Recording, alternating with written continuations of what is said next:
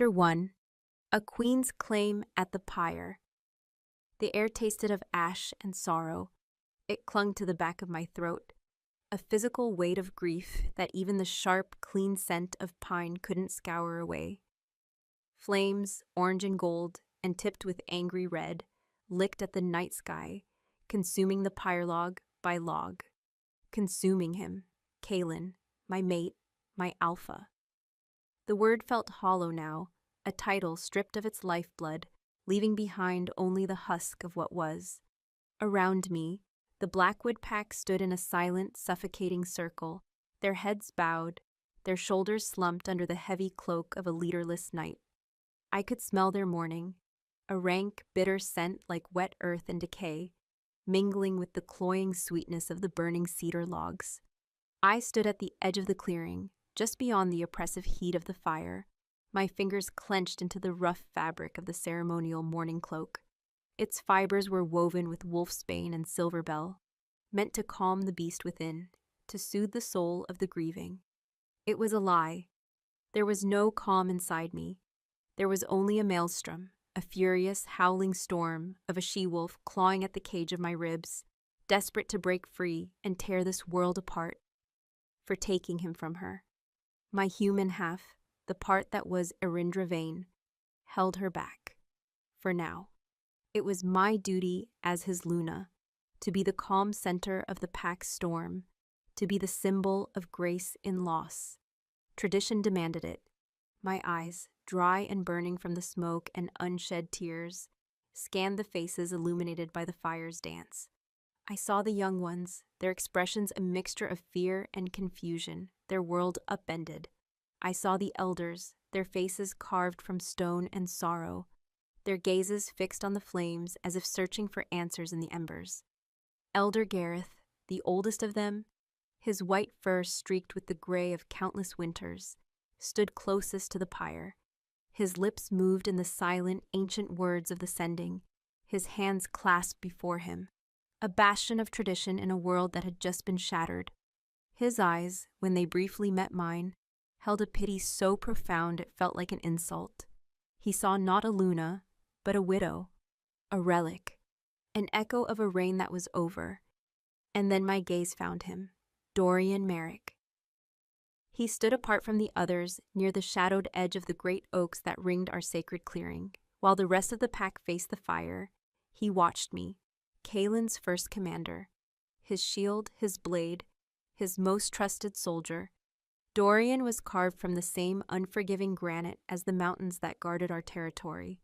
His hair was the color of a winter night, his eyes a startling pale silver that seemed to absorb the firelight and give nothing back. A jagged scar, a relic from the border wars, cut through his left eyebrow, giving his already severe expression a permanent look of grim assessment. He had never approved of me, not truly. When Kaelin had chosen me, a she-wolf from a lesser bloodline with more spirit than sense, Dorian's disapproval had been a silent, constant presence. He saw me as a weakness in his alpha, a distraction from the duties of the pack.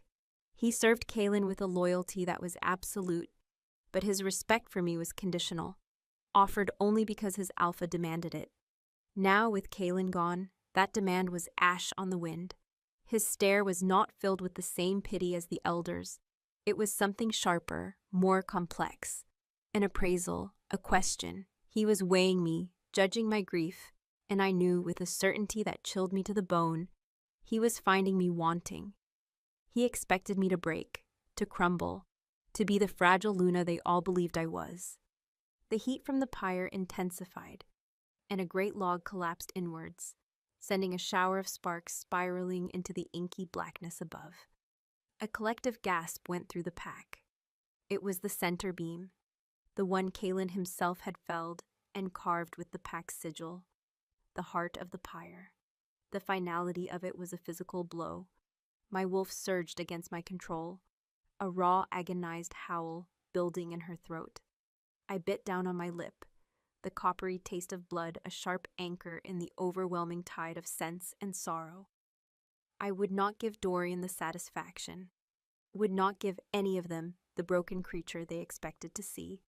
Kaelin had fallen defending our southern border against a rogue pack of scourged, their minds eaten away by a sickness that turned them into mindless killers.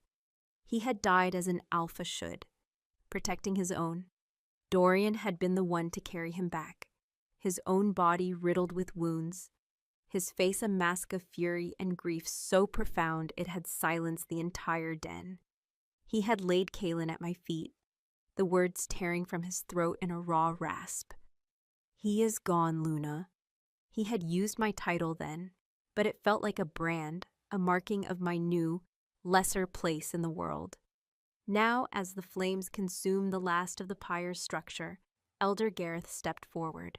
His voice, though roughened by age, carried across the clearing with the weight of authority. "The moon has claimed him," he intoned, his voice resonating with the ancient cadence of ritual. "The forest receives him. Alpha Kaelin of the Blackwood Pack is returned to the earth from which we all came. His spirit runs with the ancestors." A low, mournful howl rose from the pack, a symphony of loss that vibrated through the ground and up my spine. My own wolf strained to join them, to add her voice to the chorus of pain, but I held her silent. My grief was my own. It was a private, sacred thing, not a performance for the pack. Gareth raised a hand, silencing the sound. "The pyre cools, but the pack must endure. The line must continue. Tradition is the rock upon which we build our future." He turned his gaze slowly, deliberately, across the assembled wolves, his eyes passing over me as if I were nothing more than a statue carved of salt. "As is the law, the mantle of Alpha falls to the blood. Kaelin's brother, Lucian, will accept the challenge."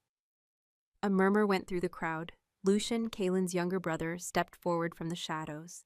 He was leaner than Kaelin, his ambition a sharp, hungry scent that he wore like a second skin. He had always resented living in his brother's shadow, and now he was practically vibrating with the opportunity to seize the power he craved. He offered a shallow bow to the elder. "I am ready to serve the pack." His voice was smooth, practiced, but I could hear the tremor of excitement beneath it. Gareth nodded, a grim satisfaction on his face. "Is there any other of the Alpha bloodline who would challenge this claim?" he asked, his voice booming. The question was a formality. Kaelin had no other living male relatives of rank. The power was Lucian's for the taking. The council would approve, the pack would follow, and I, Arindra, Kaelin's Luna, would be, what, a guest in my own den? Exiled to the Dowager's Lodge at the edge of the territory, married off to some lesser pack leader to forge an alliance? The thought was a vile, bitter pill. The silence stretched, thick and heavy. The pack was waiting. Lucian's chin was high, a smug, predatory light in his eyes. He glanced at me, a fleeting look of triumph and dismissal. He was already picturing himself on the Alpha's rock, with a new Luna at his side. And that was when my wolf broke free. It wasn't a conscious decision. It was an instinct, a primal rejection of everything that was happening. The rage and grief I had been holding back erupted in a wave of pure, untamed power. My human mind screamed in protest, but it was too late. The beast was in control. A low growl rumbled in my chest, a sound so deep and guttural it silenced the clearing more effectively than Gareth's hand. Every head turned towards me.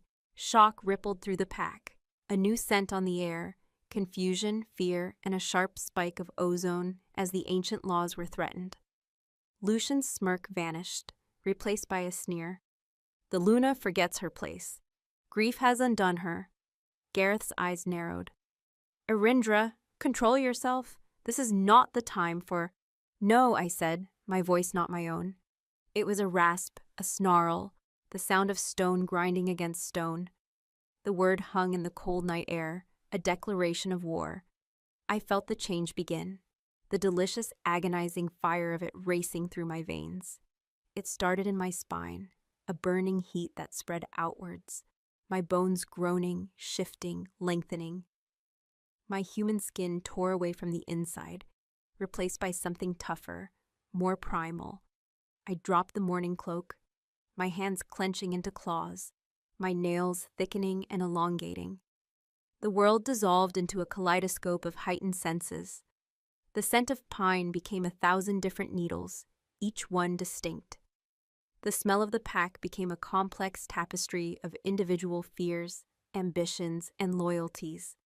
I could smell the lie on Lucian's skin, the stale scent of his envy.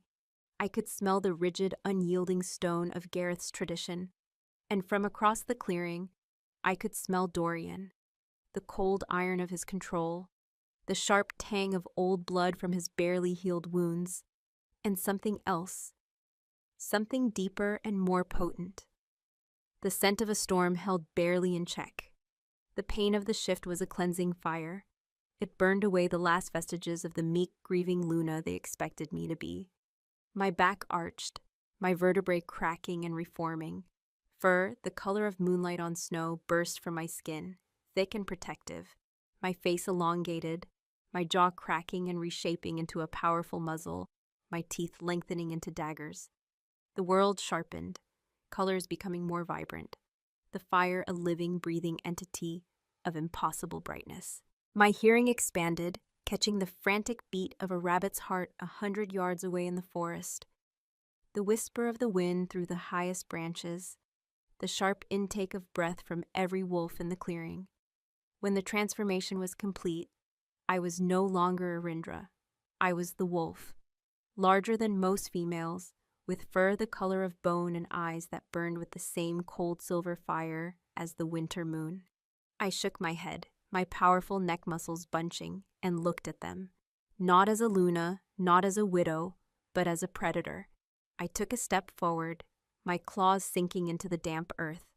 The pack instinctively shifted back, a wave of unease rippling through them. Lucian stood his ground, though I could smell the sudden spike of fear that soured his scent. He bared his teeth, a pathetic display of dominance from a wolf who had never earned it.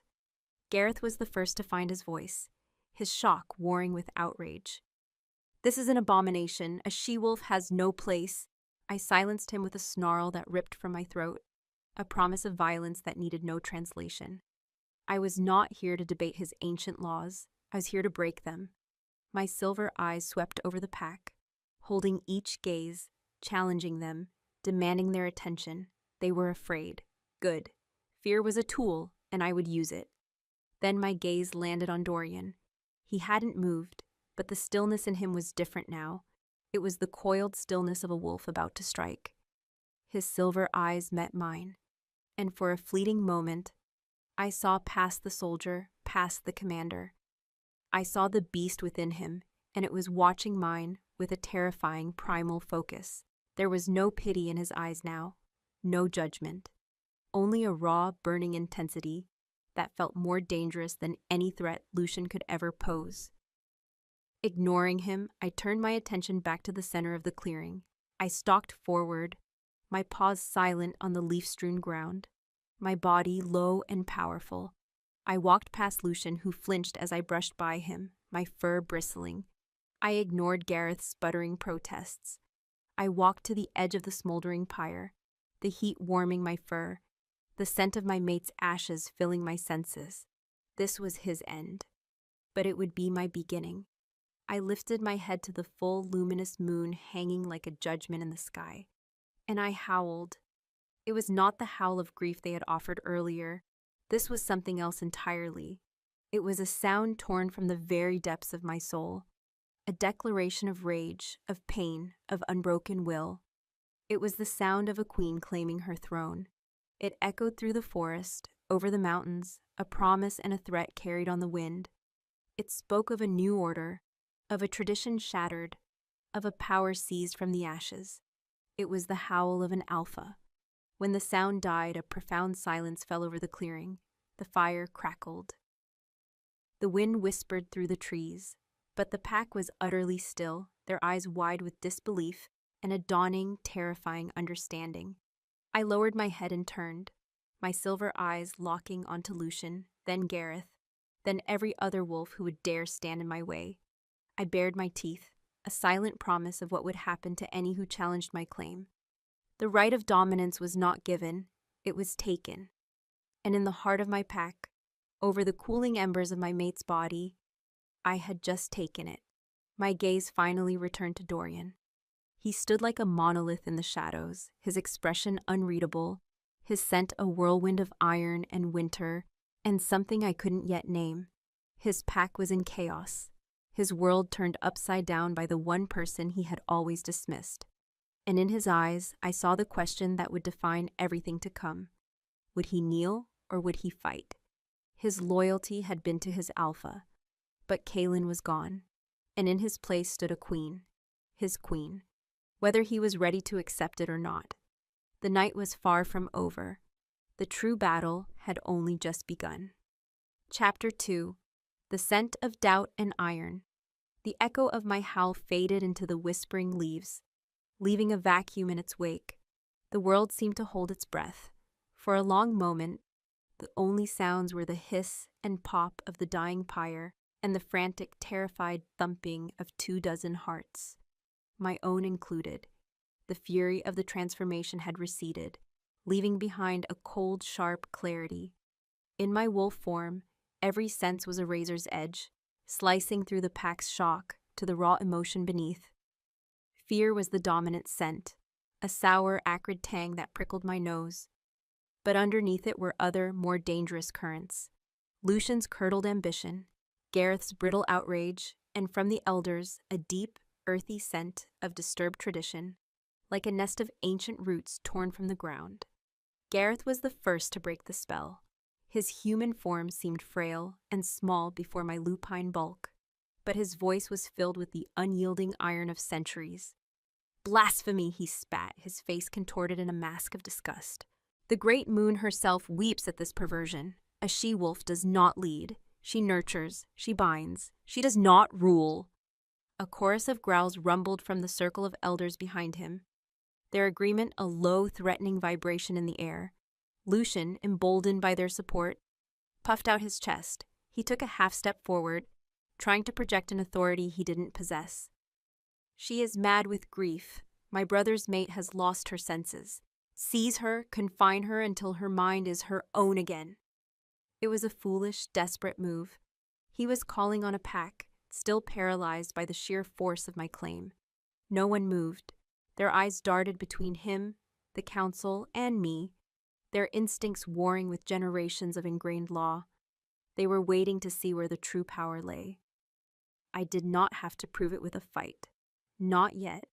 I simply turned my massive head, slowly, deliberately, until my silver eyes locked with Lucian's. I let him see the cold, intelligent fire burning there. This was not madness. This was purpose. I took a single, silent step toward him, my shoulders low, my muscles bunched and ready.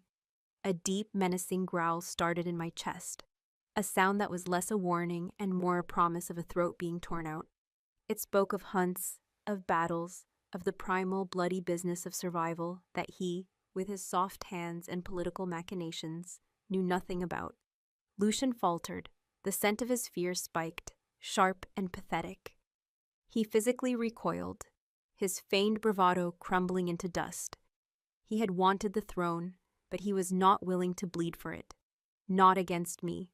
I held his gaze for a beat longer, pressing my advantage, letting the entire pack witness his cowardice. Then I dismissed him.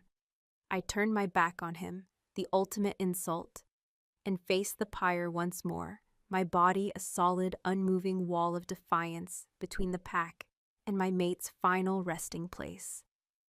I was the guardian now. His legacy was mine to protect, and by the ancient spirits, I would not let it fall into the hands of vipers and cowards.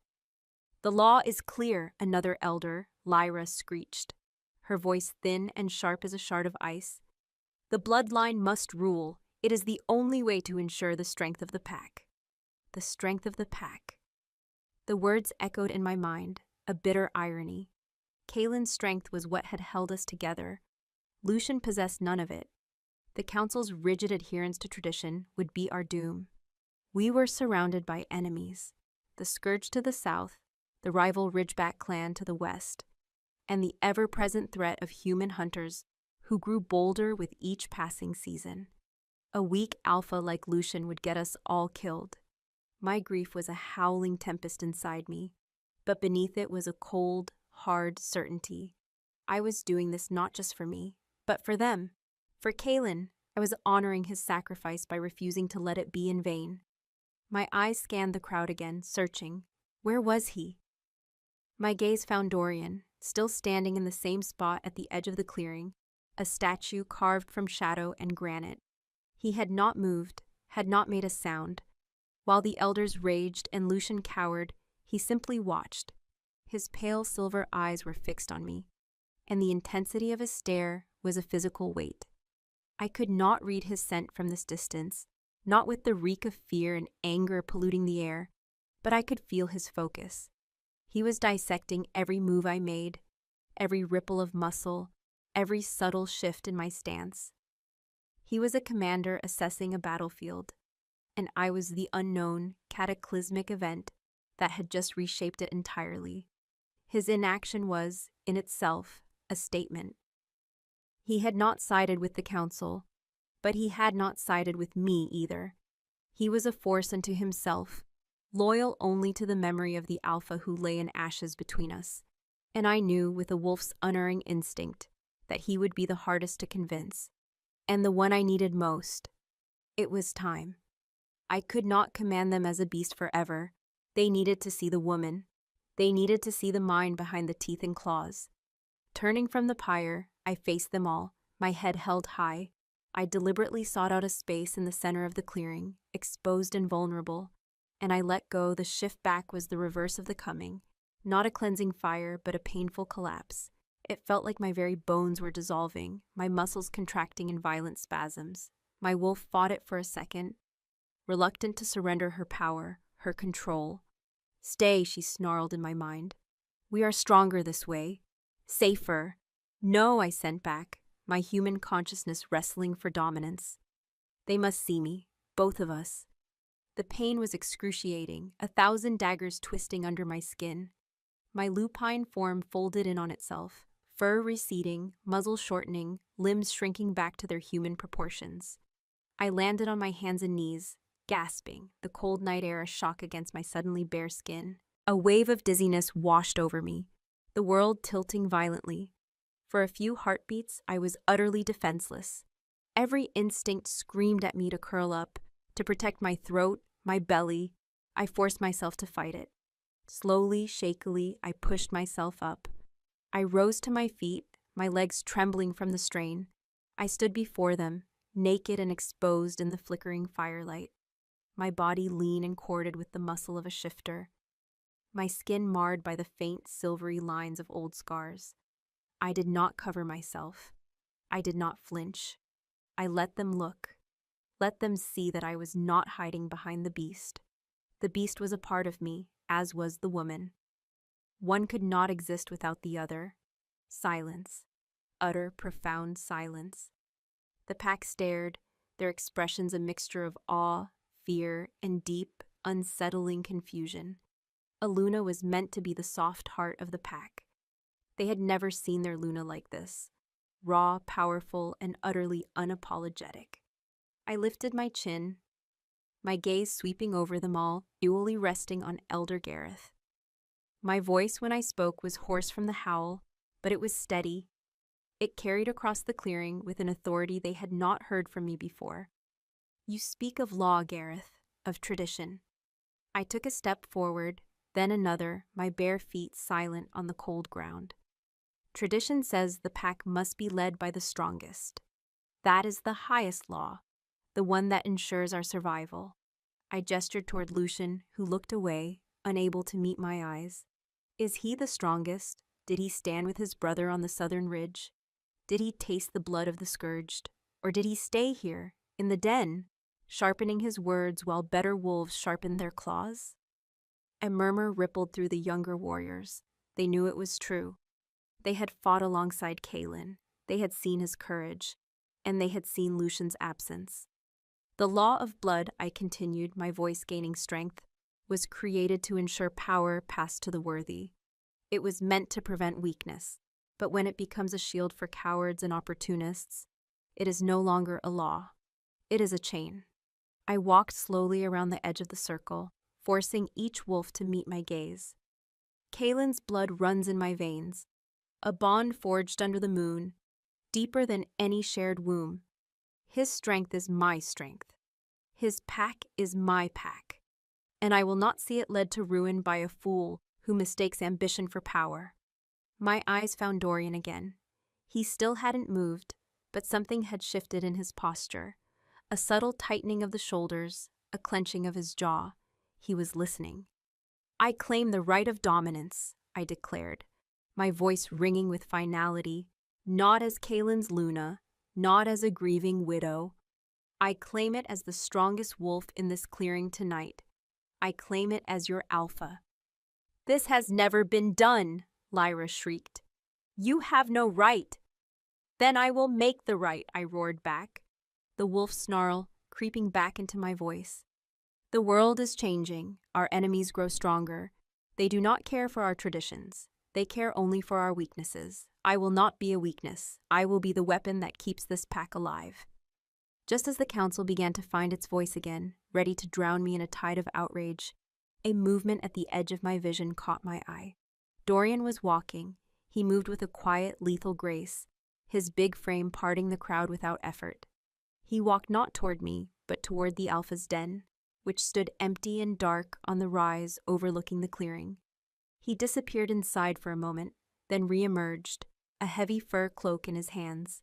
It was Kalen's cloak, the one he wore during council, woven from the pelt of a great shadow cat he had killed in his youth. My breath caught in my throat. Every eye was on him as he crossed the clearing. What was this? A gesture of peace? Or a final symbolic insult? Using my mate's cloak to remind me of the man I could never be? He stopped directly in front of me, so close I could feel the heat radiating from his body. I had to tilt my head back to look up at him. His scent washed over me, potent and overwhelming. It was the smell of cold iron, of pine needles crushed underfoot, of old scars and fresh blood, and underneath it all, that strange, unsettling scent of a brewing storm. His silver eyes were unreadable, holding mine with an intensity that made the air crackle. He said nothing. He simply held out the cloak. My heart hammered against my ribs. My instincts were screaming. He was too close. A threat, a challenge. My wolf wanted to bare her teeth, to snap at the hand that dared to approach her. But my human side, the part of me that understood nuance and symbolism, saw something else. This wasn't a challenge. It wasn't submission either. It was something in between. Slowly, I reached out and took the cloak. The fur was thick and heavy, still carrying the faint, heartbreaking scent of Kalen. My fingers tightened on the familiar texture, a fresh wave of grief threatening to overwhelm me. I fought it down, shoving it back into the cage in my chest. I could not afford to feel that now. As I wrapped the heavy cloak around my bare shoulders, its warmth a comfort and a burden all at once, Dorian finally spoke. His voice was a low, gravelly rumble, meant for my ears alone. "You have howled from the Alpha's rock, Erindra." The use of my name was a deliberate choice. No title, not Luna, not Alpha, just me. The she-wolf he had always found lacking. "Holding it," he continued, his silver eyes boring into mine, "is a different war." He held my gaze for a moment longer, a silent, powerful communication passing between us. It was not a threat, but it was not a promise of support either. It was a statement of fact from a wolf who knew war better than anyone. He was telling me that this night, this single act of defiance, was only the first shot fired. The true test of my strength, my will, and my right to lead was yet to come, and he would be watching every moment of it. Then he stepped back, turning to face the stunned council and the uncertain pack. His voice rose, carrying the unmistakable ring of command that every warrior in the Blackwood pack was conditioned to obey. "The Alpha is dead," he said, his voice flat and devoid of emotion. "A claim has been made. The rituals are complete. Return to your dens. We will meet at dawn to discuss the pack's patrols."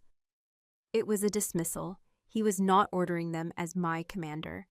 He was ordering them as their commander, asserting his own authority over the pack's warriors, bypassing the council, and leaving my claim hanging, unresolved, in the cold night air.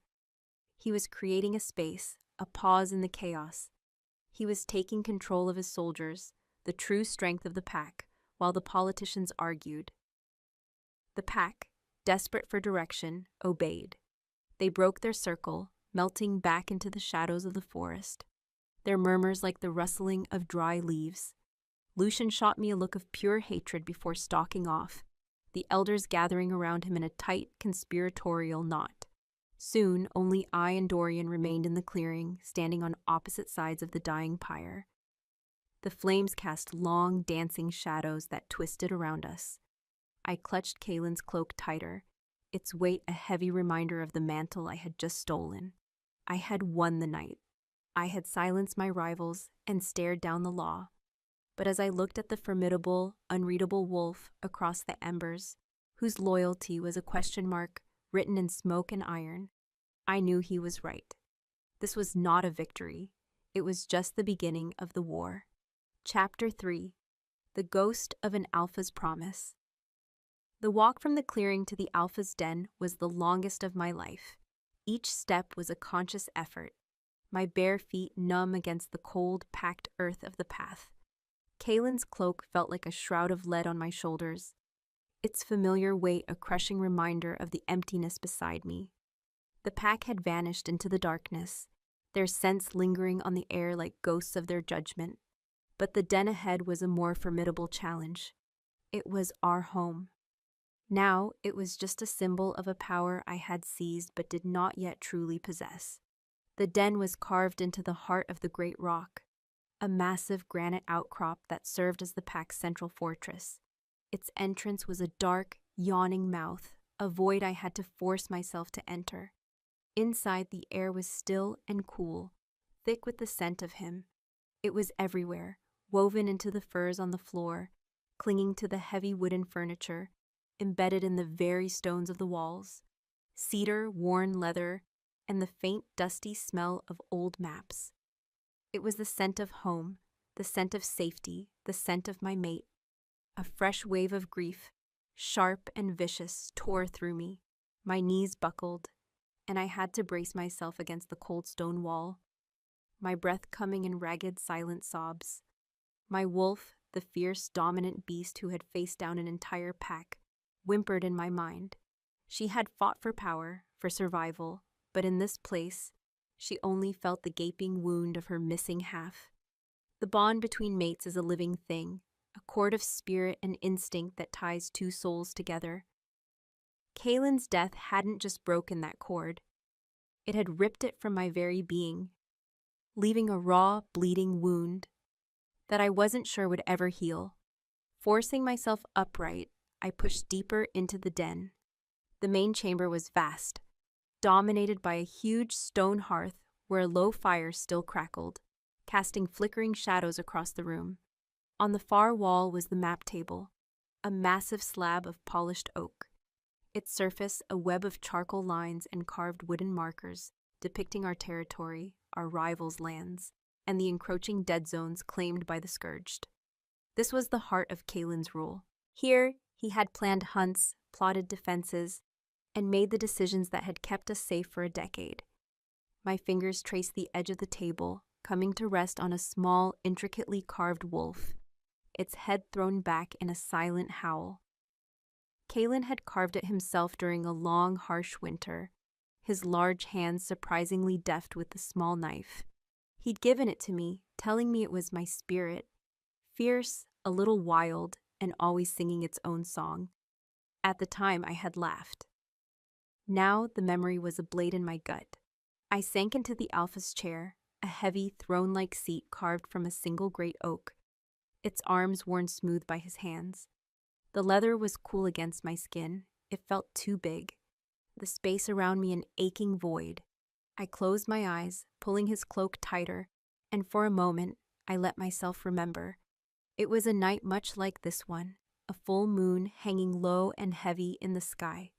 A dispute with the Ridgeback clan had been settled, but not without cost. We had lost 2 young warriors. Kaylin had been standing right here, his back to the fire, His shoulders slumped with a weariness that went bone deep.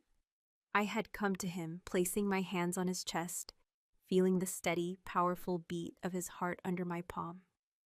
"You carry too much," I had whispered, my head resting against his shoulder. He had covered my hand with his thumb stroking my skin. "An alpha is the rock," he had murmured, his voice a low rumble. "When the storm comes, the pack shelters behind him. If the rock moves, even an inch, the pack shatters." I looked up at him, into his warm amber eyes. "And what happens when the storm is inside the rock?" A rare, tired smile touched his lips. He leaned down and pressed his forehead against mine, our scents mingling. "That's why he has a Luna," he said softly. "You are the heart within the stone, Arindra. You are the fire that keeps it from growing cold. You are stronger than you know." He pulled back, his gaze serious, intense. Promise me you will always be the fire. For them, for the pack." "I promise," I had said, without a second's hesitation, never imagining a world where he would not be the rock. A single hot tear escaped and slid down my cheek. A promise. I had promised to be the fire, not the stone. But the stone had crumbled into ash, and now I had to be both. A soft scuff of a boot on the stone floor shattered the memory. My eyes snapped open, my body instantly tensing. The wolf within me rose, a low growl forming in my throat before I consciously suppressed it. Dorian stood in the entrance to the den, a silhouette against the moonlit clearing behind him. He had not announced himself, had made no sound until he was already inside. A predator's entrance.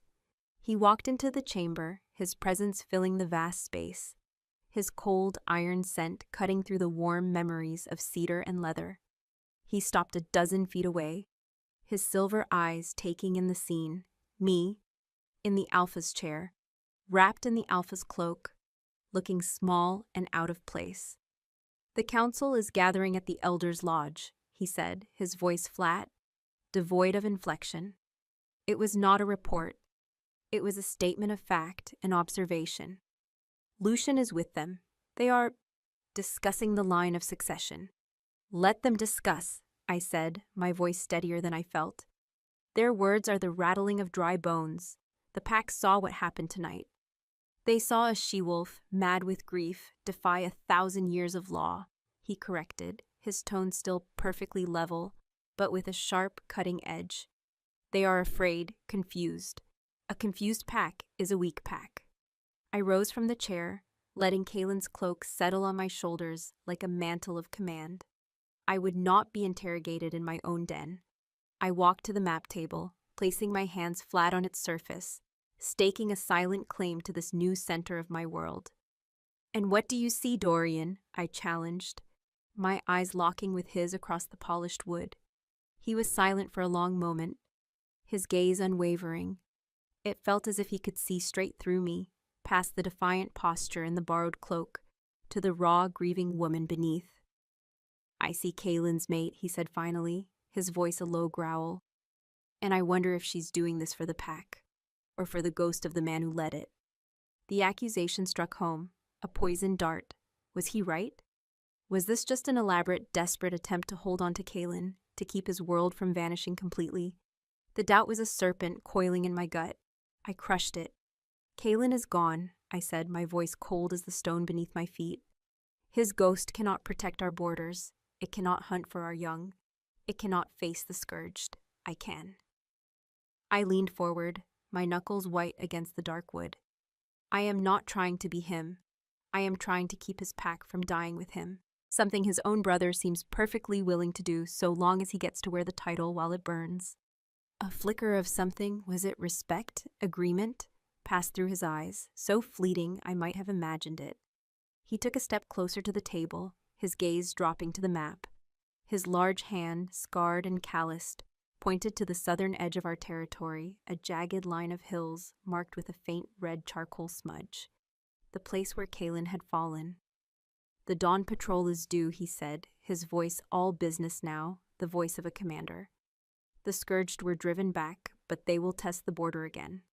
They can smell a leaderless pack from a league away. They will be drawn to our perceived weakness like wolves to a fresh kill. He was testing me. He wanted to see if I understood the practical, brutal realities of leadership, or if my claim was just empty howling. He expected me to delegate, to order him to handle it as a Luna would have done. I met his challenge head-on. Perceived weakness is the only kind they will find, I said. I picked up a heavy carved stone marker, the Alpha's marker, that Kalen had used to designate his own position on the map. It was cool and solid in my palm. I placed it firmly on the southern border, right next to the red smudge of Kalen's last stand. I will lead the dawn patrol myself. The silence that followed was different. It was charged, heavy with unspoken things. Dorian's head came up slowly, his silver eyes narrowing. He had not expected that. I could see the surprise warring with his ingrained skepticism. He searched my face, looking for a sign of bluffing, of bravado born of grief. He found none, only resolve. That is a fool's errand, he said, his voice low and dangerous.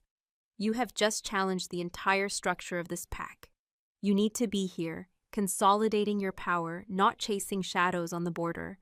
The council will use your absence to turn the pack against you. By the time you return, you may not have a den to come back to. If the border falls, there will be no den for any of us to come back to, I countered, my voice sharp. Power is not consolidated with words in a warm den, Dorian. It is forged in blood and service on the borders. The pack needs to see their leader is not afraid.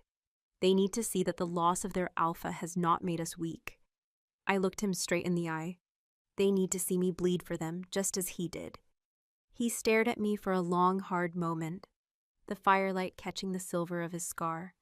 The air between us was thick with tension, with the weight of our shared loss and the chasm of our new, undefined relationship.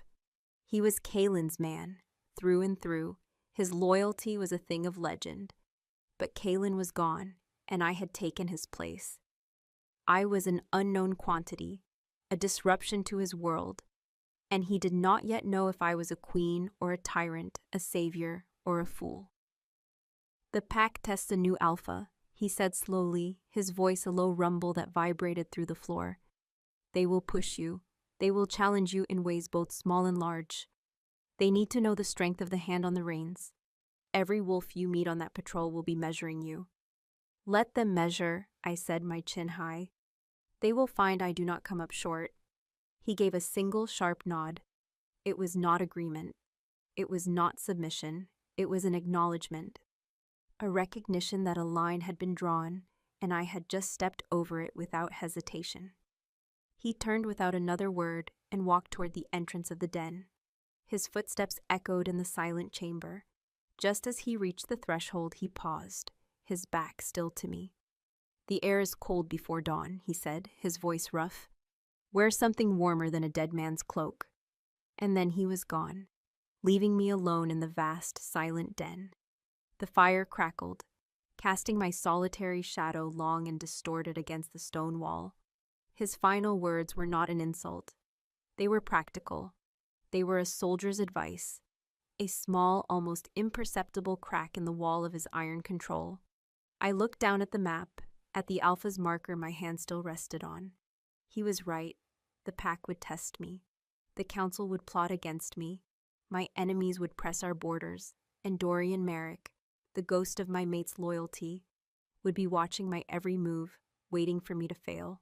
A cold, fierce energy surged through me, pushing back the grief, hardening my resolve. Kalen had asked me to be the fire, and as the first pale hint of dawn touched the edge of the sky, I knew that fire was about to be unleashed. I would not just burn. I would forge a new world from the ashes of the old, starting now. Starting with this patrol. Chapter 4. Whispers in the Elder's Den. The gray pre-dawn light was a thief, stealing the last of the night's shadows as I prepared. I stood before the carved oak chest at the foot of the sleeping firs, Kalen's cloak lying folded on its lid like a sleeping beast. Dorian's words echoed in the cold air. Wear something warmer than a dead man's cloak. It was practical advice, but it was more than that.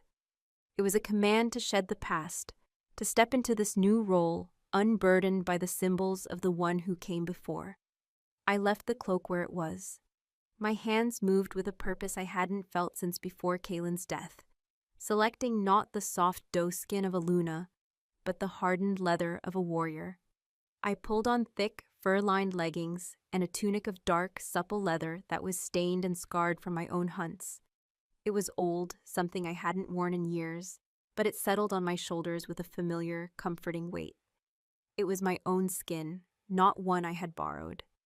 I strapped vambraces to my forearms and greaves to my shins, the worn buckles and straps, a familiar ritual.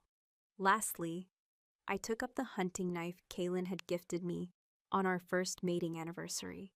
Its hilt was carved from the antler of a great stag, its blade forged from sky metal. It was a piece of him, but it was a tool, not a relic.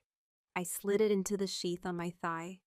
The cold steel resting against my skin was an anchor, a promise of the sharpness I would need in the coming hours. When I emerged from the den, the air was knife-sharp, tasting of frost and damp earth.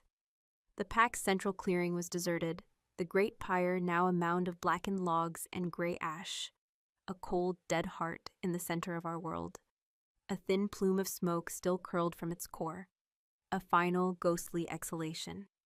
Instead of walking directly to the eastern gate where the patrol would muster, a powerful instinct drew me on a different path, one that led past the Elder's Lodge.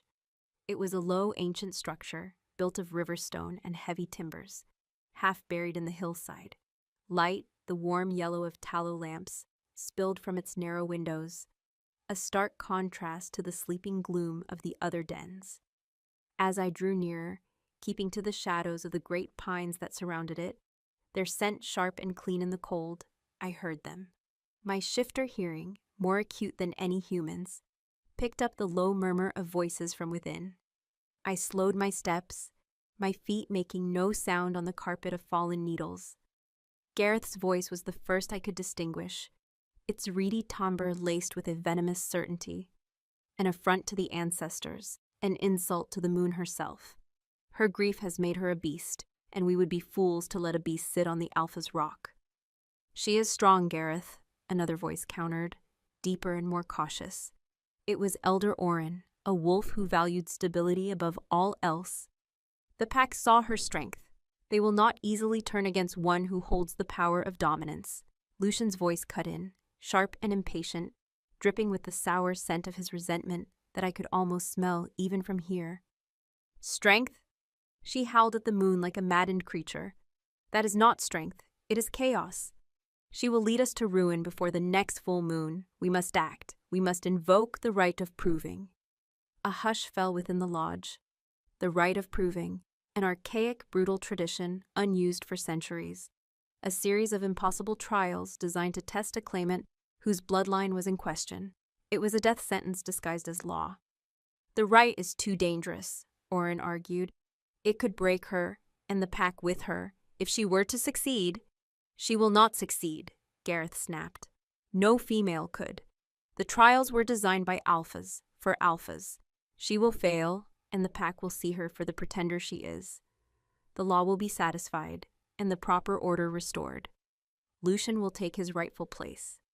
The cold that seeped into my bones had nothing to do with the morning frost. They weren't just plotting.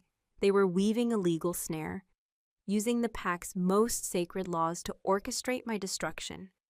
Dorian was right. The den was already louder, more dangerous than any border. I backed away, melting into the shadows, my heart a cold, hard knot in my chest. I had my answer. They would not challenge me with claws and teeth. They would use tradition as their weapon, turning the pack's faith against me. And my every action, starting with this patrol, would be judged, weighed, and used as evidence in a trial that had already begun. When I reached the eastern muster point, a small, cobbled yard just inside the palisade gate, they were already waiting. 6 of them. A small patrol for a border that had just claimed our alpha. Dorian stood at their head, a silent, imposing figure, in dark, practical leathers, his greatsword strapped to his back. His silver eyes met mine as I approached, and he gave a curt, almost imperceptible nod. He had expected me. The others were a different story. Their scents were a tangled knot of emotions. I saw Silas, a broad, grizzled warrior whose gray-streaked muzzle spoke of countless battles fought at Kaelin's side. He watched me with a deep, sorrowful confusion, his loyalty to his dead alpha warring with the sight of me in a warrior's gear. Beside him stood a young hothead named Rorik, his hand resting on the pommel of his axe, his jaw tight. His scent was sharp with doubt and a youthful arrogance that bordered on contempt. He was Dorian's man, I knew, one of the young pups who idolized the first commander. My presence here was an offense to his sense of order. And then there was Alara.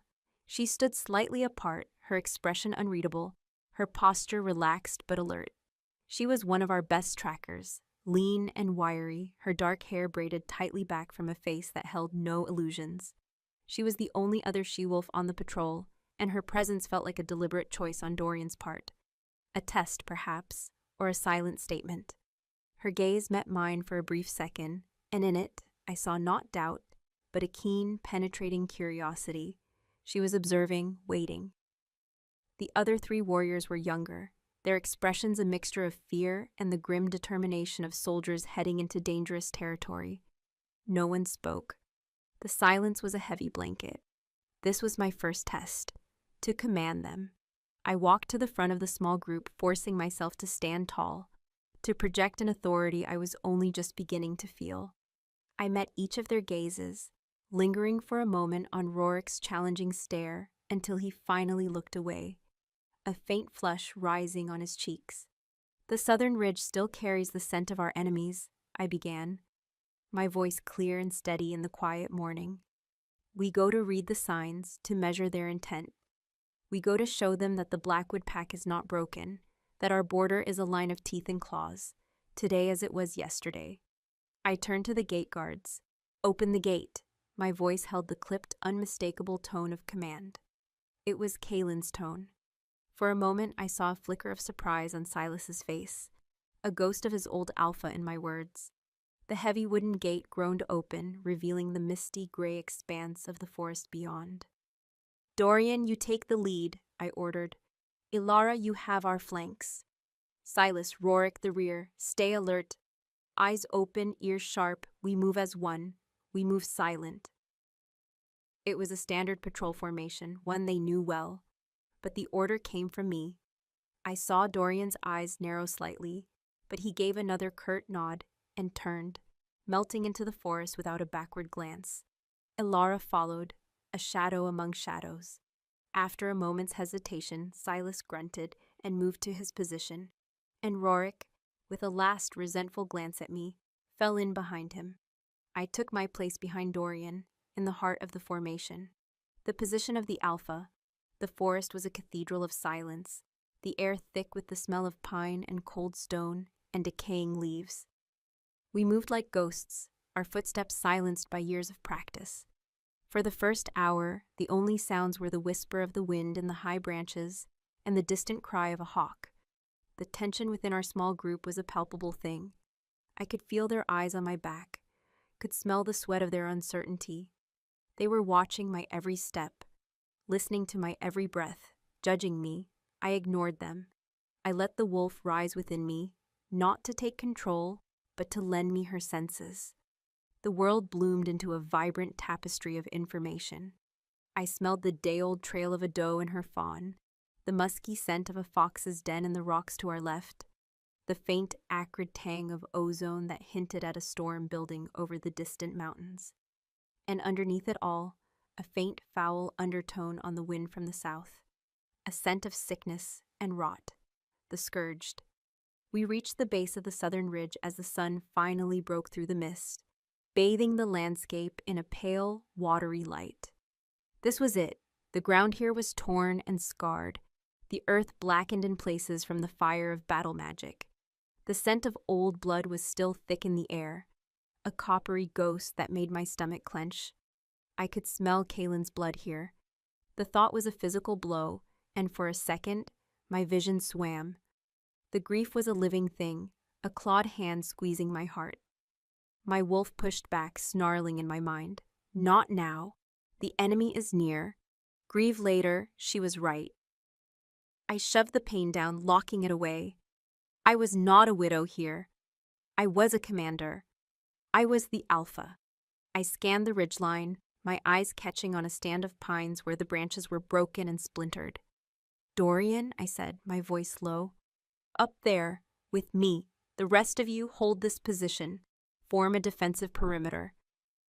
Rorik, watch our backs. Nothing gets behind us. Rorik looked like he wanted to argue, to say that the commander should be the one to go, but Silas shot him a look that could have curdled milk, and he clamped his jaw shut. Dorian was already moving, his hand resting on the hilt of his sword, his eyes scanning the rocks above us. I followed him, my own hand dropping to the hilt of my knife. We climbed the rocky slope in silence, our movements synchronized and efficient. He was a natural warrior, every line of his body taut with readiness. He moved with a brutal economy of motion that I had always admired from a distance. Up close, it was intimidating. It was the grace of a predator that had survived 100 battles and expected to survive 100 more. At the top of the ridge, the wind was stronger, whipping strands of my hair across my face. And the scent was stronger too. The foul stench of the scourged was fresh here, too fresh. Dorian crouched, his fingers brushing against the ground. I knelt beside him. There, in a patch of damp earth, was a footprint. It was misshapen, the toes too long, the claws unnaturally thick. A scourged print. And it was fresh, made within the hour. They didn't just retreat, Dorian murmured, his voice a low growl. They left a scout, or they're testing us. My eyes scanned the landscape below us, the rolling hills and dark patches of forest that stretched out into the blighted lands. They're watching, I said, a cold certainty settling in my gut. They felt him fall. They know the rock is empty. They're waiting to see what comes out of the den. Dorian looked at me, his silver eyes unreadable in the morning light. And what came out? He asked. The question hanging in the air between us. Before I could answer, a flash of movement in the valley below caught my eye. A flicker of something pale against the dark earth. It was a deer, running, its white tail a flag of terror. But it wasn't running from us. It was running from something to the east, something hidden in a deep ravine. And then I saw them. 3 of them. They moved with the lurching, unnatural gait of the scourged, their bodies twisted parodies of wolf and man, their fur matted with filth and old blood. They were running the deer down, not with the clean efficiency of a hunt, but with a mindless, slavering bloodlust. They're bolder than I thought, I breathed, my hand tightening on my knife. To hunt so close to our border in daylight. Dorian was already drawing his sword, the sound of the steel leaving its sheath a low, lethal hiss. They're not just hunting, he said, his eyes narrowed. They're marking territory. They're sending a message. My mind raced. We could retreat, report back. It was the safe, sensible option, or we send a message back, I said, the decision forming in an instant. This was it. This was the test. We cannot let them think we are afraid to bloody our own claws on our own land. I looked at him, my gaze hard and unwavering. We take them now. I expected him to argue, to tell me it was reckless, that our orders were to scout, not to engage. It was a commander's prerogative to question a strategically unsound order. But he didn't. He stared at me for a long, assessing moment, and I saw that same flicker in his eyes again, the one I couldn't name. Then he gave a single, sharp nod. On your command. The words were a shock. On your command. He was accepting my authority. Here on this ridge, with the enemy in sight, he was placing his life and the lives of his warriors in my hands. The weight of it was immense. We used the ravine for cover, I said, my voice low and urgent, my mind falling into the familiar rhythms of tactical thought. Circle around, come at them from downwind. Alara will be our eyes. I want Silas and Rorik to create a diversion from the west. draw their attention, a single howl, nothing more. Dorian, you and I will take the center. We strike fast, we strike hard. No survivors, no witnesses. We leave their bodies as a warning. Understood? I looked back down the slope at our warriors. They were watching us, waiting. Dorian didn't answer in words. He simply raised his hand and gave a sharp, precise series of signals. Down below, I saw Ilara nod and melt away into the trees. Silas clapped a hand on Rorik's shoulder, his expression grim and determined. The young warrior, for all his earlier arrogance, looked at his commander, then at me on the ridge, and nodded, his hand gripping his axe. The doubt in his scent was still there, but it was overshadowed now by the sharp metallic tang of adrenaline. Dorian turned back to me. They understand, he said simply. The pack listens to the Alpha's voice. My heart hammered against my ribs. He had called me Alpha, not with a title, not with a bow, but with a simple statement of fact. It wasn't an oath of loyalty. It was a recognition of the reality of this moment. Here, on the edge of a battle, I was the one in command. I was the Alpha. I gave him a sharp nod, the wolf inside me rising, eager for the fight. Then let's make sure our enemies hear it too, I said, and together we plunged down the far side of the ridge, the scent of battle calling to us on the wind. Chapter 5. A Border Marked in Blood. The world narrowed to a tunnel of primal focus. The ravine was a scar in the earth, its damp walls weeping cold moisture that clung to my skin. The air was thick with the scent of wet stone, moss, and the growing, stomach-turning stench of the scourged. It was a smell unlike any other predator, a rotten sweet miasma of sickness, decay, and corrupted flesh that spoke of a deep wrongness in their very nature. My wolf paced the cage of my ribs, not with fury, but with a cold, coiled hatred. These creatures were a blasphemy against the wild, an infection in the land. I moved in a low crouch, my knife in my hand, its familiar weight a comfort. Beside me, Dorian was a shadow. He moved with a silence that was unnerving for a man his size, his greatsword held low, its dark steel drinking the pale morning light. We moved as if we had trained together for years, our steps falling in a natural, unspoken rhythm. I felt his presence not as a threat, but as a solid, deadly wall at my side.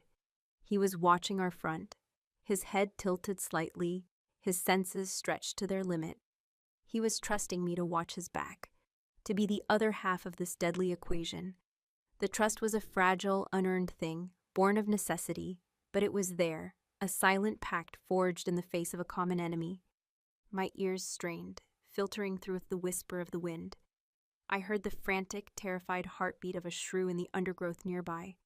I heard the distant, mournful cry of a raven circling high above. And then, I heard the sounds I was listening for. The wet, tearing noises and the low, guttural snarls of the scourged at their kill. They were close. I held up a hand, and Dorian froze instantly. I peered through a curtain of hanging moss. There they were. Not 50 yards away, in a small, muddy clearing, stood the 3 abominations. The deer lay between them, its body already a mangled ruin of hide and bone. They were not eating so much as desecrating it, tearing at it with a mindless fury, their twisted, elongated limbs jerking with unnatural speed.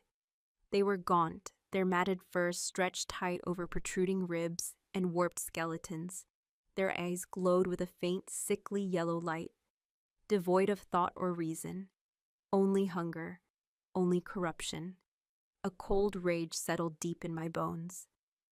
Kaelin had died fighting this mindless, cancerous plague. My grip on my knife tightened until my knuckles were white. This was not a hunt. This was an extermination. I glanced at Dorian. His face was a mask of cold fury, his jaw set, a muscle twitching beneath his scar. He had seen this up close. He had carried his alpha away from a battle with these monsters. His hatred for them was a palpable force. He caught my eye and gave a single, almost imperceptible dip of his chin. "We are ready," I took a deep breath, tasting the foulness on the air. and gave a sharp two-fingered whistle, a sound like a hunting hawk's cry. It was the signal. Across the clearing, from the west, the sound we were waiting for rose into the sky. It was Silas's howl. It was not a call of challenge or greeting, but a sharp, aggressive bark of a territorial claim, designed to provoke. The effect was instantaneous. The three scourged creatures jerked their heads up from the carcass, their bloody muzzles turning toward the sound. Their yellow eyes blinked, a flicker of base cunning in their depths. One of them let out a low, chittering growl, a sound like rocks grinding together, and took a lurching step in the direction of the howl. They were distracted. Their guard was down. Now, I breathed. We moved as one. We didn't run. We exploded from the ravine, two predators closing on their prey with a speed that was a blur of motion. The ground flew beneath my feet.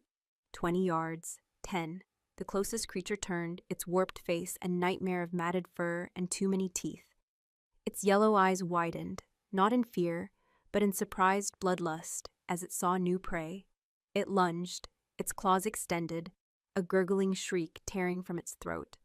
I didn't meet its charge head-on. I dropped low, sliding on the damp earth, my knife held in a reverse grip. I swept under its flailing claws, the stench of its breath washing over me, and drove my blade up, hard, into the soft tissue beneath its jaw. The sky metal blade, forged to kill unnatural things, slid home with a sickening crunch of bone. The creature choked, black, tar-like blood fountaining from its throat, and collapsed on top of me. Its weight was crushing, its death throes a violent spasm that threatened to pin me. For a horrifying second, I was trapped beneath the dying beast. Then a shadow fell over me. Dorian. He had already dispatched his own target, his greatsword cleaving through its neck in a single, brutal arc. Without breaking stride, he hooked a booted foot under the scourged on top of me and heaved. The stinking carcass rolled away, and I scrambled to my feet, gasping for air. My face spattered with its foul blood. The third creature, seeing its packmates fall, let out a high-pitched scream of rage and charged at Dorian's back. "Dorian!" I yelled. He was already turning, but the creature was unnaturally fast. It was going to be on him before he could bring his massive sword around. Just as its claws were about to find his back, a dark shape shot from the trees. Alara. She moved like a phantom, her twin daggers flashing. She didn't try to stop the creature's charge.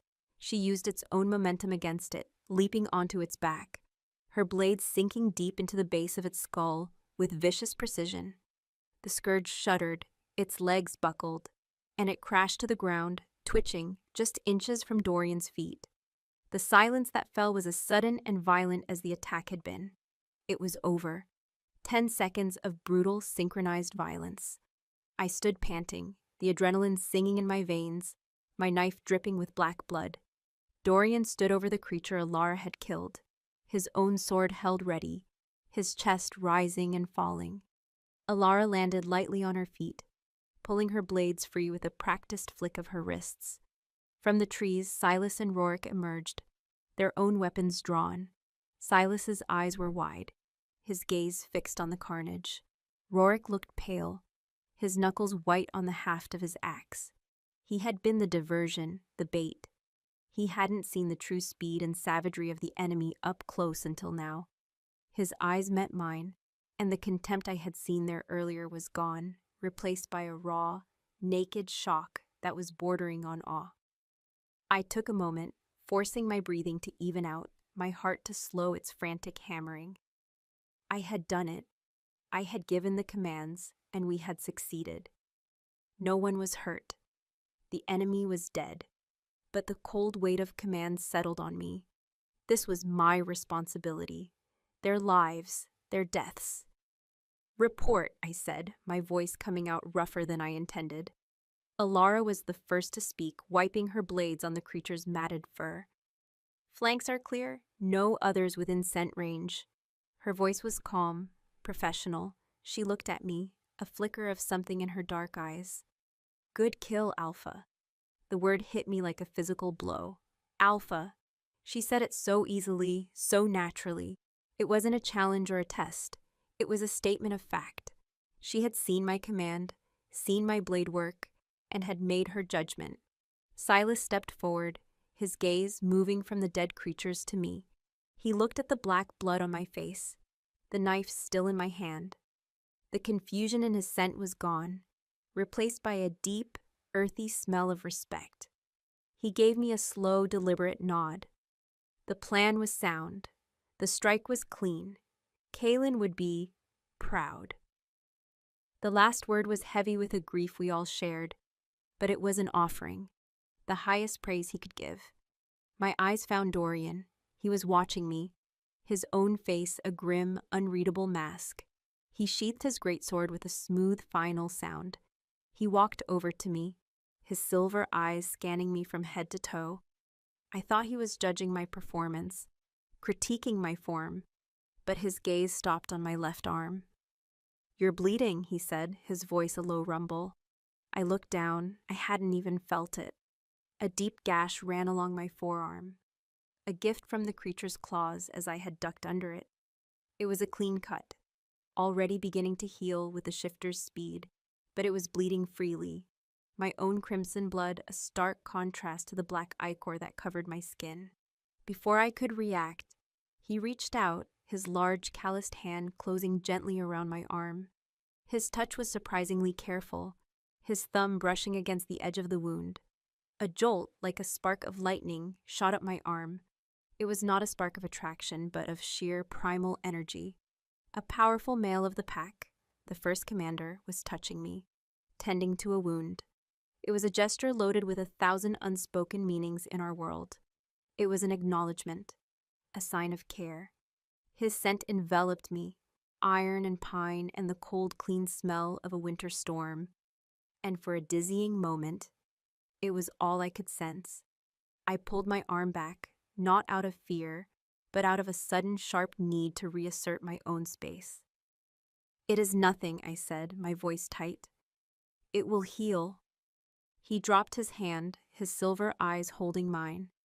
"Even small wounds can fester if they are not cleaned," he said, his voice flat, but his gaze was intense, analytical.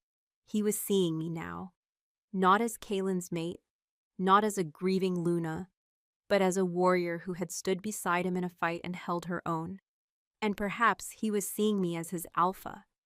I turned away from his penetrating gaze, facing the others, reasserting my command. "This is not over," I said, my voice ringing with authority in the silent clearing. "We did not come here just to kill. We came here to send a message." I pointed with my bloody knife to the largest of the dead scourged. "Silas, Rorik, string that one up from the highest branches of that old oak. Let it be seen from the valley floor." I looked at Alara. "Take the heads of the other two. We will mount them on pikes at the border markers." It was a gruesome, brutal order, a barbarian's act. It was the way of alphas. Rorik looked slightly ill, but Silas nodded grimly and drew his own heavy blade. This was the work of wolves, and he understood it. "We mark this border with their own black blood," I continued, my voice cold as ice. I walked to the great oak tree at the edge of the clearing, the one I had designated as a gibbet. I raised my knife, the one still coated in scourged blood, and I carved our pack's sigil, a snarling wolf's head silhouetted against a mountain, deep into the bark. I carved it with furious, precise strokes, the black blood smearing and filling the grooves. When I was done, I stood back. It was a stark, savage declaration. This land is ours. Cross it and die. I turned back to my patrol. They were watching me, their expressions a mixture of grim respect and awe. The sense of doubt and confusion were gone, scoured away by the sharp, clean smell of blood and victory. They were no longer a collection of uncertain individuals. They were a war party. My war party. "Let's go home," I said, my voice quiet now, the adrenaline beginning to fade, leaving a deep, bone-weary exhaustion in its place. Our work here is done. The journey back was different. We moved with a new cohesion, a new purpose. They fell into formation around me without needing to be told, their bodies a protective shield. I was no longer an outsider playing a role. I was the core of their unit. I was their alpha. As we walked, I could feel the wound on my arm knitting itself back together, the skin tingling with the rapid healing of my kind. But another deeper wound remained. The sight of those creatures, the memory of Kaylin's sacrifice, the cold reality of the decisions I had just made, they were all marks on my soul. I had marked the border with blood, and in doing so, I had marked myself, changing from the woman I had been into the queen I was forced to become. The whispers in the elder's den were waiting for me, but I would face them with the scent of enemy blood on my skin, and the weight of my first true command settling on my shoulders like a mantle of iron. I had proven myself to my warriors. Now, I had to prove myself to the rest of the pack, and I knew with a chilling certainty that their tests would be far more treacherous than a fight with a few mindless beasts. Chapter 6. The Hunt Under a Shared Moon. Our return was not met with fanfare or celebration. As we passed through the eastern gate, the pack members who had gathered in the clearing fell silent.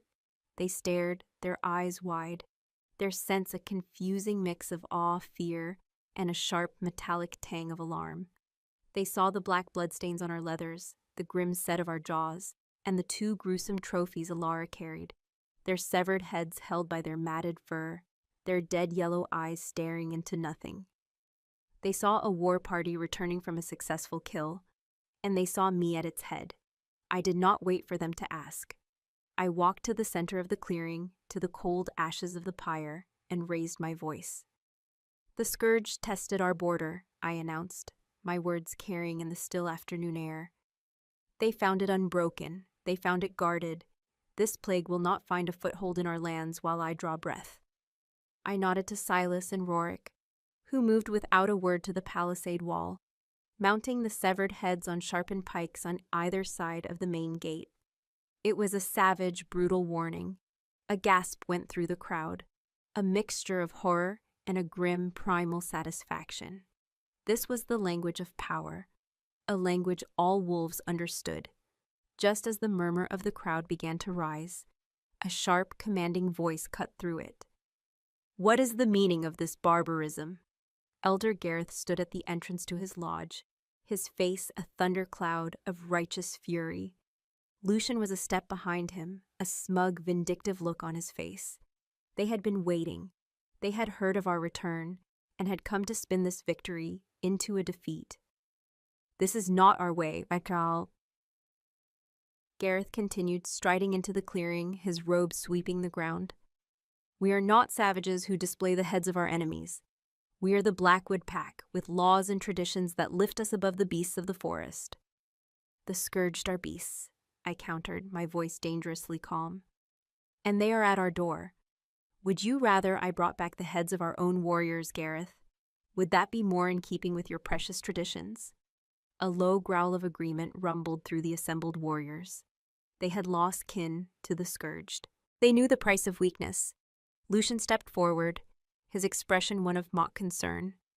"My brother's mate is changed by her ordeal," he said, his voice pitched to Carrie, dripping with false sympathy. "She has faced battle, and it has hardened her heart. Perhaps too much. A true alpha leads with wisdom, not just a bloody knife." He turned to the pack. Kaylin understood this. He knew that the pack's spirit is as important as its borders. The great hunt, which we should be preparing for, is a sacred rite, a communion with the spirits of the wood. It is not a task for a mind clouded by grief and vengeance. I saw the trap instantly. He was using my own victory against me, painting me as a bloodthirsty warmonger, unfit for the sacred duties of an alpha. The great hunt, held under the first full moon after a leader's death, was a vital tradition. It was the new alpha's duty to lead it, to prove to the pack and the spirits that they could provide, that the pack would not starve under their rule. By questioning my fitness to lead it, he was questioning the very foundation of my claim. Gareth seized on the opening. "He is right," the elder declared. "The leadership of the hunt is a sacred duty, passed from alpha to alpha. It cannot be performed by a female, especially not one so uncentered." The crowd shifted, their uncertainty a palpable thing. He was using their own faith, their deepest beliefs, as a weapon against me.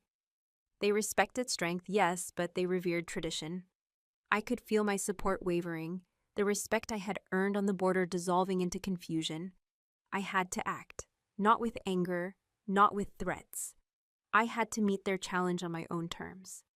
I took a deep breath, letting the cold air clear my head. I looked past Lucian and Gareth, my gaze sweeping over the faces of the pack. I saw the young mothers with their pups, their faces etched with worry. I saw the old ones, their bones aching with the coming cold of winter. I saw the hunters, their bodies lean and hungry. Lucian is right about one thing, I said, my voice quiet but carrying a new weight. Every head turned toward me. Even Lucian looked surprised. Kaelin knew the pack's spirit was our greatest strength. He knew a pack with full bellies, and a warm den is a pack that cannot be broken. I raised my chin, my eyes meeting the gaze of every wolf before me. And that is why we hunt tonight. A gasp went through the crowd. I had not waited for the full moon. I was accelerating the tradition, seizing the initiative. We do not hunt because the calendar dictates it, I continued, my voice rising with a passion that came from the very core of my being.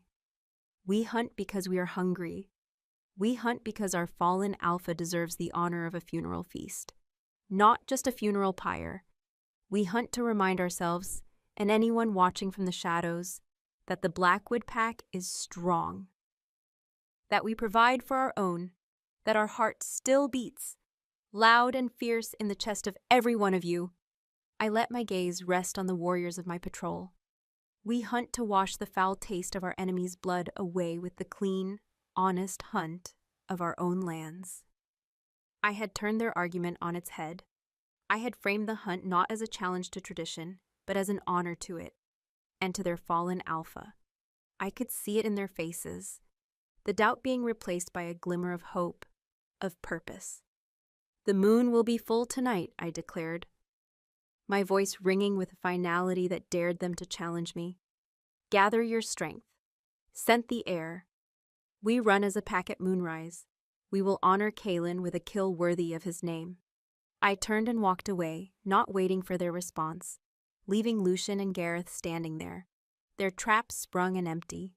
I could feel their rage like a physical heat on my back, but I could also feel the shifting tide of the pack's spirit behind me. I had given them a direction. I had given them a purpose beyond their grief and fear. Now I had to deliver. As dusk settled, a new energy filled the den. The grim silence of morning was replaced by the low hum of preparation. Furs were oiled, blades were sharpened, and the hunters gathered in small groups, their talk low and focused, their sense sharp with anticipation. I watched from the entrance of my den, a strange sense of detachment settling over me. I had set this machine in motion, but I felt like a stranger in my own home. This was a ritual I had always watched from the side, as Luna, a supportive, secondary presence. Now I was its center. Dorian appeared at my side, as silent as a shadow. He carried 2 long, curved skinning knives in a leather roll. He didn't look at me, but stared out at the bustling clearing. They are sharpening their claws, he said, his voice a low rumble. Lucian has been with the elders all afternoon, whispering, sowing doubt. Words are wind, I said, my own voice tight. A full belly silences many doubts. A failed hunt gives them a voice, he countered, his silver eyes finally turning to me. They were dark and serious in the fading light. They will be looking for you to fail. Lucian, the elders, even some of the hunters, they will see any hesitation, any misstep, as proof that you are not fit. I will not fail, I said, the words a promise to myself as much as to him. He simply grunted, a sound of acknowledgement, not agreement. He unrolled the leather, offering me one of the knives. Its handle was smooth, worn bone, its blade a sliver of dark, polished obsidian. It was a hunter's knife, not a warrior's. The great stag has been seen near the northern ridges, he said, the old one, the one Kaelin could never take, cunning, fast. The pack has not tasted his like in a generation. It was a challenge, a suggestion. The great stag was a legend, a ghost of the forest. To bring it down would be a feat worthy of an alpha, a feat that would silence all but the most stubborn of my critics. To fail would be a public, humiliating disaster. Then it is the stag we will hunt, I said, taking the knife. Our fingers brushed. Again that strange jolt, a current of pure primal energy that had nothing to do with the cold evening air. His scent was strong, clean, and sharp, a stark contrast to the thick, smoky air of the den. He held my gaze for a moment longer than was necessary, his expression unreadable. Then he nodded once, turned, and strode away to join the other hunters, leaving me with the cold, hard reality of the task ahead. When the moon rose, a perfect luminous silver disk in the black sky, I stood before the pack. A hush fell. It was time. I closed my eyes and reached for the wolf. This time there was no rage, no grief driving the change. It was a calm, deliberate summoning of power. The shift was clean, fast, a seamless unfolding of bone and sinew. When I opened my eyes, the world was a symphony of silver light and shadow, and the scents of the forest were a rich, complex tapestry. I was in my white wolf form, my senses screaming with life. I threw my head back and let out a single clear howl. It was not a challenge or a cry of grief. It was a call, a summons. The pack answered. Around me, bodies twisted and reformed. The sounds of cracking bone and tearing flesh filling the air as man and woman gave way to beast. Soon the clearing was filled with a river of gray and black and silver fur, a sea of glowing eyes, all turned to me. I saw Lucian among them, a lean, mangy-looking wolf with dull brown fur. He kept to the back, his posture sullen. I saw Alara, a sleek, dark shadow, her movements fluid and economical. I saw Silas, a great gray-brindled wolf, his scarred muzzle a testament to his experience. And I saw Dorian. He was magnificent. His wolf form was not the largest, but it was the most formidable.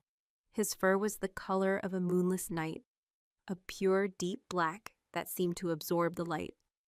And his eyes were the same pale, startling silver, burning with a cold, intelligent fire. He stood near the front, his body a coiled spring of lethal power, and he watched me, waiting for my command. Without a sound, I turned and leaped toward the gate. The hunt had begun. We flowed through the forest, a silent, deadly river. The thunder of 100 paws on the damp earth was the only sound, a heartbeat for the pack's soul. I ran at the head, the wind streaming through my fur, the sense of the night washing over me. This was freedom. This was power. This was what it meant to be wolf. For the first time since Kaelin's death, the crushing weight of grief lifted, replaced by the pure, exhilarating joy of the run. We found the stag's trail near the northern ridges, just as Dorian had said. The scent was rich and musky, the tracks deep and clear in the soft earth. He was massive. My wolf's heart began to pound with the thrill of the chase. I gave a low, sharp bark, and the pack fanned out, falling into a classic pincer formation without a word. Alara and her trackers would flush him out. Silas and the heavy bruisers would drive him, and I, with Dorian and the fastest runners, would be the blade that ended it. We ran for what felt like hours, a silent, coordinated dance of predators. The moon climbed higher, our shadows stretching long and black behind us. Then Alara's call came, a high, sharp yip that echoed through the trees. They had found him. He burst from a thicket of ancient oaks, a true king of the forest. He was larger than any stag I had ever seen, his antlers a crown of sharpened tines, his eyes dark and intelligent. He was not an animal driven by blind panic. He was a cunning, worthy opponent. He saw us, and instead of fleeing blindly, he chose his ground, a rocky, treacherous slope that would slow us down. The pack closed in. Silas and his wolves harried his flanks, their deep growls and snapping jaws forcing him up the slope, away from the safety of the deep woods. He was powerful, kicking out with his heavy hooves, goring one of the younger wolves who got too close. The wolf yelped, tumbling back with a bloody gash in his shoulder. The stag was tiring, his breath coming in great white plumes. He made a final, desperate break for a narrow pass between two great boulders. It was a bottleneck, a trap. This was our chance. I gave the signal, a sharp, guttural cry. From the shadows of the pass, Dorian and I exploded into view.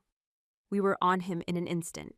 He reared, his great antlers slashing down, aimed at me. I dodged, my paws slipping on the loose shale, the razor-sharp tine missing my throat by an inch.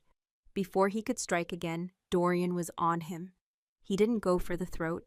He was too smart for that. He slammed his body into the stag's hindquarters, a brutal, calculated attack that threw the great beast off balance. Its legs buckled. It stumbled, crashing to its knees. The opening was there for only a heartbeat. I launched myself, my body a white projectile. My jaws closed around the stag's thick, muscled throat. My teeth sank deep, finding the artery. The hot, coppery taste of blood filled my mouth. He struggled, his powerful body thrashing.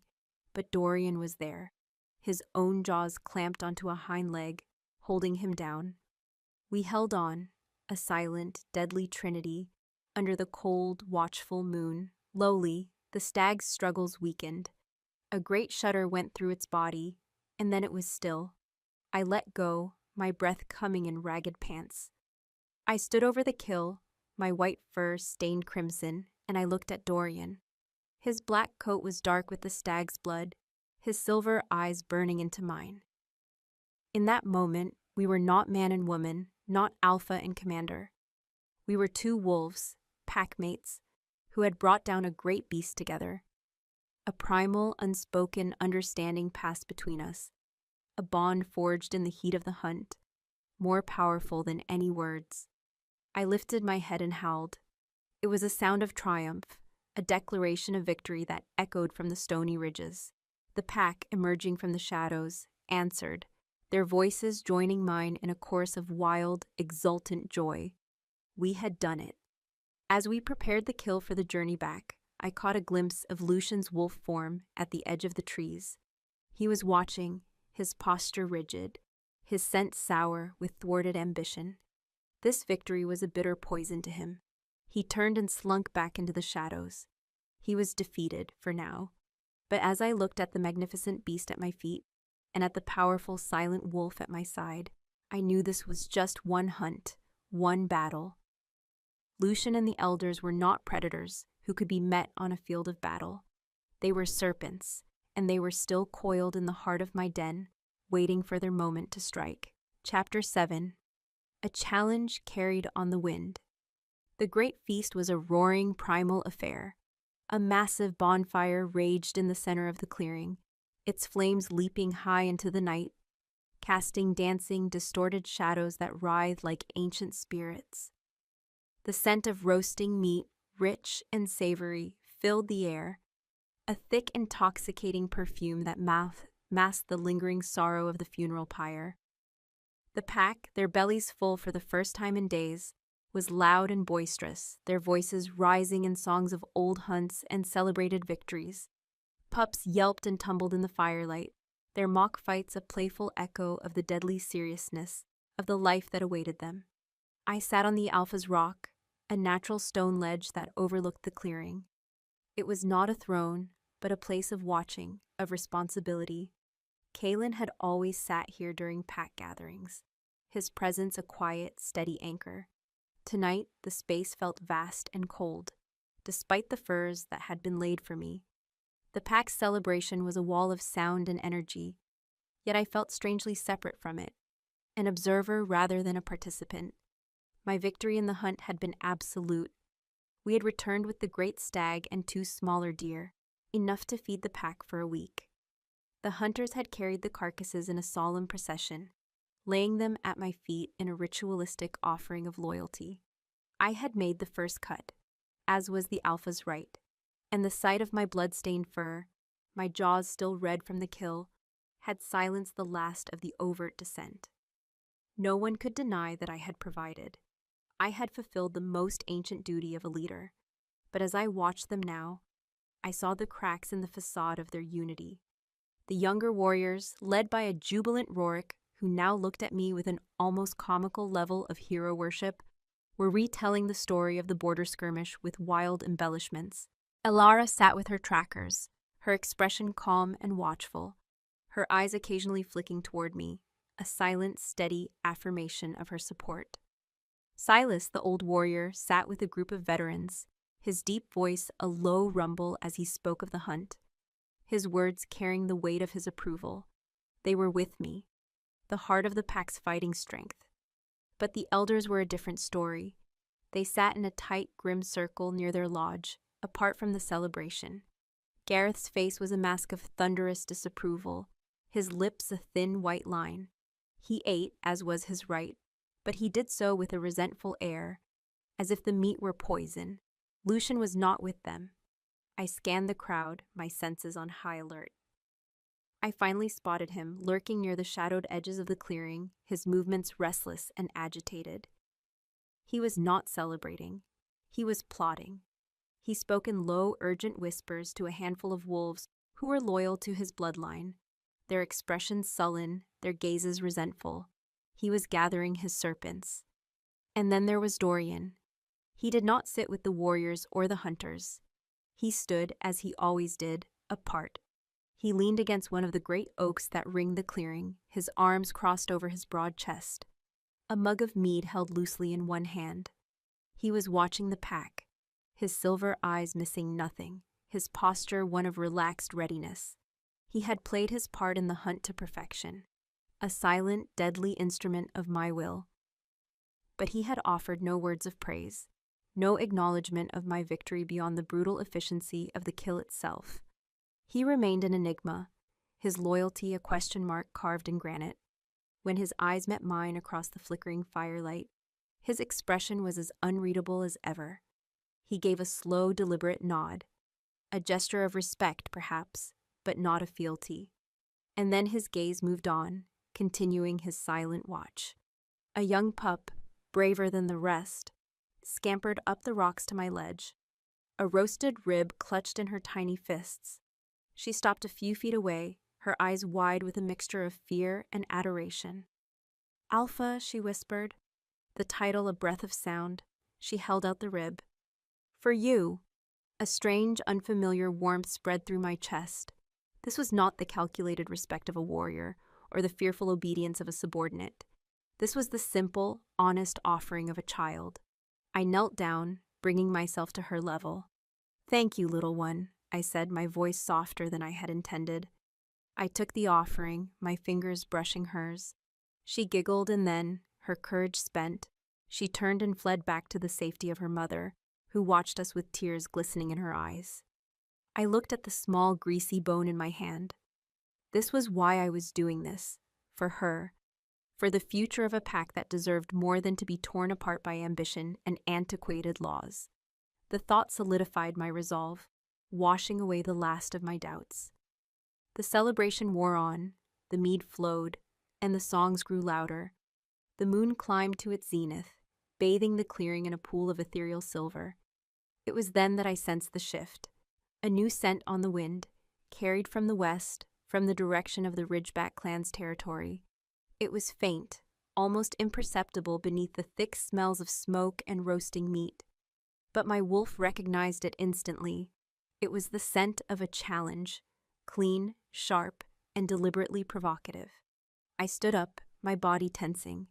Across the clearing, I saw Dorian straighten, his head lifting, his nostrils flaring. He had scented it too. One by one, the other senior hunters and warriors fell silent, their own senses catching the faint, intrusive odor. The joyous noise of the feast began to die down, replaced by a low, uneasy murmur. "What is it?" Silas growled, getting to his feet, his hand instinctively going to the axe at his belt.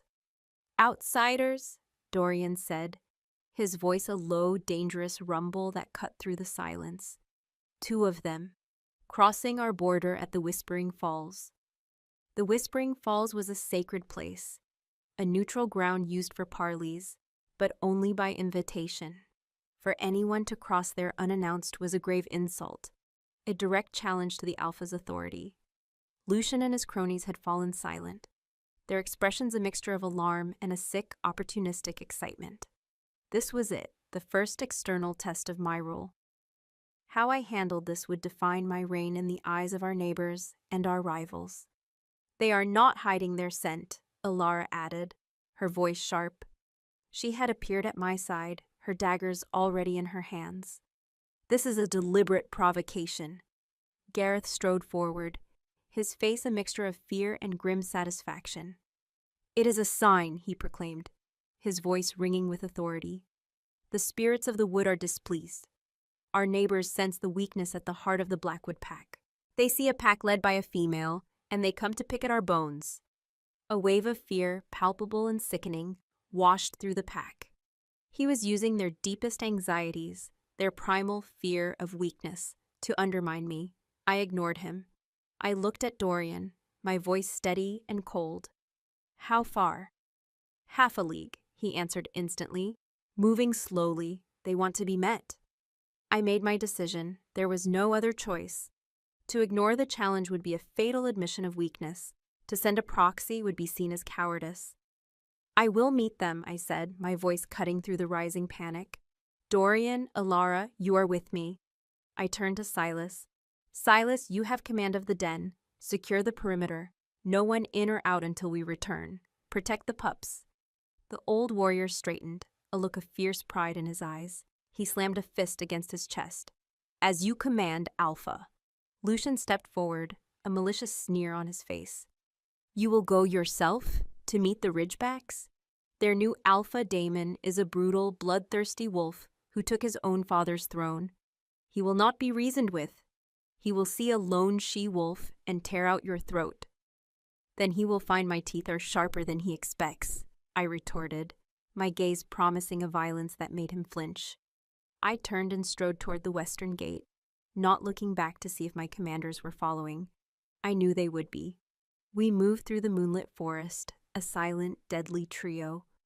The festive sounds of the den faded behind us, replaced by the hoot of an owl and the rustle of unseen things in the undergrowth. The scent of the intruders grew stronger with every step, a sharp, musky odor of pine resin, cold stone, and male aggression. It was the scent of the Ridgeback Alpha, Daemon, and with him, his beta. "They stopped," Alara whispered, her voice a breath of sound. We were close. We crested a small hill and looked down into the moon-drenched clearing of the Whispering Falls.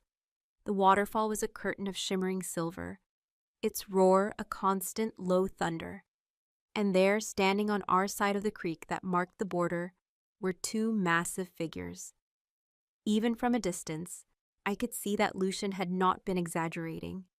The one in the lead, Daemon, was a giant, even for a shifter. In his human form, he stood a head taller than Dorian, his shoulders a great knotted mass of muscle. His hair was the color of rust, his beard a wild, untamed thing. He was dressed in rough, uncured hides, and a massive double-headed axe was strapped to his back. His beta was smaller but wiry, his eyes constantly scanning the shadows, a cruel, predatory smile on his face. They were power incarnate, raw, brutal, and utterly confident. They had deliberately crossed our border and were waiting for us, an open display of contempt for our laws. "This is not a parley," Dorian growled softly beside me, his hand resting on the hilt of his sword. "It's an act of war." "Not yet," I said, my voice calm. "It's a test. He is testing the new leadership of the Blackwood pack. He wants to see if we are prey." I looked at Dorian, then at Alara. "Stay here, in the shadows. Do not show yourselves unless I give the signal. This is my challenge to answer." Dorian's jaw tightened. "Alpha, that is unwise. He will not give you the courtesy of a duel. He will try to kill you where you stand." "I know," I said, my eyes fixed on the two figures below. "But this cannot be won with swords. Not tonight. It must be won with will." Before he could argue further, I stepped out from the cover of the trees and began to walk down the gentle slope into the clearing. I moved with a slow, deliberate grace, my head held high, my hands empty at my sides. I was not dressed for battle, but in the simple tunic and leggings I had worn to the feast. I was a queen, not a soldier, coming to meet a challenge in her own lands. Damon watched me approach, a slow, arrogant grin spreading across his face. He nudged his beta, who chuckled, a low, ugly sound. They saw a lone female walking into their grasp. They saw weakness. I stopped 10 paces from them, the roaring waterfall to my left, the creek at my back. I was on my own territory, and I would not yield another inch. I stood in silence, my gaze locked on Damon, and I waited. I let the silence stretch, forcing him to be the one to speak first. It was a small thing, a subtle play for dominance, but in meetings like this, small things mattered. Finally, he spoke, his voice a deep, gravelly boom that seemed to compete with the waterfall. I am Damon, Alpha of the Ridgeback clan. I had heard the Blackwood Alpha was dead. I did not expect to find his mate playing at being his replacement. His eyes roamed over me, a crude, dismissive appraisal. You are a long way from the nursery, little she-wolf. His beta snickered again. My wolf surged, a hot, violent wave of rage that demanded I rip the condescending sneer from his face. I forced her down, my will a cage of ice around her fury. I am Arindra, I said, my voice clear and cold, carrying easily over the roar of the water. Alpha of the Blackwood Pack, and you are trespassing in my territory, Damon. He laughed, a harsh, grating sound. Your territory? A pack without a male alpha has no territory. It has feeding grounds waiting to be claimed. I came to see if the stories were true, that the once mighty Blackwood Pack was now led by a bitch in heat. The insult was designed to provoke me into a foolish, angry attack. I did not give him the satisfaction. I held his gaze, my own expression unmoving. The Blackwood Pack is led by the strongest wolf on this mountain, I said, my voice dropping to a low, dangerous tone. As for stories, I have heard them of you as well. They say the Alpha of the Ridgebacks is a beast who mistakes brutality for strength and noise for power. I took a deliberate step forward, my eyes never leaving his. I see now the stories were true. You are nothing but a common brute, come to bark at a border you are too cowardly to cross in a true act of war. His smile vanished, replaced by a dark flush of anger. His hand dropped to the handle of his axe. Coward, he snarled. I have killed more wolves than you have seen winters, little girl. You have killed your own father, I countered, my voice sharp as broken glass. A feat of ambition, perhaps, but not of honor. You come here in the dead of night to posture and preen before a grieving pack. Is that your idea of strength? To challenge a widow? I let the word hang in the air, a deliberate barb to shame him. He was seething, his knuckles white on his axe. His beta had stopped smiling, his own hand now resting on the hilt of a wicked-looking curved blade. The air was electric, the moment balanced on a knife's edge. Behind me in the shadows, I could feel Dorian's coiled tension, Alara's readiness. They were waiting for the signal, for the battle to begin. But I would not give it. I had to win this another way. You have come all this way, Damon, I said, my voice softening slightly, becoming almost conversational. You must have wanted something more than to trade insults. So speak, what is it you want? A war? Land? Or did you just come to smell a true alpha? To see what it is you will never be? It was a monumental gamble. I was taunting him, mocking him, but also offering him a way out. A chance to state a purpose beyond mindless aggression. I was treating him not as a monster, but as a rival alpha, however brutish. He stared at me, his chest heaving, his mind clearly warring between the instinct to kill and the unexpected challenge to his authority. He had expected fear or fury. He had not expected to be outmaneuvered with words. Finally, he ripped his hand away from his axe. He spat on the ground at my feet. You have a viper's tongue, she-wolf, he growled. Kalen was a fool to keep a thing like you as a mate. He should have put you on his council. He turned, his great back to me. This is not over. The mountains are changing. The old ways are dying. We will see whose teeth are sharpest when the snow flies. He stalked back across the creek, his beta scrambling to follow him. He did not look back. He had come for a test of strength and had found himself in a battle of wills he was not prepared for. He had lost, and he knew it. He had retreated from my territory without a drop of blood being spilled. I stood there until their scents had faded on the wind, my body trembling with the receding adrenaline. My knees felt weak. I had faced down a monster and won. Dorian and Alara emerged from the shadows, their weapons still in their hands. Alara's eyes were wide with a respect so profound it was almost worship. Dorian stopped beside me, his gaze following the path the Ridgebacks had taken. "That was a dangerous game," he said, his voice a low rumble. "War is a more dangerous one," I replied. My voice still shaky, I looked up at him, at his grim, stoic face, bathed in the silver light of the moon.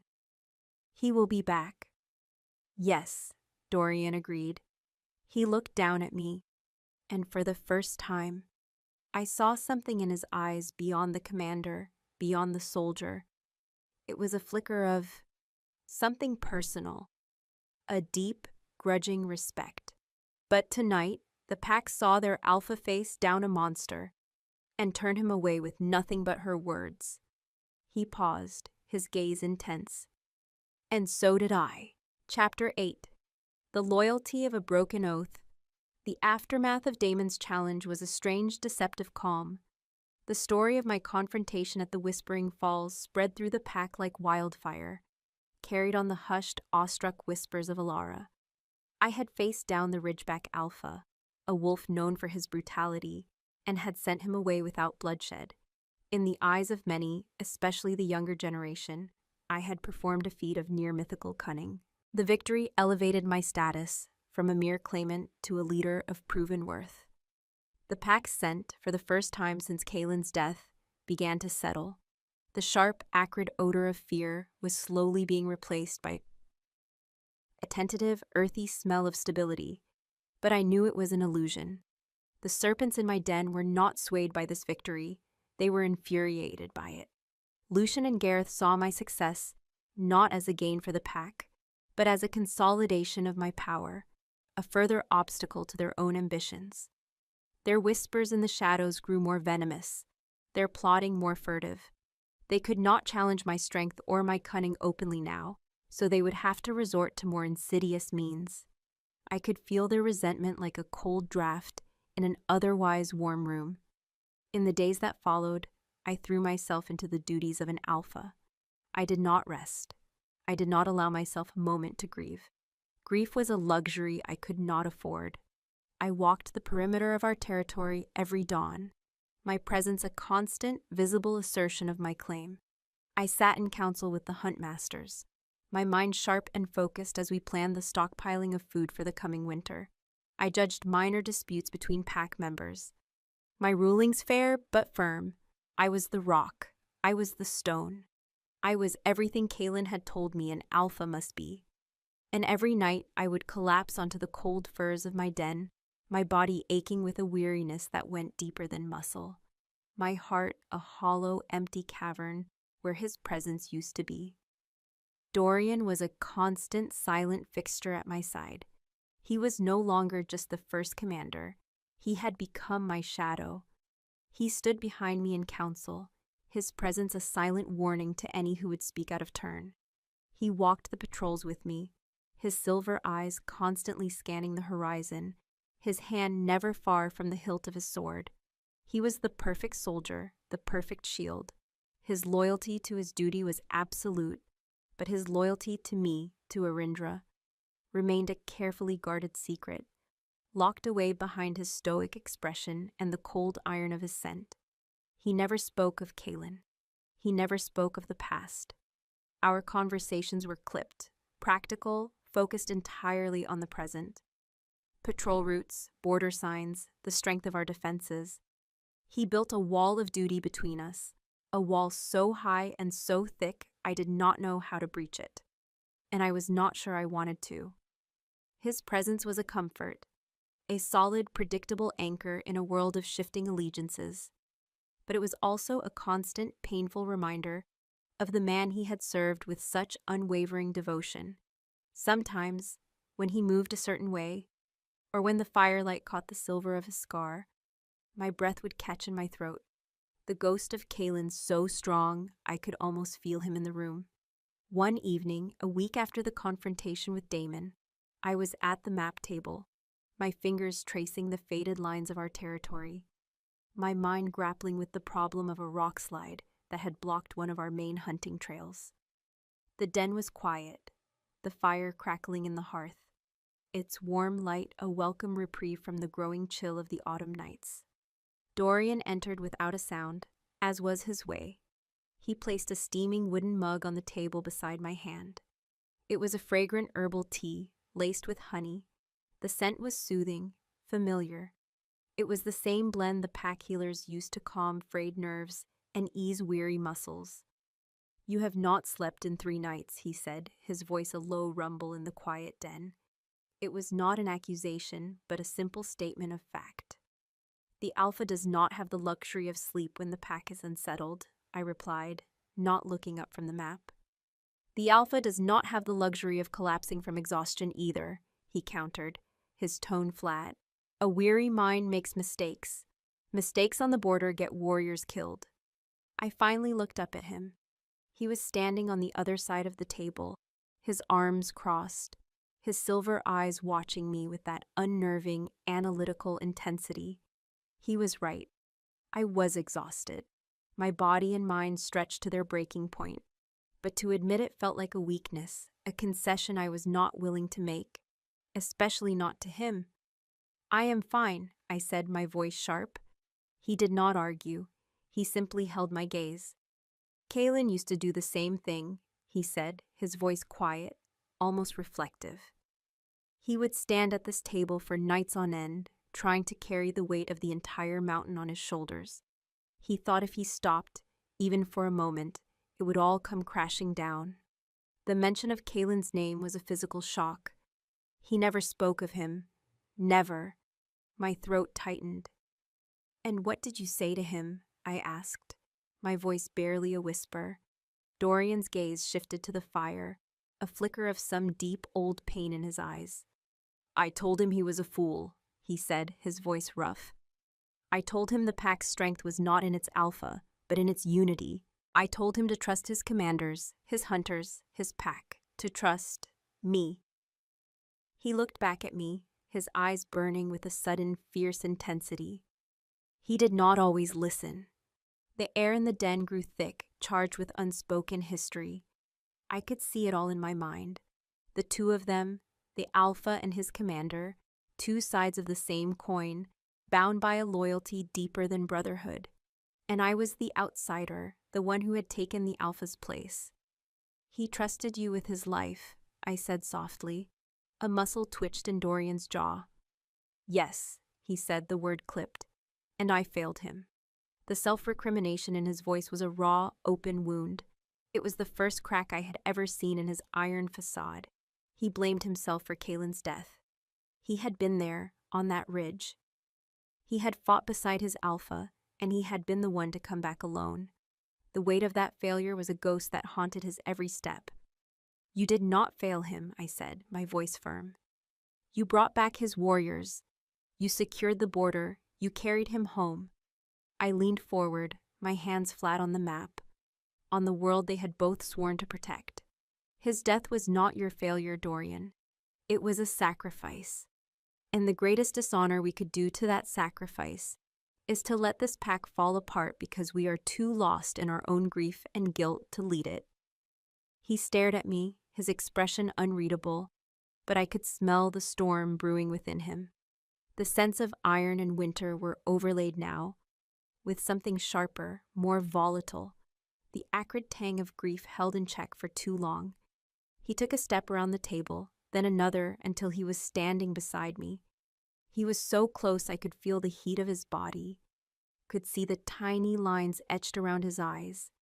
He looked down at the map, at the problem of the blocked trail. "The rock slide is unstable," he said, his voice all commander again. "The wall of duty slamming back into place. We cannot clear it with brute force. We will need to find another way through the western crags. It is treacherous territory, full of gullies and dead ends. Kalen knew a path, a hunter's secret. He marked it on one of his old maps. He turned and walked to a large iron-bound chest that sat in the corner of the den, a chest I had never seen Kalen open. It was his personal footlocker, containing things from his life before he was alpha. Dorian knelt and lifted the heavy lid. A faint, dusty scent of old leather and dried herbs filled the air. He reached inside and pulled out a rolled-up piece of parchment, yellowed with age. He brought it back to the table and carefully unrolled it. It was a hand-drawn map, far more detailed than the one on the table, its lines faded and worn. It depicted the western crags in intricate detail, with notes and symbols in Kalen's familiar, sharp handwriting. And there, marked with a faint, almost invisible line, was a path, a secret way. "He trusted you with this," I said, a sense of awe in my voice. And Alpha's secrets were his most valuable asset. To share them was the ultimate act of trust. "He trusted me with everything," Dorian said, his voice low and raw. He was not looking at the map. He was looking at me. And in his eyes, I saw the full, crushing weight of his broken oath. His oath had been to Kalen, to protect him, to serve him, to die for him, if need be. But Kalen was gone, and the oath was now a chain, binding him to a past he could not change and a ghost he could not serve. "Dorian," I began, my voice soft. He held up a hand, cutting me off. "My oath was to the Alpha of the Blackwood Pack," he said, his voice harsh, as if the words were being torn from him. "That is the law. That is my duty." He tapped a finger on the map, on Kalen's secret path. "Tomorrow at first light I will show you the way, as is my duty." He turned and strode from the den, leaving me alone with the crackling fire, the ghost of my mate, and the map that was a testament to a loyalty so profound it had survived death itself. But as I looked at the secret path Kalen had marked, a cold realization washed over me. Dorian's loyalty was not to me, it was to the title I held, to the office. He served the Alpha, not Arindra.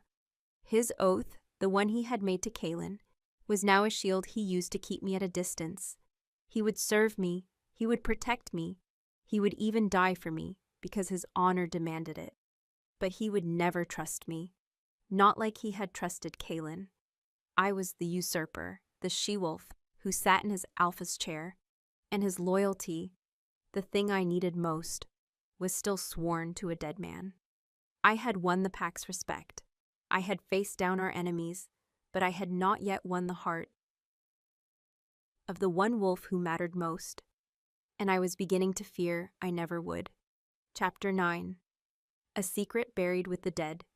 The air in the western crags was thin and sharp, tasting of cold stone and the high, lonely cry of an eagle. We moved in silence, a party of two, the crunch of our boots on the loose shale, the only sound in the vast, empty landscape.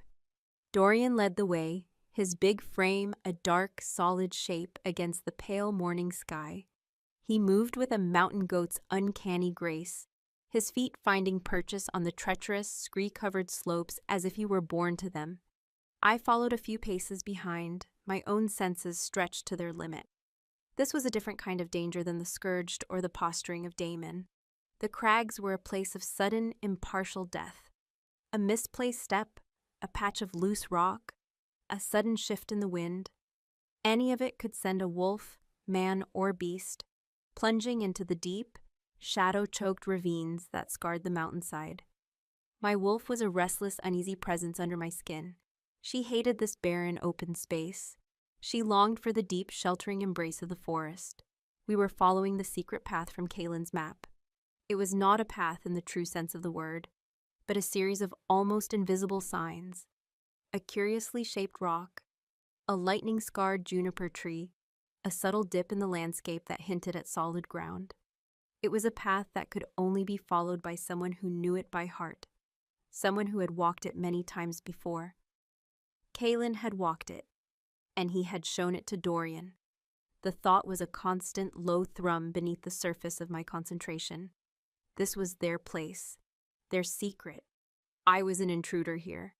Dorian stopped, holding up a hand. We were on a narrow ledge, the mountain wall on one side, a sheer 1,000-foot drop on the other. "Wait here," he commanded, his voice low. He pointed to a section of the cliff face ahead. "The footing is unstable. I will check it." He moved forward alone, his body pressed flat against the rock, his fingers searching for holds in the granite. He was a creature of pure, focused competence.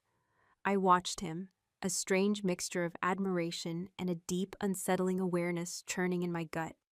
Here, in the raw, untamed wilderness, stripped of our titles and our pack, we were just two shifters, a male and a female. His scent was clean and sharp in the thin air, a potent mix of iron and cold stone. And something else, something uniquely his, that my wolf was intensely, unnervously aware of. It was a distraction I could not afford. He reached the other side of the treacherous section and turned, signaling for me to follow. As I made my way across, my own fingers searching for the same holds, my boot slipped on a patch of loose gravel. My heart leaped into my throat as my weight shifted, pulling me off balance. For a terrifying second, I was falling. Before I could even cry out, a hand like an iron vise shot out and clamped around my forearm, yanking me back against the solid rock. It was Dorian. He had moved with a speed that was almost supernatural, covering the distance between us in a single fluid motion. His body was a wall of heat and strength, pinning me to the cliff face. His other hand was splayed against the rock beside my head, caging me in. "Careful," he growled, his voice a low vibration that I felt through the stone. His face was inches from mine, his silver eyes burning with a sudden, fierce intensity. The scent of him was overwhelming, filling my senses, short-circuiting my thoughts. I could feel the hard, unyielding muscle of his chest against my shoulder, the warmth of his breath on my cheek. The world seemed to stop. The wind died. The cry of the eagle faded. There was only the sound of my own frantic heartbeat and the low, steady rhythm of his breathing. The commander, the soldier, the stoic shield, all of it fell away in that moment, and I saw the wolf. It was there, in the depths of his eyes, a raw primal force, ancient and powerful, and it was watching me with a terrifying, possessive focus. My own wolf rose to meet the challenge, a hot, dangerous current of energy surging through me. It was not fear. It was something far more complicated, something that both thrilled and terrified me. Our scents mingled in the small space between us, a volatile, unspoken conversation, a challenge, an awareness, a question. The moment stretched, taut and fragile as a spider's thread. Then, as quickly as it had begun, it was over. He blinked, and the wolf receded, the iron wall of his control slamming back into place. He released my arm and stepped back, putting a careful, deliberate distance between us. The air rushed back into my lungs, cold and sharp. "The shale is loose here," he said, his voice once again flat, devoid of emotion. He turned and continued up the path as if nothing had happened. But something had happened. A line had been crossed, a current had been touched, and we had both felt the shock of it. I stood there for a long moment, my hand pressed against the cold rock to steady myself, my body trembling with a reaction I did not understand and did not want to examine too closely. Then, my jaw tight with a new, unfamiliar tension, I followed him. We reached the top of the crags as the sun reached its zenith. From here, we could see our entire territory spread out below us like one of Kalen's maps, a vast rolling sea of green and gold. To the south, the blighted lands were a dark, ugly smear on the horizon. To the west, the jagged peaks of the Ridgeback Mountains pierced the sky. It was a beautiful, brutal, and deeply lonely view. Dorian was not looking at the view. He was staring at a small, cairn-like pile of stones near the edge of the cliff. It was an old grave marker, weathered by wind and time. There were no markings on it, no name. "What is this?" I asked, my voice still a little shaky. This is the path, he said, his voice quiet. He walked over to the grave and knelt, his large hand resting gently on the topmost stone. This is why Kaelin brought me here. He looked up at me, and the pain in his eyes was so raw, so profound it stole the breath from my lungs. This is my sister's grave, he said, the words heavy as the stones themselves. I was stunned into silence. I had known Dorian for years, but I had known nothing of his life before he came to our pack. He was simply Dorian, the commander, a man who seemed to have been forged in battle, with no past, no family. Her name was Lyra, he said, his gaze fixed on the stones, his voice a low, rough murmur of memory. She was like you, fierce, stubborn. She did not bow to anyone. A faint ghost of a smile touched his lips, a sad, fleeting thing.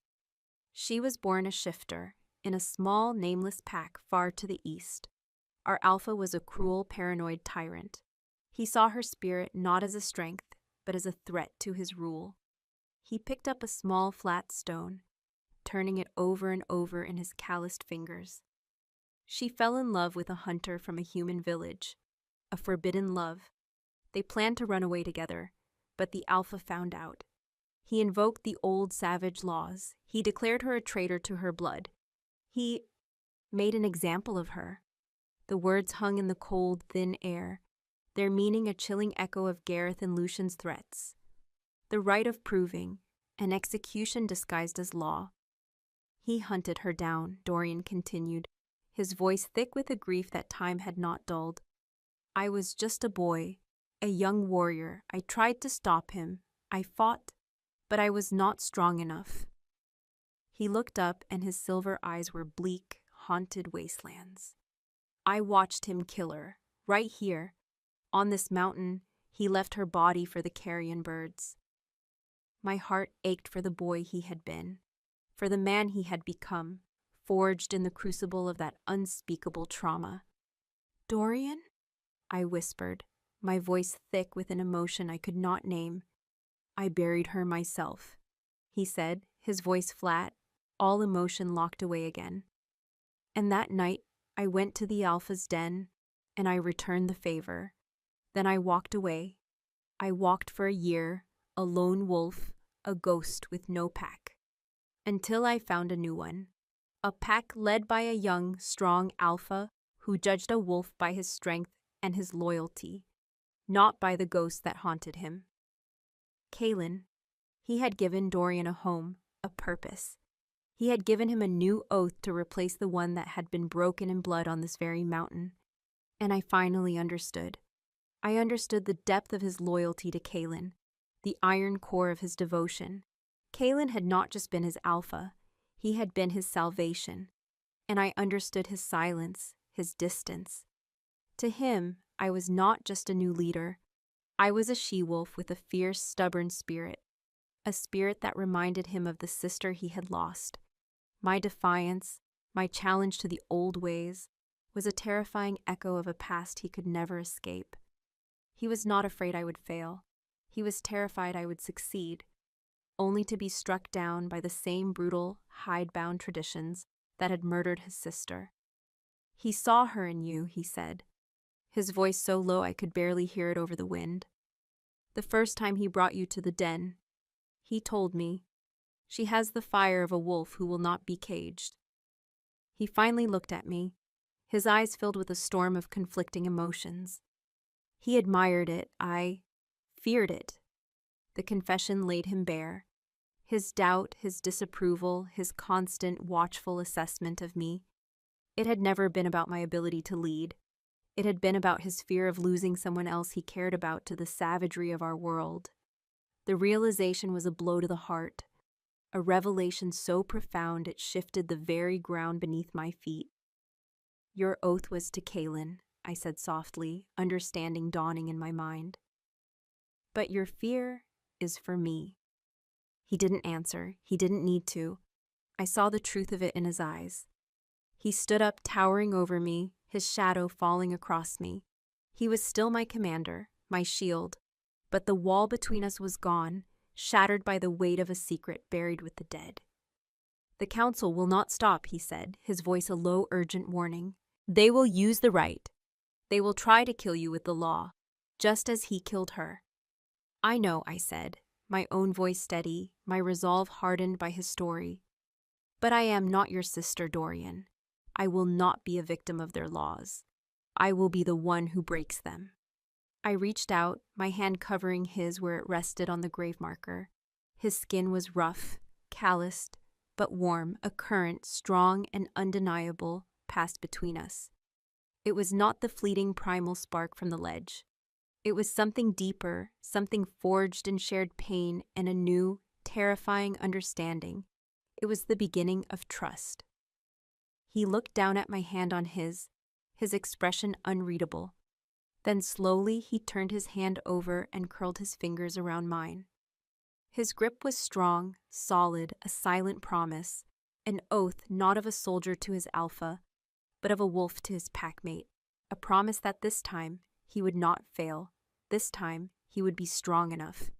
We stood there for a long time, on the lonely peak of the mountain, our hands clasped over the grave of a ghost. The wind whipped around us, carrying the scent of a coming storm. The fight with the council was far from over. The threat of Damon still loomed in the west, but for the first time since Kaelin's death, I did not feel entirely alone. The wolf at my side was no longer just a commander bound by a broken oath. He was an ally, and his loyalty, finally freed from the ghost of the past, was a weapon I would desperately need in the battles to come. Chapter 10. The Loneliness of the First Howl. The journey down from the western crags was a descent into a different world. The silence between us was no longer the heavy, awkward quiet of a commander and his reluctant alpha, but the deep, resonant silence of a shared and terrible secret. We moved with the same efficiency, the same economy of motion, but something fundamental had shifted. When my boot slipped on a patch of wet moss, his hand was there, steadying my elbow, his touch brief and impersonal, yet charged with a new, unspoken meaning. It was not the reactive grab of a protector, but the instinctive gesture of a partner. I saw not a soldier bound by duty, but a wolf who had decided, finally and irrevocably, where he stood.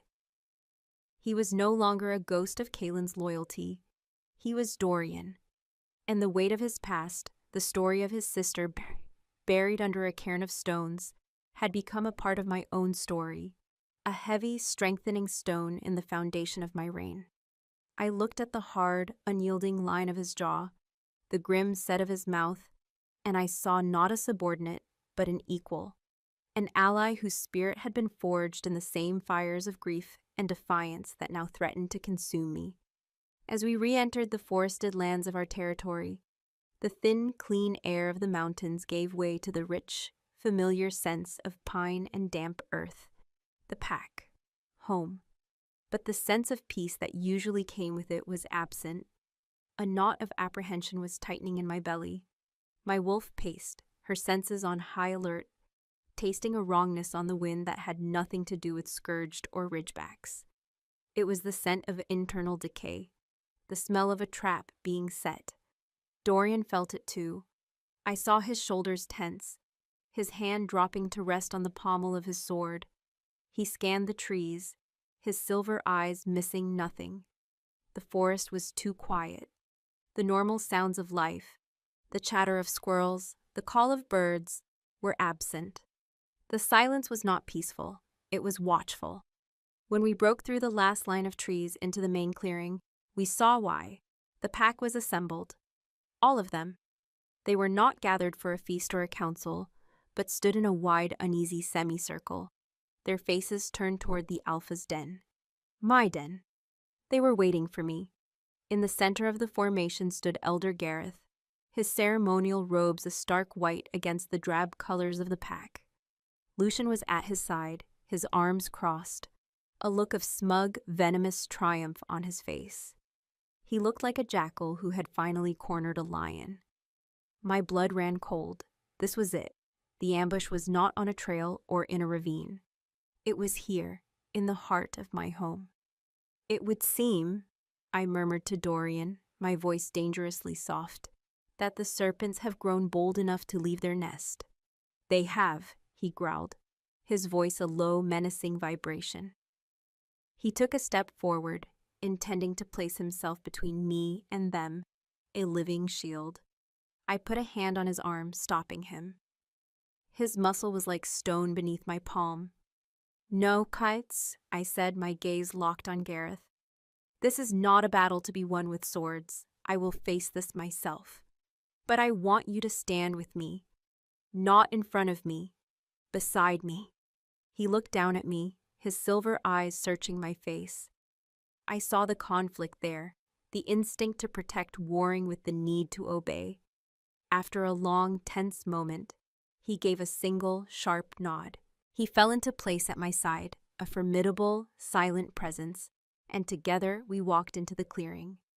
A path parted for us as we approached, the pack members shifting away, their eyes downcast, their sense thick with fear and uncertainty. They would not meet my gaze. They were a flock of sheep, caught between two wolves, and they were terrified of choosing the wrong one. Gareth waited until we had stopped before him. He raised his hands, a gesture of peace that was utterly false. "Erindra," he said, his voice resonating with a feigned paternalistic sorrow. "We are glad you have returned safely. The pack has been concerned." "I can see that," I said, my voice cold as the stone beneath my feet. "What is the meaning of this gathering, Gareth? Has our victory over the Ridgebacks so quickly been forgotten that you feel the need to greet your alpha with the atmosphere of a public execution?" A ripple of unease went through the crowd. My words were a sharp reminder of the victory they had so recently celebrated, a victory that this gathering was intended to undermine. Gareth's expression tightened. "Your victory was one of words, of cunning, a female's victory," he said, his tone dismissive. "But the spirits of the wood are not swayed by clever tongues. The ancestors demand a trial of strength, of blood, of spirit. They see a pack whose line of succession has been broken, and they are displeased." He was doing it. Right here, in front of everyone. He was invoking their faith as his weapon. "The traditions are clear," he continued, his voice rising, taking on the cadence of a preacher. "When the bloodline is broken, when the claim to the Alpha's rock is born of chaos and not of law, the claimant must be tested. The pack must be purified. The leadership must be legitimized through the right of proving." He shouted the last words, and they hung in the air, a declaration of war. A wave of gasps and terrified whispers swept through the pack. The right of proving, the ancient brutal death sentence. It was no longer a secret threat whispered in the shadows. It was a formal challenge. Before I could even speak, a roar of pure, unrestrained rage erupted from my side. "No!" Dorian's voice was a thunderclap, a physical blow that made the pack flinch. He took a step forward, his hand gripping the hilt of his sword, his face a mask of such lethal fury that even Gareth took an involuntary step back. "This is not law. This is a coward's plot to murder your alpha behind the shield of a dead tradition."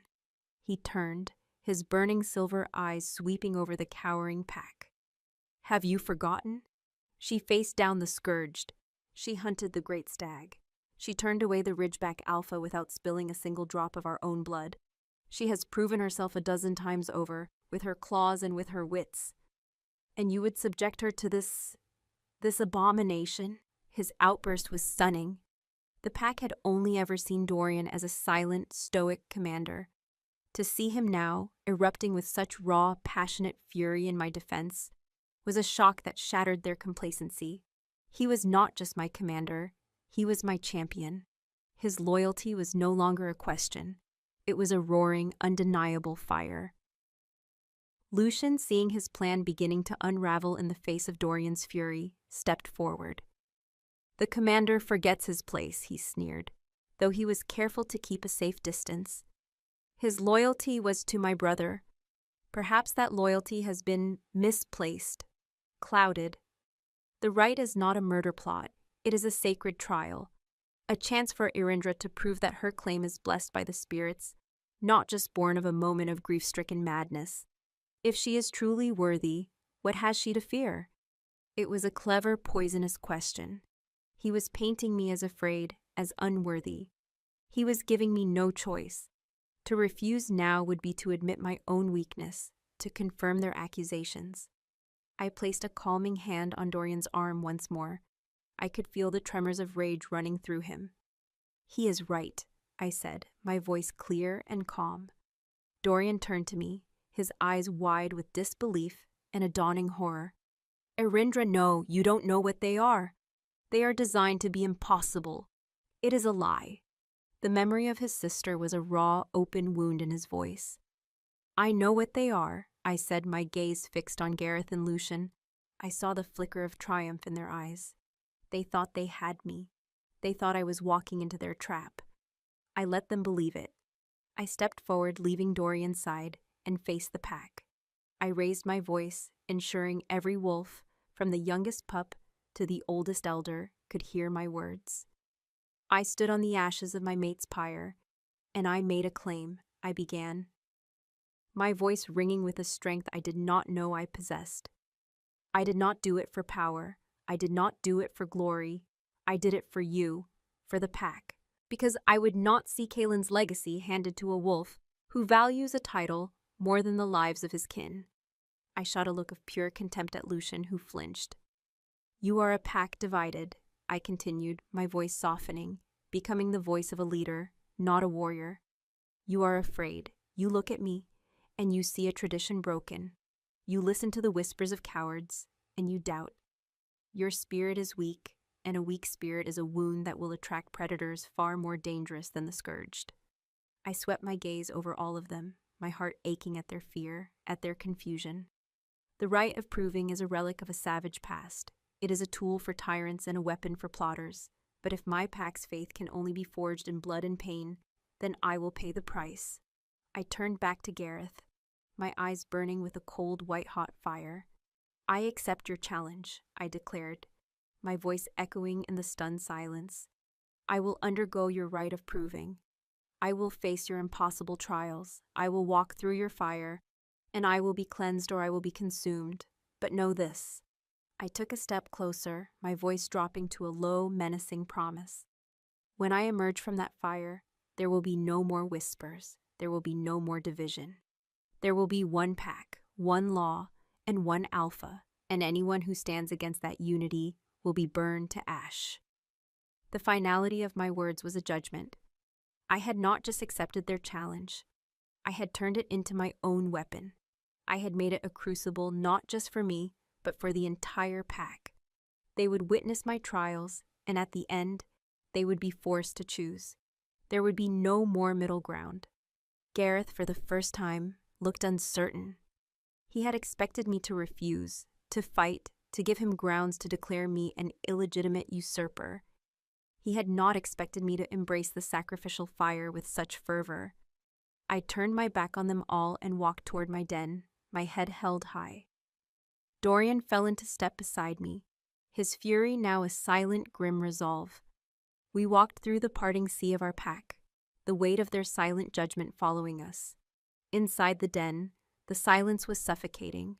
I walked to the hearth, my body suddenly trembling, the adrenaline of the confrontation draining away, leaving a vast, cold emptiness in its place. I had just signed my own death warrant. "You cannot do this," Dorian said, his voice a raw, ragged whisper. He stood in the center of the room, his big frame seeming to shrink under the weight of his fear. "Erindra, they will kill you." "They will try," I said, my back still to him. I looked into the flames, but I did not see their warmth. I saw Lyra. I saw his sister, defiant and fierce, being hunted down by the laws that were now being aimed at me. "I will not let them," he snarled. "We can fight. The warriors will follow me. We can take the den by force. Put an end to this now." "And rule over a pack that sees us as tyrants?" I asked, turning to face him. "A pack forever broken by a civil war? That is not leadership, Dorian. That is just another form of destruction." I walked toward him, my heart aching at the torment in his eyes. "You told me Kaelin's mistake was trying to carry the mountain alone. You told him to trust his pack. This is how I earn their trust, by showing them I am willing to sacrifice everything for it. There is no honor in suicide, he bit out, his hands clenched into fists at his sides. It is not suicide if I do not intend to die, I said, a flicker of my own wolf's feral defiance rising in me. I reached out and placed my hand on his chest, over his heart. I could feel its frantic, powerful beat against my palm. You feared for me because you saw your sister in me, but I am not her. I will not be a victim, and I am not alone. I have you. He looked down at my hand, then up at my face, his expression a maelstrom of fear, grief, and a fierce protective loyalty that was so profound it was almost painful to behold.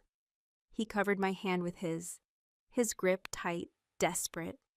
I will not lose you too, he whispered, the words a broken oath, a prayer. That night, I could not stay in the den. The walls felt like they were closing in, the air thick with the ghosts of the past and the specter of the future. I needed the sky. I needed the wind. I slipped out into the silent, moonlit night and made my way to the high bluffs that overlooked the entire valley, a place where Kaylin and I had often gone to watch the stars. I stood on the edge of the world, the wind whipping through my hair, tearing at my cloak. The pack was a scattering of dim lights below, a sleeping beast, unaware of the storm raging in its leader's heart. The weight of it all, Kaylin's death, the pack's fear, Damon's threat, the council's treachery, Dorian's pain, and the impossible trials that awaited me. It was a physical burden, a mountain on my shoulders that threatened to crush me. And for the first time since the pyre, I let myself feel it, all of it. The grief I had suppressed, the rage I had contained, the fear I had denied. It rose in me, a tidal wave of pure, raw emotion. My human throat could not contain it. I let the wolf rise, the shift a painful, explosive release. In my white wolf form, I lifted my head to the cold, indifferent moon, and I howled. It was not the howl of command I had given in the den. It was not the howl of triumph I had given over the stag. This was a sound torn from the deepest, most wounded part of my soul. It was a howl of utter, profound loneliness. It was a cry of grief for my lost mate, a scream of rage at the injustice of my fate, a lament for the woman I had been and could never be again.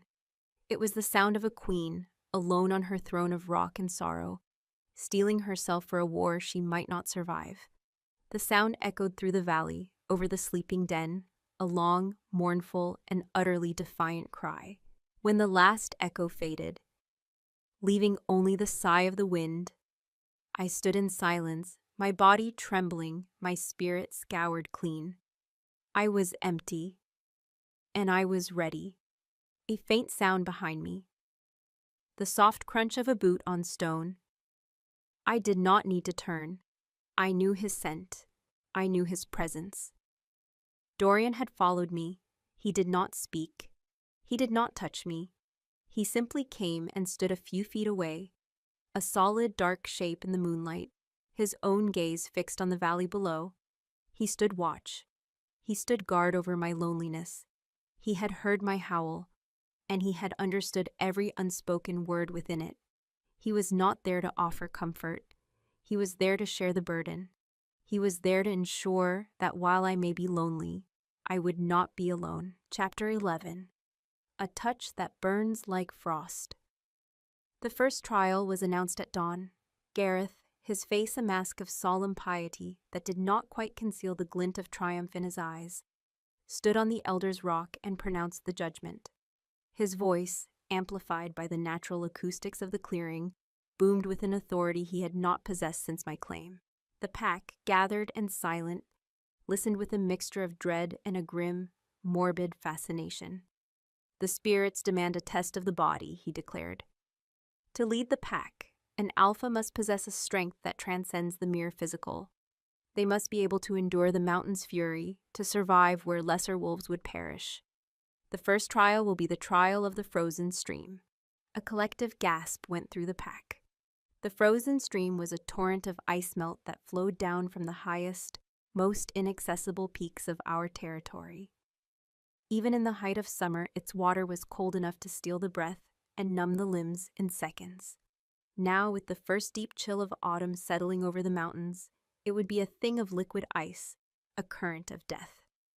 The claimant, Gareth continued, his gaze finding me where I stood at the entrance of my den, will enter the stream at the base of the sunken falls and emerge at the Serpent's Stone, a quarter league downstream. She must do so in her human form, for it is the endurance of the flesh, not the protection of the fur, that is being tested. She will do this at sunrise tomorrow. The spirits will be watching. He was not just trying to kill me. He was trying to humiliate me, to break me in a way that had nothing to do with claws and teeth, to force me, naked and vulnerable, into a trial that would strip away my strength layer by layer, leaving me a shivering, helpless creature at their mercy. I simply nodded, my expression unreadable.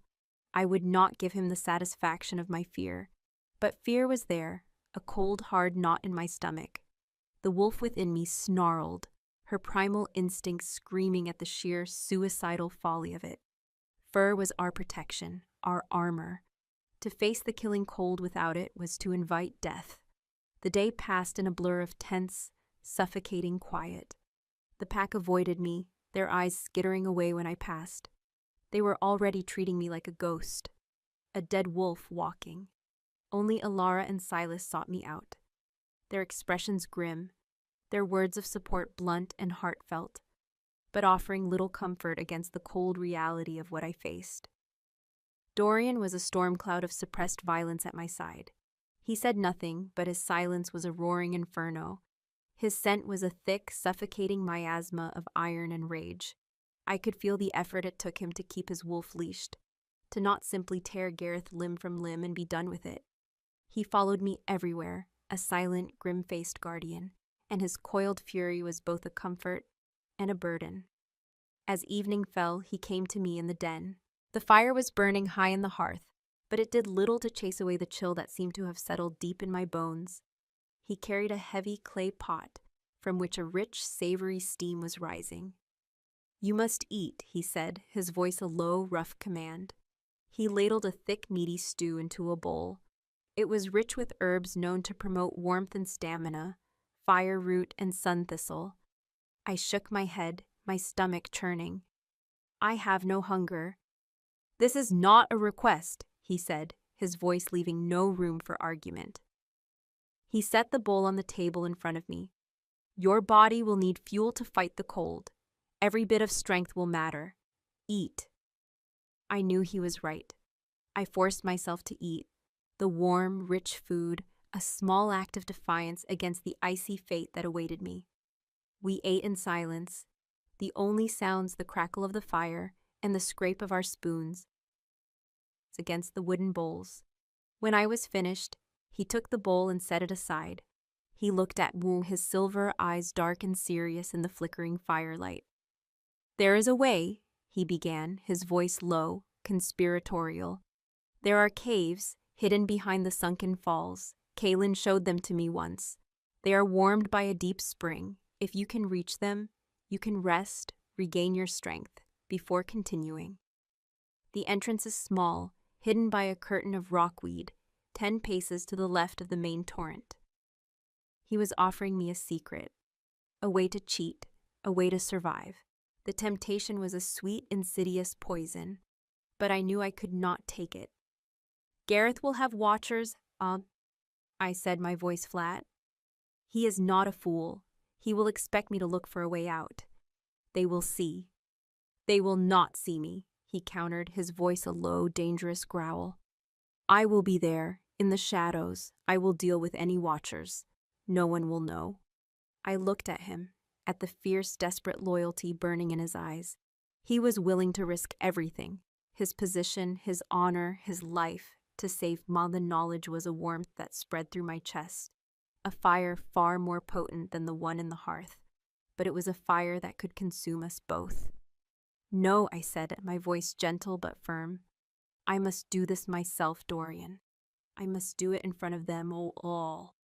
If I am seen to cheat, if there is even a whisper of doubt about my victory, then I have already lost. The pack must see me endure this. They must see me overcome it. Without tricks, without aid. I reached across the table, my hand covering his. I need you to be my commander, not my co-conspirator. I need to know that if I fall, the pack will have a warrior of honor to guide them, not a disgraced exile. He stared at our joined hands, a muscle working in his jaw. The struggle within him was a visible, painful thing. His duty was to his alpha, and his alpha was ordering him to stand by and watch her walk into what he believed was certain death. "Then I will be there," he said finally, his voice raw. He turned his hand over, his fingers lacing with mine.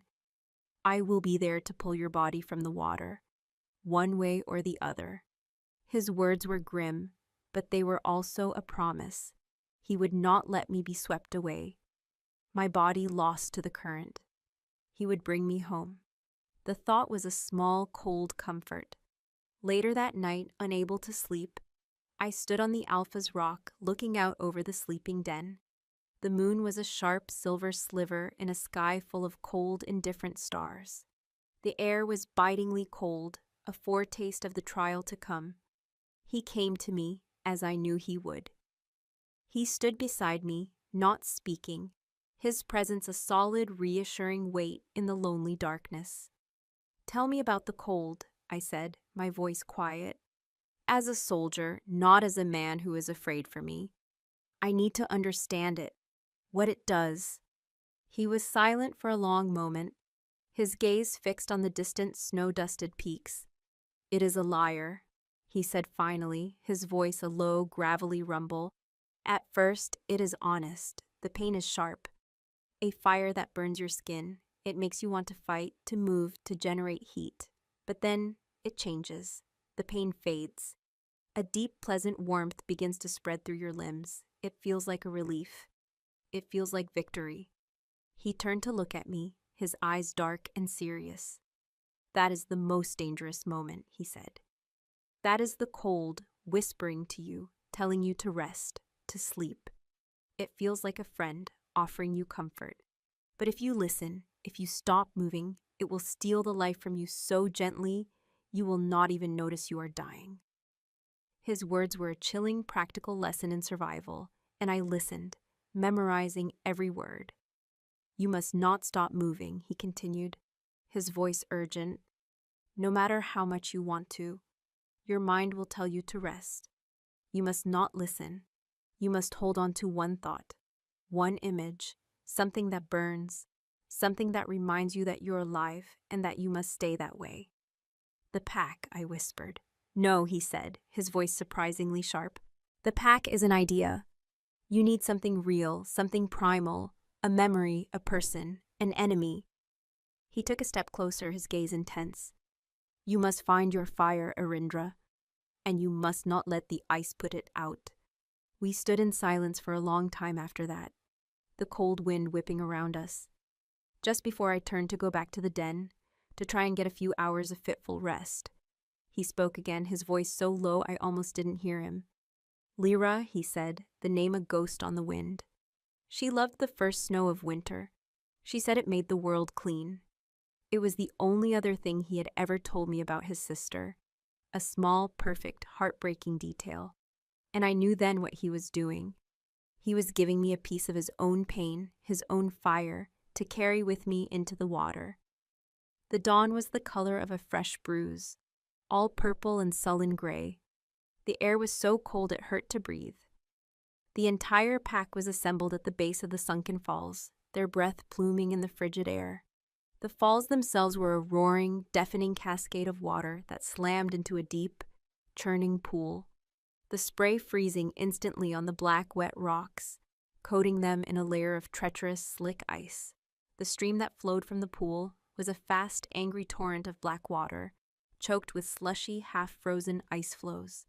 It looked not like a stream, but like a river flowing out of the underworld. Gareth stood on a high rock, his expression grimly pious. Lucian was beside him, a barely concealed smirk on his face. They were here to watch me die. I stripped off my heavy fur cloak, my tunic, my leggings, until I was naked in the biting wind. The cold was a physical blow, 1,000 tiny needles stabbing into my skin. A collective horrified gasp went through the pack. They had never seen an alpha so vulnerable. Dorian stood at the water's edge, his face a mask of stone, but I could see the torment in his eyes, the violent tremor in his clenched fists. I met his gaze, and in that moment, we were the only two people in the world. I gave him a single small nod. I will not fail. Then, before my courage could desert me, I turned and walked into the water. The shock of it was absolute. It was not cold. It was a solid wall of pain, so intense it drove the air from my lungs in a strangled gasp. It was a living, malevolent thing, a predator that sank its teeth into my flesh and tried to rip the life from me. My heart hammered against my ribs, my muscles spasming violently. For a terrifying second, my mind went blank, wiped clean by the sheer, overwhelming agony. Find your fire. Dorian's voice, in my head, a lifeline. I grit my teeth, the sound a harsh grate of bone on bone. I forced my legs to move, to push off the rocky bottom into the main current. The torrent seized me, pulling me under, tumbling me head over heels in the black, icy chaos. I fought my way to the surface, gasping, my head breaking the water with a spray of ice. The current was a monster, powerful and relentless. It slammed me against rocks, their sharp edges tearing at my skin. It sucked me under, its icy grip suffocating. I fought. I clawed my way to the surface again and again. My arms and legs were already growing numb, clumsy. The burning pain was beginning to fade, just as Dorian had said it would, replaced by a dull, heavy ache. Move. The word was a silent scream in my mind. I forced my arms to pull, my legs to kick. I was not swimming. I was just surviving, trying to keep my head above the deadly water. I could see the pack on the bank, a blur of silent, watching faces. I could see Gareth, his expression unreadable. I could see Dorian, a dark, unmoving statue of dread.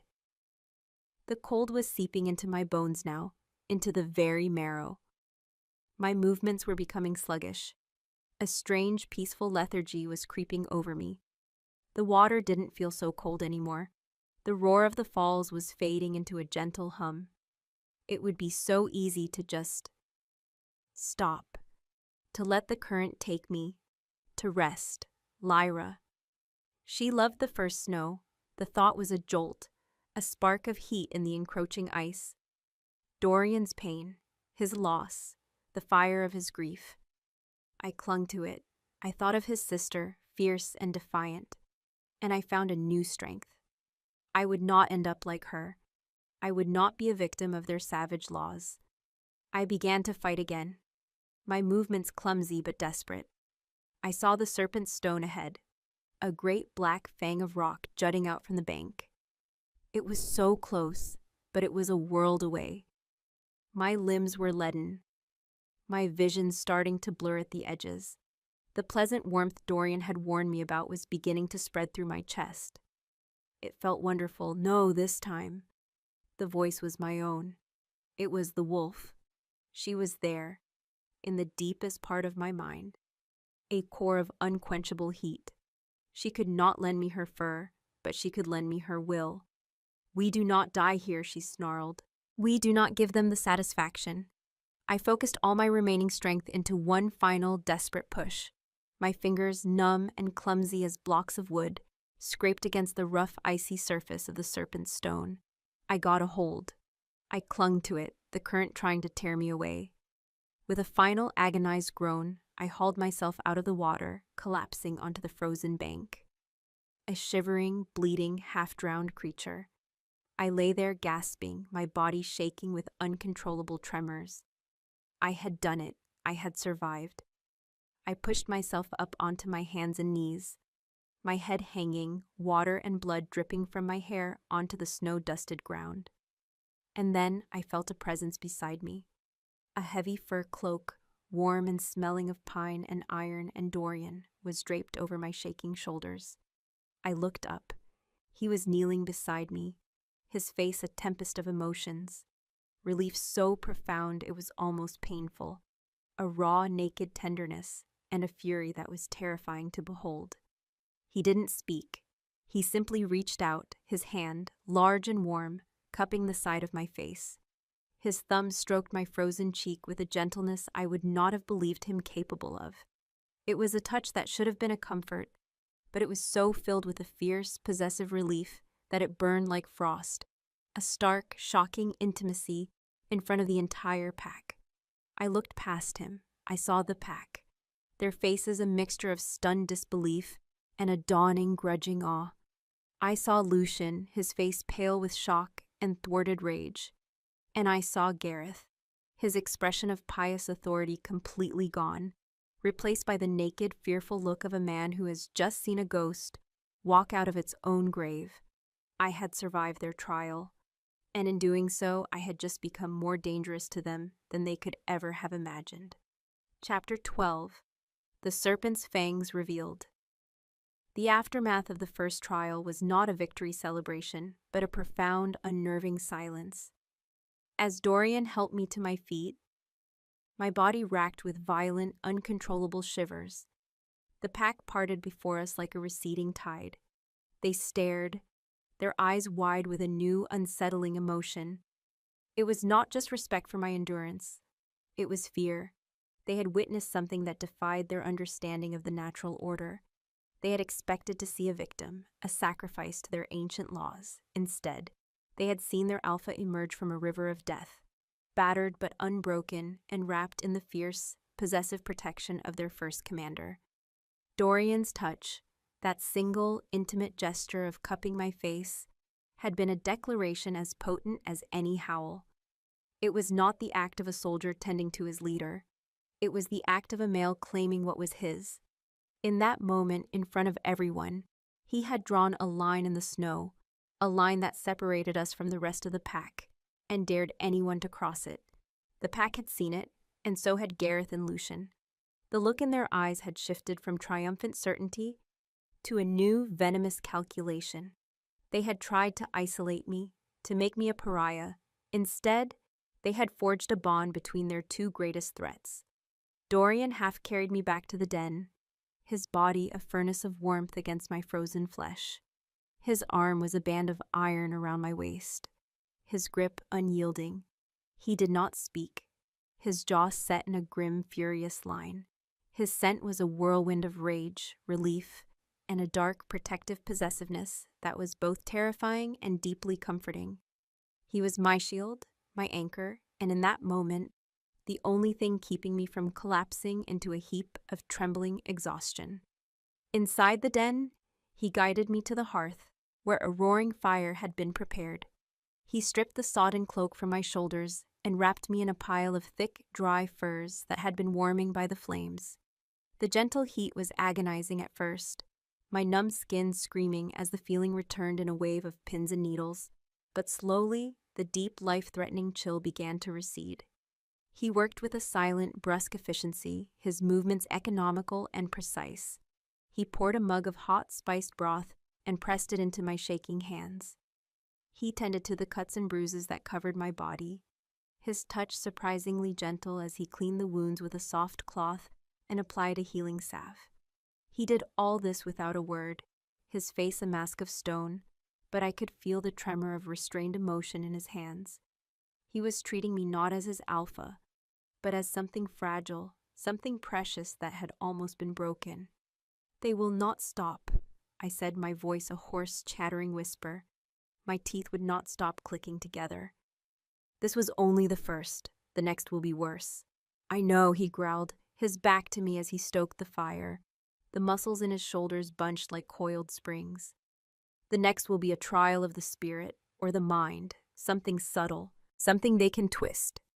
He turned, his silver eyes burning with a cold, lethal fire. "They know they cannot break your body, so now they will try to break your soul."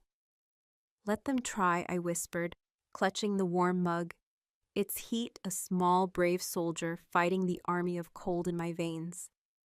He came and knelt before me, taking my free hand in both of his. His hands were large and warm, his calloused skin a rough, comforting contrast to my own. "You are not alone in this, Erindra," he said, his voice a low, intense rumble. He used my name, the sound of brand on the quiet air. Their fight is with you, but their war is now with me. His words were a vow, an oath sworn not to a title, but to me. It was a promise of shared vengeance, a bond sealed in the face of a common enemy. I looked into his eyes, into the stormy silver depths, and for the first time, I did not see the ghost of his sister, or the shadow of his old alpha. I saw him, Dorian, and I saw an ally whose loyalty was now a thing of terrible, beautiful certainty. The second trial was announced 2 days later. My body was still a tapestry of aches and livid bruises, but the unnatural speed of a shifter's healing had knitted my skin back together. The pack watched me with a nervous, deferential awe. My survival had elevated me to something more than an alpha. I was becoming a legend, a creature of improbable resilience. This only made me a more dangerous and necessary target for my enemies. Gareth, his face looking older, more drawn than before, pronounced the second challenge. "The spirits demand a test of the soul," he intoned, his voice lacking its previous booming confidence. An alpha must be a conduit for the pack's spirit, a vessel of its history. They must be able to walk the paths of the dead and return with wisdom. The second trial will be the trial of the ancestors' cave. A new wave of fear, colder and deeper than the last, swept through the pack.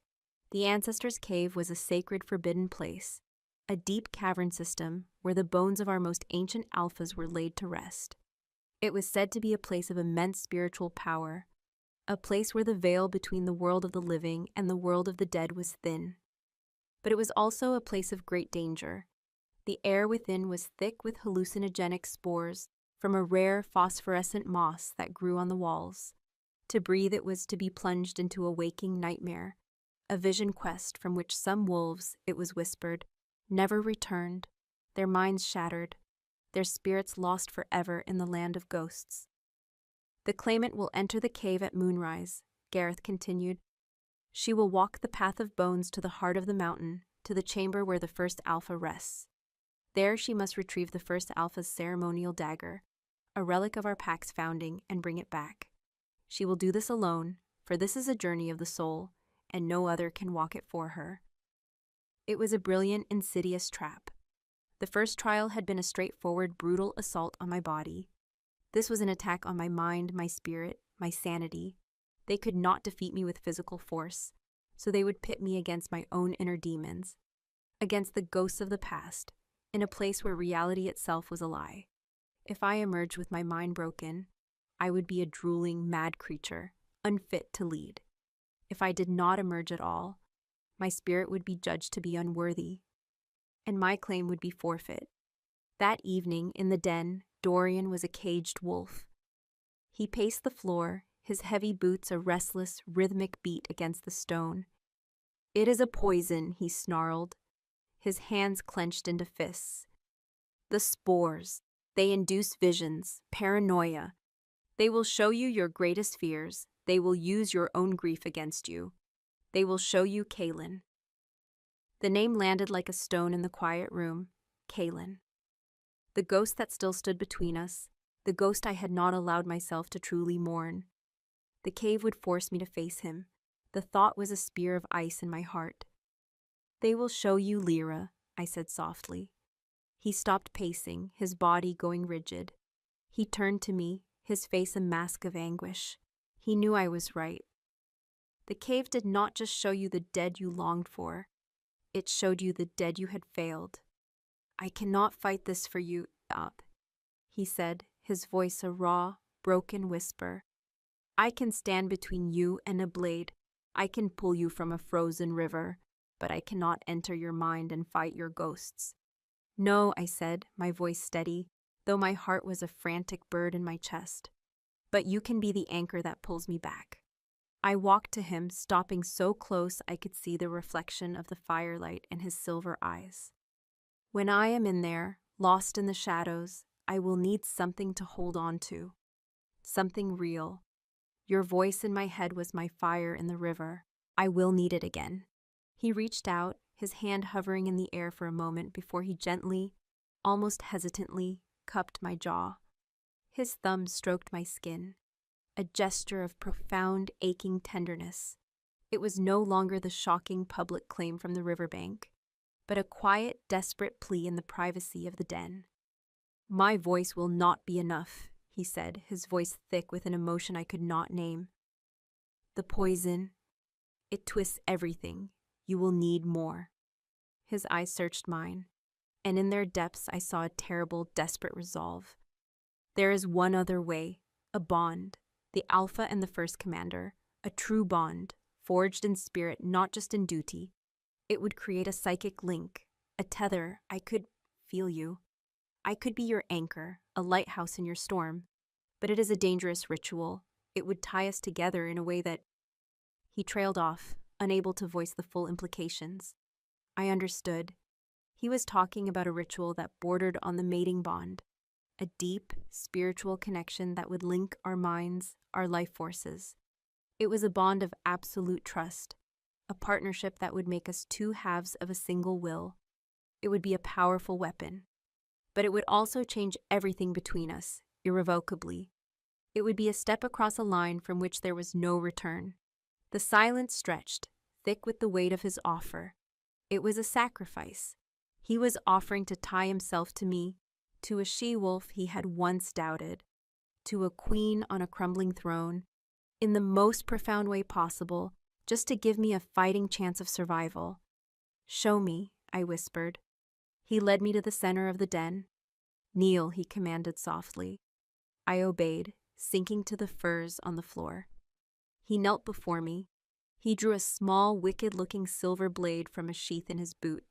Without hesitation, he sliced a shallow line across the palm of his left hand. Blood, dark and rich, welled up. He held out the blade to me. My hand trembled as I took it. I looked at him, at his calm, resolute face. I saw no doubt there, only a fierce, unwavering purpose. I took a deep breath and made a matching cut across my own palm. The pain was a sharp, clean shock. "The blood is the body," he murmured. The words ancient, ritualistic. He reached out and took my bleeding hand, pressing our palms together. Our blood mingled, a warm, slick union. A jolt like lightning shot up my arm, a powerful electric current that seemed to arc directly into my heart. "The breath is the spirit." He leaned forward, his face inches from mine. "Breathe with me, Arindra." I looked into his eyes and breathed. I inhaled as he inhaled, exhaled as he exhaled. Our breaths synchronized, becoming a single rhythm. The world around me began to fade, the sounds of the fire and the den receding until there was only the sound of our shared breath and the powerful, frantic beat of our two hearts, thrumming against each other through our joined hands. "The will is the soul," he whispered, his voice a hypnotic rumble. "Let me in." I closed my eyes and did the one thing my every instinct had fought against for weeks. I lowered my walls. I let go of the iron control, the grief, the rage, the fear, and I opened my mind to him. It was like a dam breaking. I felt him, not just his presence, but the very essence of him, flood into my consciousness. I felt the unyielding iron of his will, the deep bedrock loyalty that was his core. I felt the howling grief for his sister, a wound that had never truly healed. I felt the crushing weight of his guilt over Kaylin's death. And beneath it all, I felt something that made my breath catch in my throat. A fierce, protective, and deeply tender devotion directed entirely and overwhelmingly at me. And he felt me. I knew it. He felt the gaping, raw wound of Kaylin's absence. He felt the crushing weight of the pack's expectations. He felt the cold, hard knot of fear in my belly. And he felt the white-hot core of my wolf's defiance, my absolute refusal to be broken. Our minds touched, not with words, but with pure, undiluted emotion. It was the most intimate, terrifying, and profound experience of my life. A single shimmering thread of light seemed to spin itself into existence between us, a tether of pure spirit connecting my mind to his. When he finally pulled his hand away, the connection remained. The thread was there, a faint, humming presence at the back of my mind. I could feel him. I could feel the steady, reassuring calm he was projecting toward me, a silent promise. I am here. I will not let you go. We knelt there for a long moment, our breath ragged, the scent of our mingled blood hanging in the air. The world slowly came back into focus. He looked at me, his silver eyes wide with the shock and awe of what had just passed between us. The commander and his alpha were gone. In their place were two wolves, their souls now bound by a thread of blood and will. As the moon rose, a pale, ghostly disk in the sky, I walked alone to the ancestors' cave. The pack watched in silence, their faces pale and drawn in the moonlight. I saw Dorian standing at the edge of the crowd, his posture rigid, his face a mask of stone. But I could feel him. I could feel the steady, unwavering strength he was projecting down the psychic tether that now connected us. He was my lighthouse. The entrance to the cave was a dark, jagged mouth in the side of the mountain, exhaling a cold, damp breath that smelled of old stone and decay. I took one last look at the world of the living, at the face of the wolf who had bound his soul to mine, and then I stepped into the darkness. The air inside was thick and cloying, and the effect of the spores was almost instantaneous. The phosphorescent moss on the walls cast a sickly, green-blue glow, illuminating a nightmarish landscape of twisting rock formations and dripping stalactites. The world began to warp, the walls seeming to breathe, the shadows writhing like living things. And then the ghosts came. At first they were faint, whispers at the edge of my hearing, fleeting shapes in my peripheral vision. But as I walked deeper down the path of bones, the skeletal remains of ancient alphas lining the way, the visions grew stronger. I saw my mother, her face etched with disappointment, telling me I was a fool to throw my life away for a pack that did not want me. I saw Damon, the Ridgeback Alpha, his face contorted in a triumphant sneer as his axe fell. I grit my teeth and pushed on, focusing on the steady, reassuring presence of Dorian at the end of our tether. They are not real, I told myself. They are lies. But then I saw him. He was standing in the path ahead, bathed in an ethereal blue light. Kalen. He looked exactly as I remembered him, strong and vital, his amber eyes filled with a deep, sorrowful love. My heart shattered. "Irindra," he whispered, his voice the one I had longed to hear, the one that haunted my dreams. "Why are you doing this? This is not your burden to bear. Come with me. We can be at peace, together." He held out his hand. The temptation was an agony, a physical pain so intense it brought me to my knees. To just let go, to stop fighting, to be with him again. My spirit wavered. The tether to Dorian grew faint, a distant flicker. I was losing. "He is a lie," a voice snarled in my mind. It was my wolf. "He is a poison. The real Kalen would never ask you to surrender. He would tell you to fight." And then another presence. Not a vision, a feeling. It was Dorian, pouring all of his will, all of his strength down the tether. I felt his grief for Lyra, his rage at the injustice, his desperate, ferocious will for me to live. He was fighting for me, fighting with me, from a world away. I looked at the vision of Kalen, at his sad, pleading eyes, and I saw the lie. The real Kalen had asked me to be the pack's fire. He had not asked me to be its ash. "You are not him," I snarled, my own voice a guttural rasp. I pushed myself to my feet. "You are my grief. You are my weakness, and I will not be ruled by you."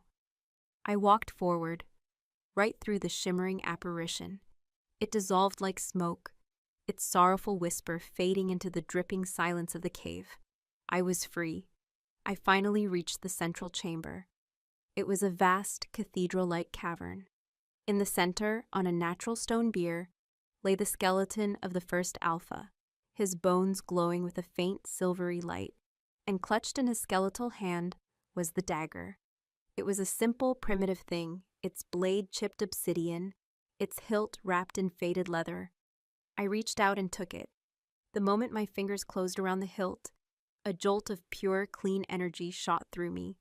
It was not a poison, it was power.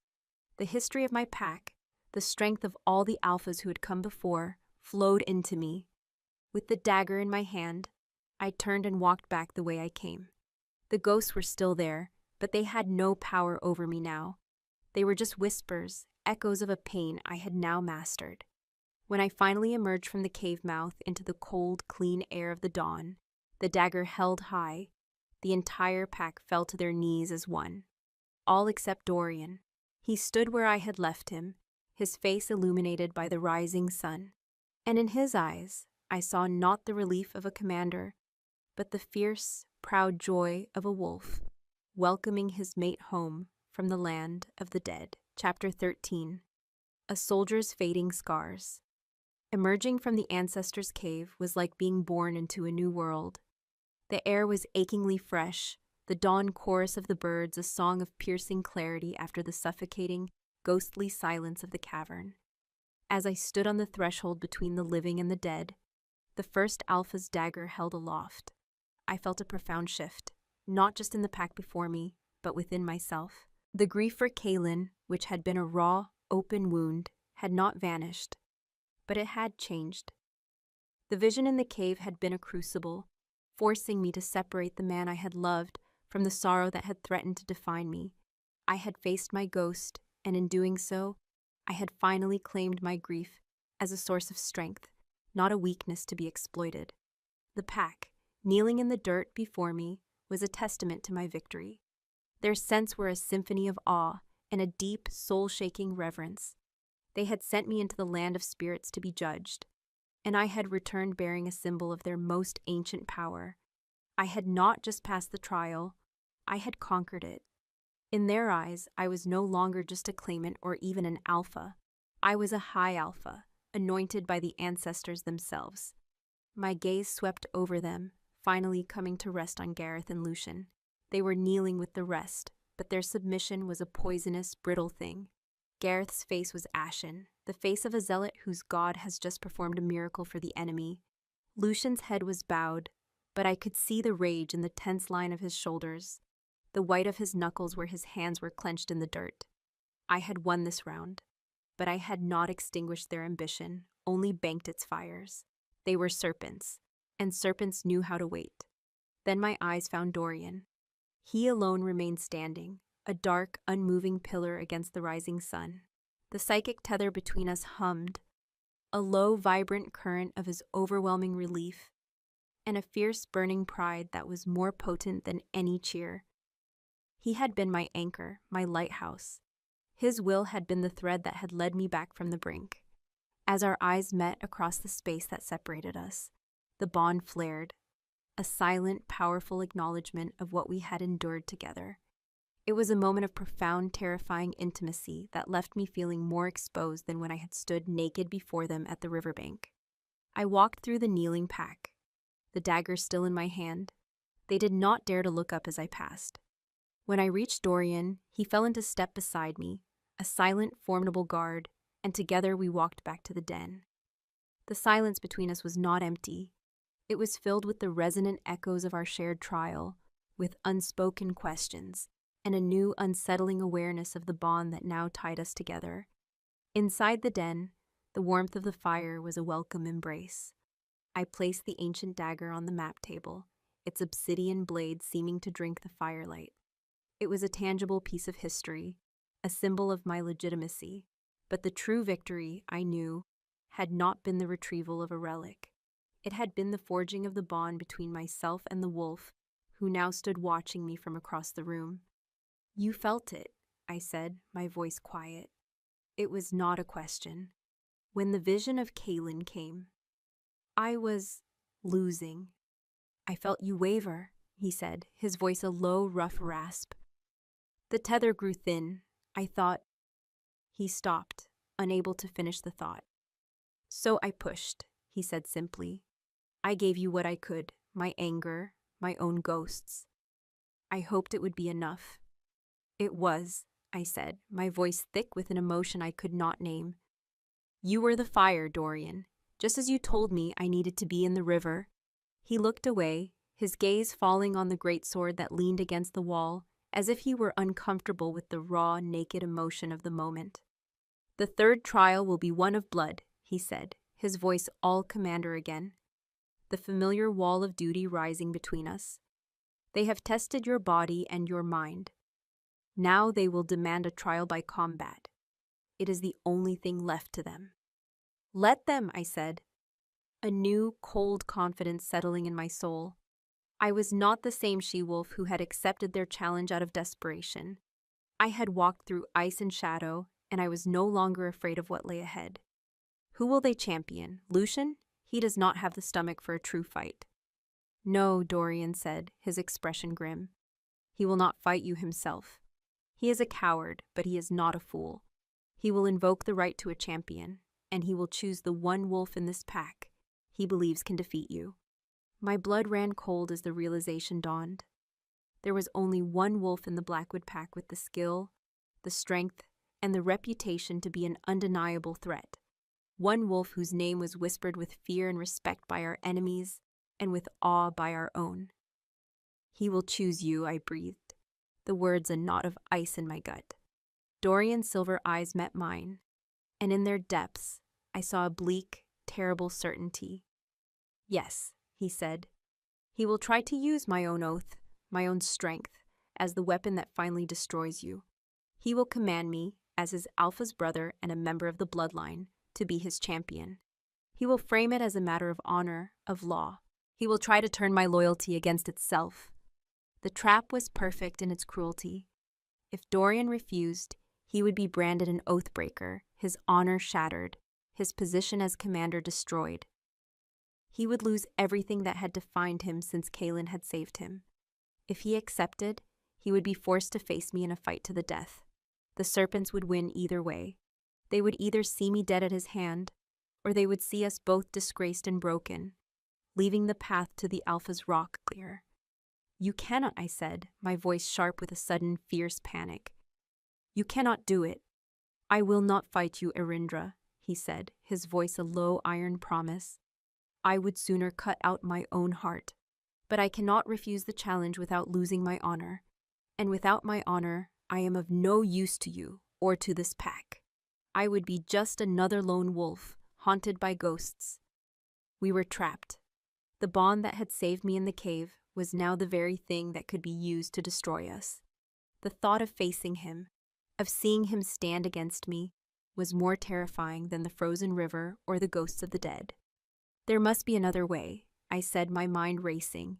I began to pace the den, the ancient dagger on the table seeming to mock me with its silent, useless power. Dorian watched me, his face a mask of grim resolve. "There is," he said quietly, "but you will not like it." I stopped, turning to face him. "What is it?"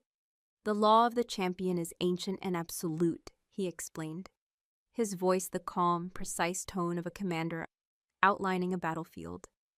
"But there is an older law, a deeper one. A champion cannot be compelled to fight if their opponent is kin, blood, a mate." The word hung in the air between us, a shocking, impossible thunderclap. Mate. The very idea was a blasphemy, a betrayal of Kaelin, a violation of the grief that still resided, however changed, in my heart. "No," I whispered, the word a choked, horrified sound. "It is the only way," he said, his voice relentless, forcing me to see the cold, brutal logic of it. A formal declaration of mating, before the pack and the elders. It would bind us. Under the oldest law, I could not be Lucian's champion against my own mate. His challenge would be void, his trap would be broken, we would be untouchable. He was offering me a political marriage, a sham, a strategy, a shield forged from the pack's most sacred bond. But the look in his eyes told a different story. The bond between us, the psychic tether, hummed with his true, unspoken feelings. This was not just a strategy to him. This was the desperate, reckless gamble of a man who had found something to live for and would burn the world down to protect it. "We cannot," I said, my voice shaking. I looked at the Alpha's chair, at the great fur cloak folded on the chest. It would be a betrayal to him, to Kaelin's memory. Is it a greater betrayal to let his pack be torn apart by cowards and schemers? Dorian challenged, his voice sharp, cutting through my grief. He took a step toward me, his intensity a physical force. Kaelin is gone, Arindra. His memory is a thing of honor, a fire that should guide us. But we cannot let it become a cage that traps us, or a funeral pyre that consumes the entire pack. He was right. I was clinging to a ghost, while a living, breathing war was being waged for the soul of my pack. To refuse Dorian's offer out of loyalty to a dead man would be to sacrifice the future for the past. It would be the ultimate act of selfish sentimentality, and Kaelin, the pragmatic, pack before all alpha, would have been the first to condemn it. What you are asking. It is not a small thing, I said, my voice barely a whisper. The idea of being mated to someone else, of letting another wolf into the space Kaelin had occupied, felt like a physical violation, a tearing of my very soul. I know, he said, and for the first time, I saw a flicker of vulnerability in his eyes, a deep, aching pain. I am not him, Arindra. I can never be him. I am a broken soldier, full of ghosts and scars. I have nothing to offer you but my sword and my loyalty. He reached out, his hand hovering in the air between us, not daring to touch me. But I will stand with you. I will be your shield, your weapon, your commander, or I will be your mate. The choice is yours. But we are out of time. They will call for the third trial at the next full moon. That is 2 days from now. He turned and walked to the entrance of the den, leaving me alone with the impossible choice. He was giving me the power, the final say. He would not force me. But the cold, hard logic of his strategy was undeniable. It was a perfect, elegant solution to an otherwise unsolvable problem. I spent the next day in a state of tormented indecision. I walked the den like a caged animal, the psychic tethered to Dorian, a constant humming reminder of his presence, his patience, his unwavering belief in me. I could feel his turmoil, the war between his honor and his heart, a faint, resonant echo of my own. That night, unable to bear the confines of the den, I went to him. He was not in his own small quarters, but in the training grounds, a packed earth circle where the warriors honed their skills. He was alone, stripped to the waist despite the biting cold, moving through a series of brutal, elegant forms with his greatsword. The moonlight glinted off the sweat on his skin, off the network of old silvery scars that crisscrossed his back and shoulders. Each scar told a story. I saw the jagged line of a ridgeback axe, the puckered marks of scourged claws, the thin, precise slice of an assassin's blade. His body was a map of the wars he had fought, the battles he had survived. He was not just a soldier. He was a survivor, a man who had walked through hell and emerged, harder and stronger, on the other side. He was, in his own way, as much a legend as the first Alpha's dagger. He stopped, sensing my presence, and turned, his chest heaving, his silver eyes dark and unreadable in the moonlight. "Alpha," he said, his voice a low, breathy rasp. I walked toward him, my heart pounding a slow, heavy rhythm against my ribs. I stopped just before him, my gaze tracing the lines of a particularly nasty-looking scar that ran from his collarbone down over his heart. Without thinking, I reached out and laid my fingers gently against it. The skin was rough, puckered, a permanent reminder of a near-fatal wound. His breath hitched. He stood perfectly still, his body rigid, as if he were afraid to move, afraid to breathe. The psychic bond between us flared, and I was flooded with the memory associated with the scar.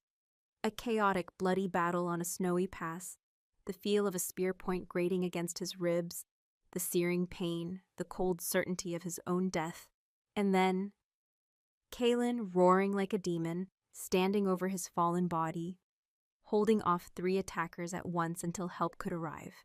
Kaelin had saved him.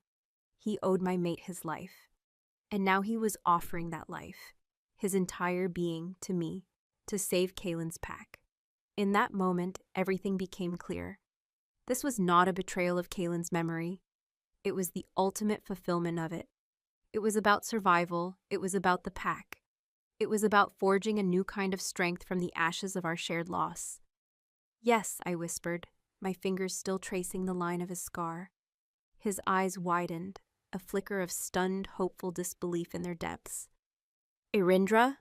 Yes, I said again, my voice stronger now, filled with a new, terrifying certainty. I looked up from the scar on his chest and met his gaze. I will be your mate, Dorian Merrick. I will accept your protection, and together we will show them what true power looks like. Chapter 14. The Price of a Queen's Reign. The morning of the full moon dawned cold and clear, the sky a vast, unforgiving sheet of pale blue. A sense of grim finality hung over the pack, thick and heavy as the frost that silvered the edges of the autumn leaves. This was the day of the third trial, the day of reckoning. Every wolf knew that by nightfall, the fate of the Blackwood pack would be decided, not by trials of endurance or spirit, but by the ancient, brutal arbitration of blood. I stood before the pack in the central clearing, Dorian at my side. We were a united front, an image of solidarity that was both a lie and a truth. Our decision had been made, our strategy set. We were not mates in heart or spirit, not in the way that mattered, but we would forge a bond of law and necessity that would be as unbreakable as any forged in love. He was dressed in the severe black leathers of his station, his great sword strapped to his back, his face a mask of cold, implacable resolve. I wore a simple tunic of dark gray, the first alpha's dagger sheathed at my hip. Its cold, ancient weight was a comfort, a reminder of the power I had earned. The tether between us was a taut, humming wire. I could feel his coiled tension, the leashed violence he held in check. He was a weapon, waiting for my command.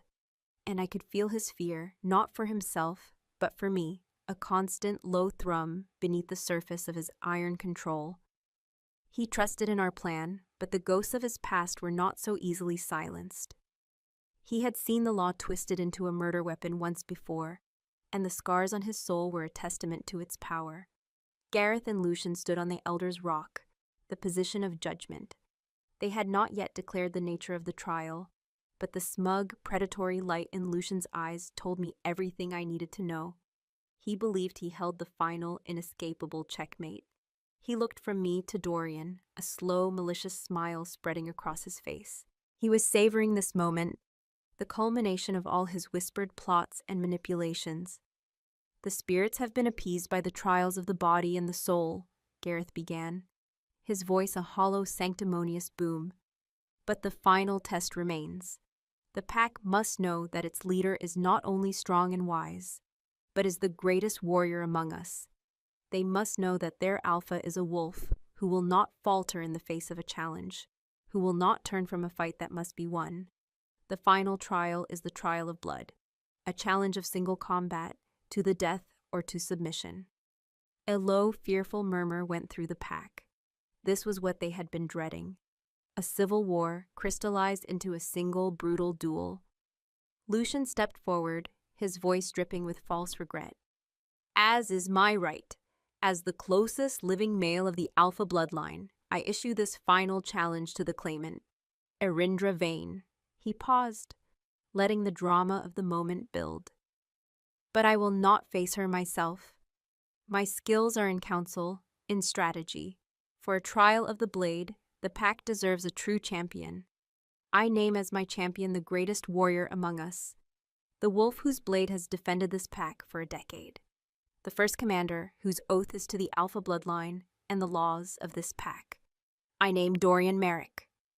The name struck the crowd like a physical blow. A collective gasp of shock and horror rippled through them. They looked from Lucian's triumphant face to Dorian's stony expression, their minds struggling to comprehend the sheer, cruel audacity of the move. To pit their greatest protector against their new, spirit-chosen alpha was a move of such cynical genius, it was breathtaking. They were being asked to witness a form of ritual suicide, the pack tearing out its own heart. I felt Dorian go rigid beside me, the tether between us flaring with a white-hot surge of pure, murderous rage. He was going to break. I could feel him on the very precipice of drawing his sword and ending this not with law, but with slaughter. I subtly shifted my weight, my shoulder brushing against his arm, a silent command. Wait, trust the plan. He held, his control a thing of monumental, terrifying strength. All eyes turned to Dorian. The pack held its breath. They were waiting for his answer. Gareth looked down at him, a flicker of uncertainty in his eyes.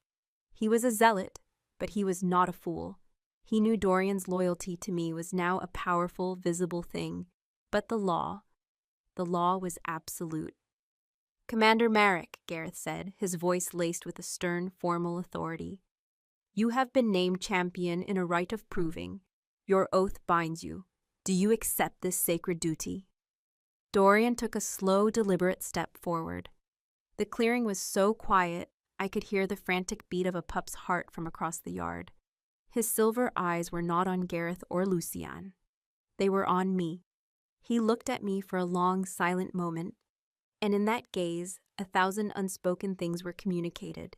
Trust, fear, a desperate, pleading hope, and a final, silent question. "Are you ready?" I gave him the barest hint of a nod. He turned his gaze back to the Elder's Rock. His voice, when he spoke, was a low, clear rumble that carried to every corner of the clearing. "I am Dorian Merrick, first commander of the Blackwood Pack," he said, the words a formal, ritualistic declaration. "My oath is to the pack, my loyalty is to the law, and my sword is sworn to the Alpha." He paused, letting the weight of his words sink in. "But I cannot be your champion." A shocked murmur erupted from the crowd. Lucian's face contorted in a mask of disbelief and rage. "You dare refuse?" he shrieked. "You are an oath-breaker, a traitor!" "I am not an oath-breaker," Dorian said, his voice cutting through the noise like a blade. "I am bound by a law that is older and deeper than the right of the champion, a law that resides in the very blood and bone of our people. I cannot raise my hand against my own kin. I cannot fight my own mate." The last two words dropped into the stunned silence like stones into a deep, still pool. The ripples of their meaning spread outwards, touching every wolf in the clearing. Mate. The word was a shield, a declaration, a fundamental reordering of their world. Before Gareth or Lucian could even process the shock, I stepped forward to stand beside him. I took his hand, the one he had cut. Its scar a faint silvery line against his calloused skin. I raised our joined hands for the entire pack to see. "The commander speaks the truth," I declared, my voice ringing with the power that came from the very heart of my soul. "In the eyes of the spirits and the ancestors, we are one. Our bond was forged in the trials of ice and shadow. We are mates, and under the first law, his duty to me as his mate and his alpha supersedes all other claims." It was a masterful stroke. We had used their own sacred laws against them, turning their trap into our fortress. The looks on Gareth's and Lucian's faces were a portrait of utter, impotent fury. They were outmaneuvered, their perfect, cruel plan shattered by a single, unassailable word. "A lie!" Lucian spat, his face mottled with rage. "This is a trick, a desperate ploy to escape the trial. There has been no ceremony, no ritual." "The rituals of the heart do not require the permission of serpents and schemers," Dorian growled, his hand tightening on mine. The tether between us pulsed, a warm, steady current of our shared, defiant strength. Gareth, however, was a student of the law. He saw the truth in our claim, the inescapable logic of the ancient precedent. He knew we had him trapped, but he was not a wolf to surrender easily. "The claim of mating is a sacred one," he said, his voice cold and hard, searching for a new weakness, a new angle of attack. "It is not a shield to be used for political gain. Such a bond must be consummated, proven. If you are truly mates, then you will accept the final test, not of blood between you, but of the bond between you, the trial of the shared hunt." My heart sank. It was another ancient, half-forgotten rite, one designed to test the spiritual and physical synchronicity of a newly bonded pair. The couple, in their wolf forms, would be tasked with hunting and bringing down a dangerous, formidable prey, alone, without the help of the pack. They had to move as one mind, one body, their instincts and actions perfectly synchronized. If they succeeded, it was seen as a blessing from the spirits, a true union. If they failed, if their movements were clumsy, their instincts at odds, the bond was judged to be false, a lie in the eyes of the ancestors, and both parties were shamed and exiled. It was a desperate, clever move on Gareth's part. He knew Dorian and I were not true mates. We had a psychic bond, born of a desperate ritual, but we were not a true, seasoned pair. Our instincts were not honed by years of shared experience. We were a soldier and a queen, not a loving couple. He was betting that our partnership, as strong as it was, would shatter under the intense primal pressure of a life-or-death hunt. He was betting that our lie would be exposed by our own divided instincts. Before Dorian could refuse, before his protective fury could lead him to reject this new trap, I squeezed his hand. "We accept," I said, my voice clear and unwavering. I looked at Gareth, a cold smile on my lips. "We will hunt for you, Elder, and when we return with our kill, this matter will be settled for all time." Dorian looked at me, a question in his eyes. I met his gaze, and through the tether, I sent a single powerful wave of pure, unshakable confidence. "We can do this, together." He hesitated for a heartbeat, then his jaw set, and he gave a curt, sharp nod. Gareth looked displeased. He had expected us to refuse, to balk at this new, unexpected test. My immediate acceptance had once again stolen his momentum. "So be it," he declared, his voice grim. "The prey will be the great mountain cat that has been harrying the herds on the eastern slopes. A killer of our own kind, a worthy test for a so-called alpha pair. You will hunt at sunset. You will bring back its pelt by dawn, or you will be judged a liar, and you will be exiled from this pack forever." The finality of his words hung in the cold air. The price of failure was absolute. The rest of the day was a blur of preparation and a tense, humming silence. We did not speak of the hunt. We did not need to. We both knew the stakes. Instead, we moved in a new, strange orbit around each other. The lie we had told the pack had begun to weave a truth of its own. He would watch me as I sharpened the first alpha's dagger, his expression a mixture of pride and a deep, aching tenderness. I would feel his presence as he checked his own gear, the steady, reassuring thrum of his spirit, a constant comfort at the back of my mind. As the sun began to dip below the western peaks, painting the sky in fiery strokes of orange and crimson, we stood at the eastern gate. The pack was there, a silent audience to our departure. "It is a killer," Silas warned, his scarred face etched with worry as he handed Dorian a coil of sinew rope. "It is old and cunning. It took down one of my best hunters last winter, fought like a demon. Then it will be a good death," Dorian said simply, his hand resting on the hilt of his sword. We did not wait for any further warnings or well wishes. As the last rays of sunlight faded, I closed my eyes and let the change take me. The shift was smooth, effortless, my body flowing into the familiar form of my white wolf. When I opened my eyes, the world was a landscape of deep blues and purples, every scent, every sound magnified 1,000 times. Beside me, Dorian shifted, his own transformation a barely controlled explosion of power, his human form ripping away to reveal the great black wolf beneath. His silver eyes met mine, and in that moment, the bond between us sang, a clear, high note of shared purpose. There was no hesitation, no doubt. I threw my head back and howled, a long, clear call to the rising moon. It was not a howl of challenge or grief. It was the howl of the hunt. Dorian answered, his own deeper howl blending with mine, creating a single, powerful harmony.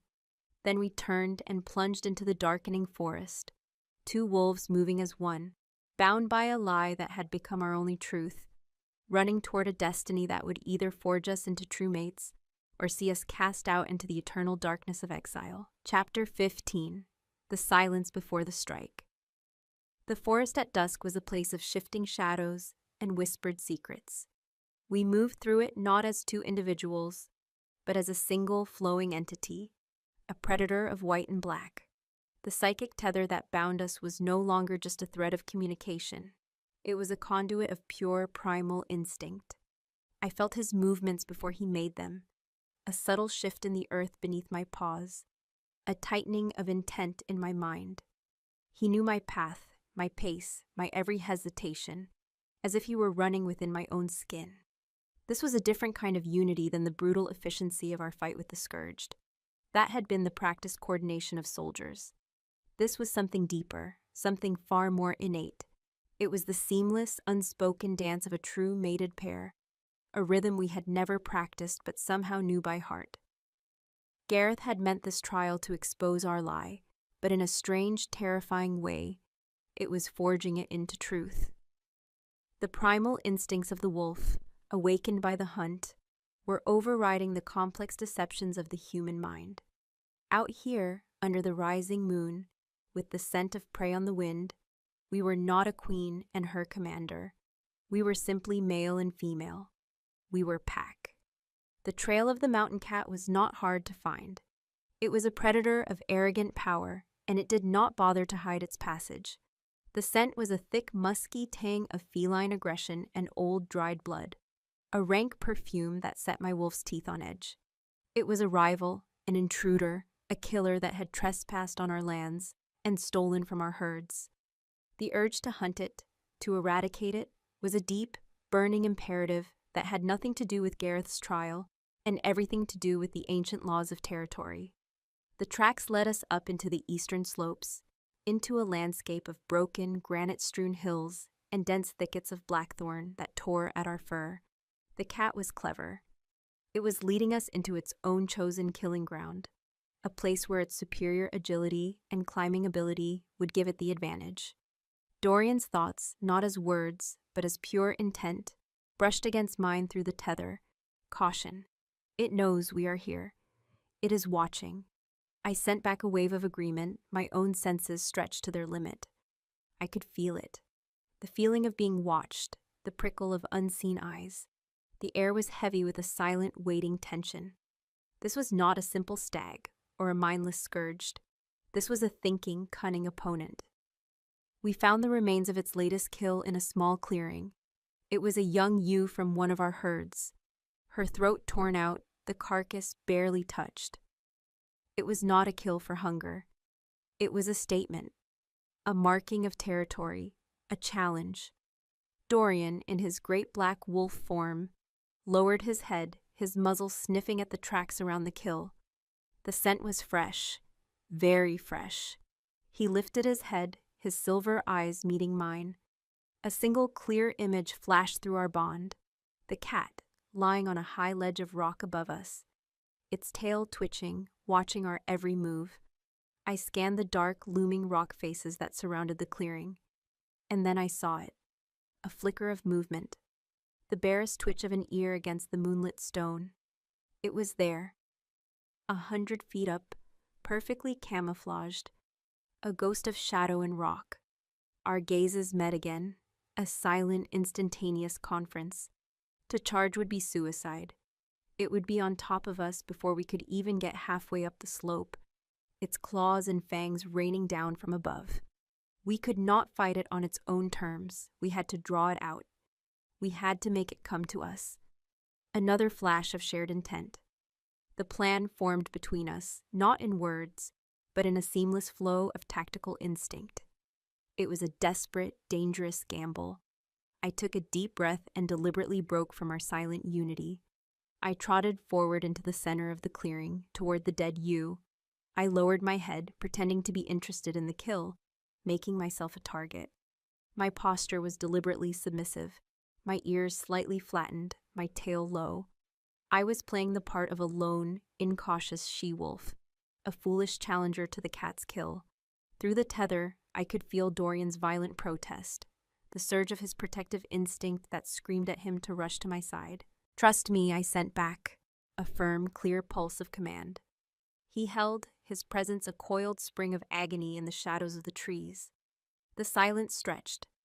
The only sound was the whisper of the wind through the sparse, hardy pines that clung to the rocks. I could feel the cat's yellow eyes fixed on me, its predatory mind weighing the situation. It saw a lone female, and it saw its kill. Its arrogance would be its undoing. Slowly, deliberately, I bent my head and tore a piece of flesh from the ew's flank. It was a direct, unmistakable act of defiance. The reaction was instantaneous.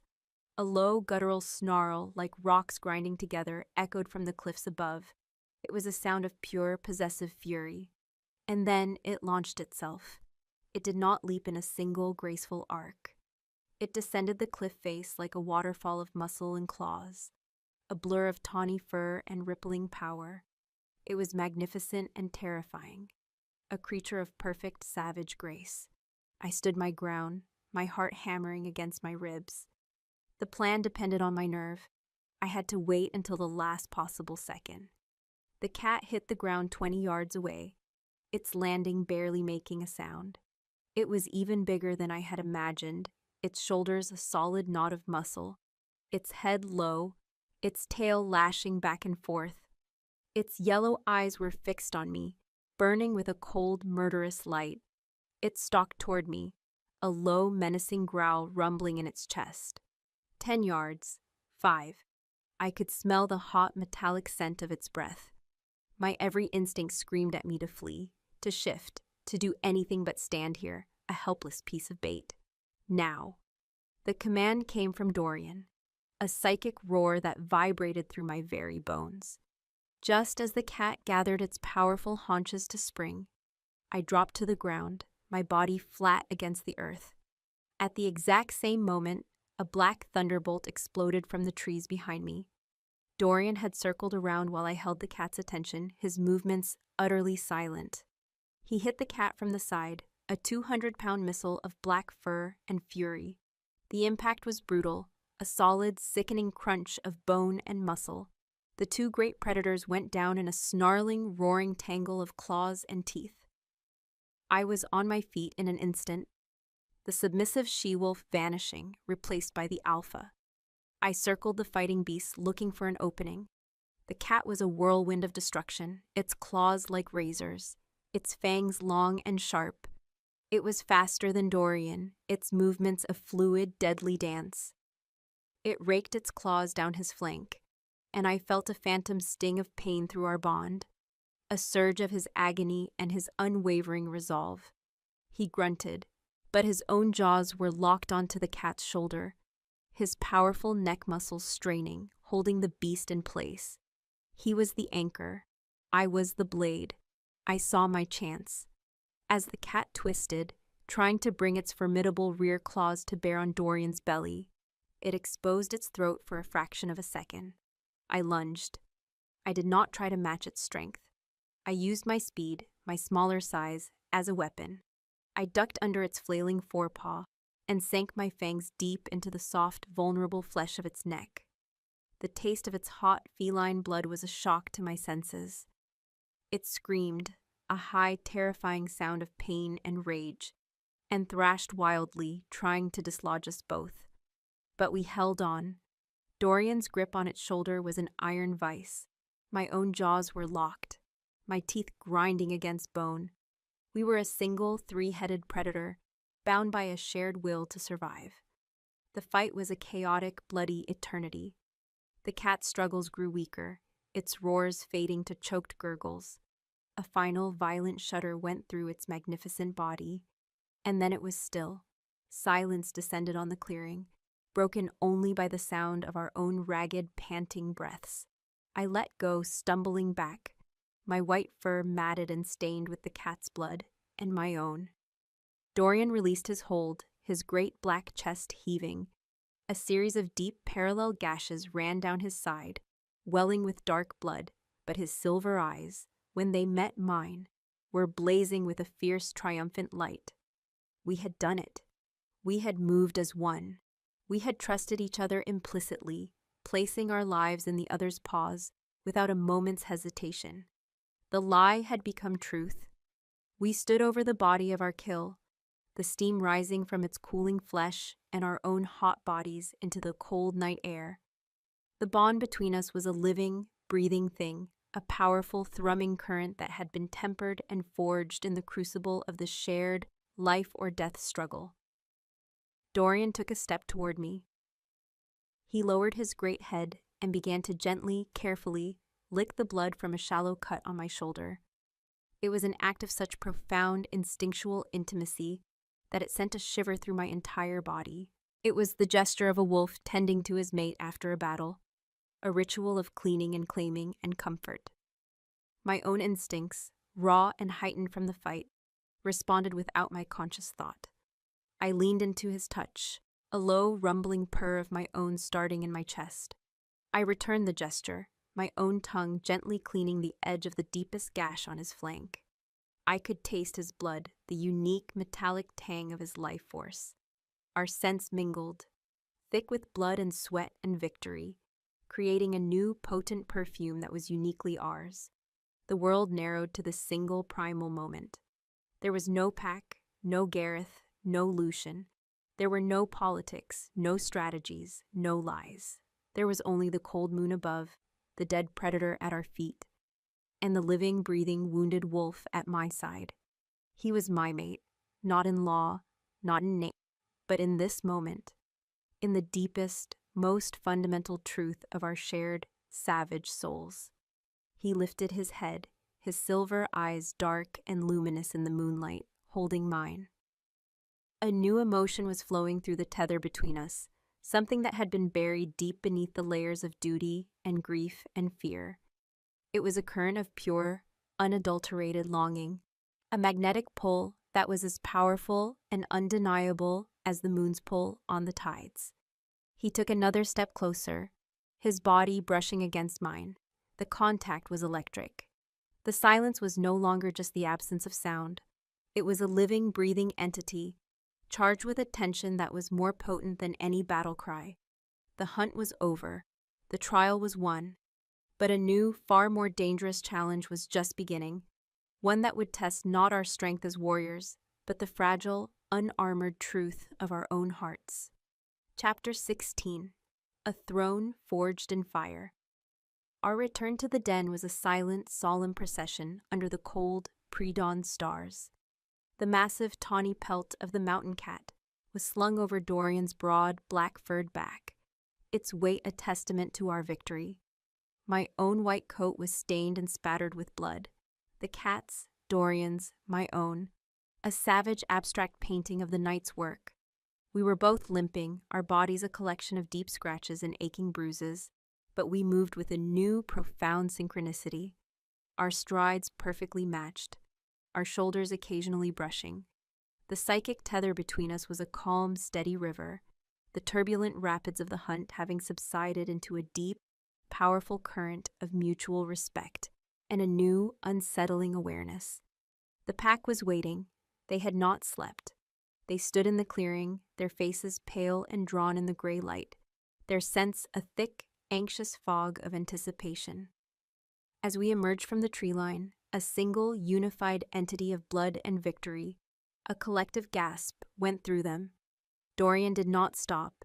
He walked to the center of the clearing, to the Elder's Rock, and with a grunt of effort, heaved the heavy, blood-soaked pelt from his back. It landed on the ground with a wet final slap.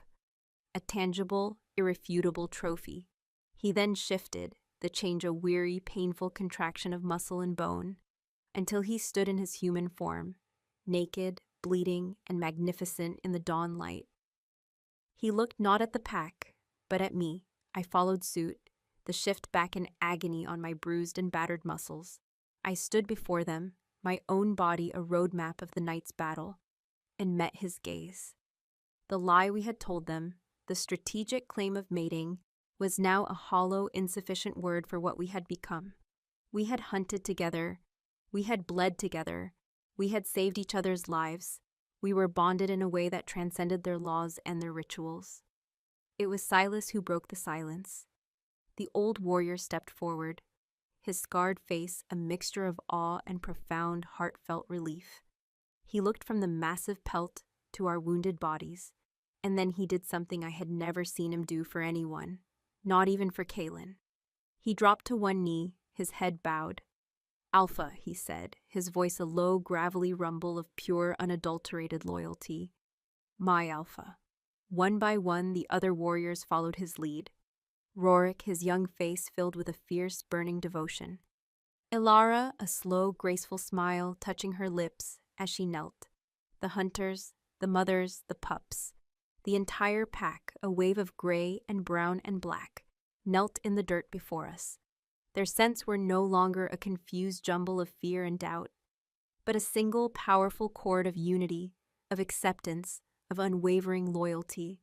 This was not the fearful submission they had shown after the trial in the cave. This was a true, heartfelt pledge of fealty. We had not just proven our bond.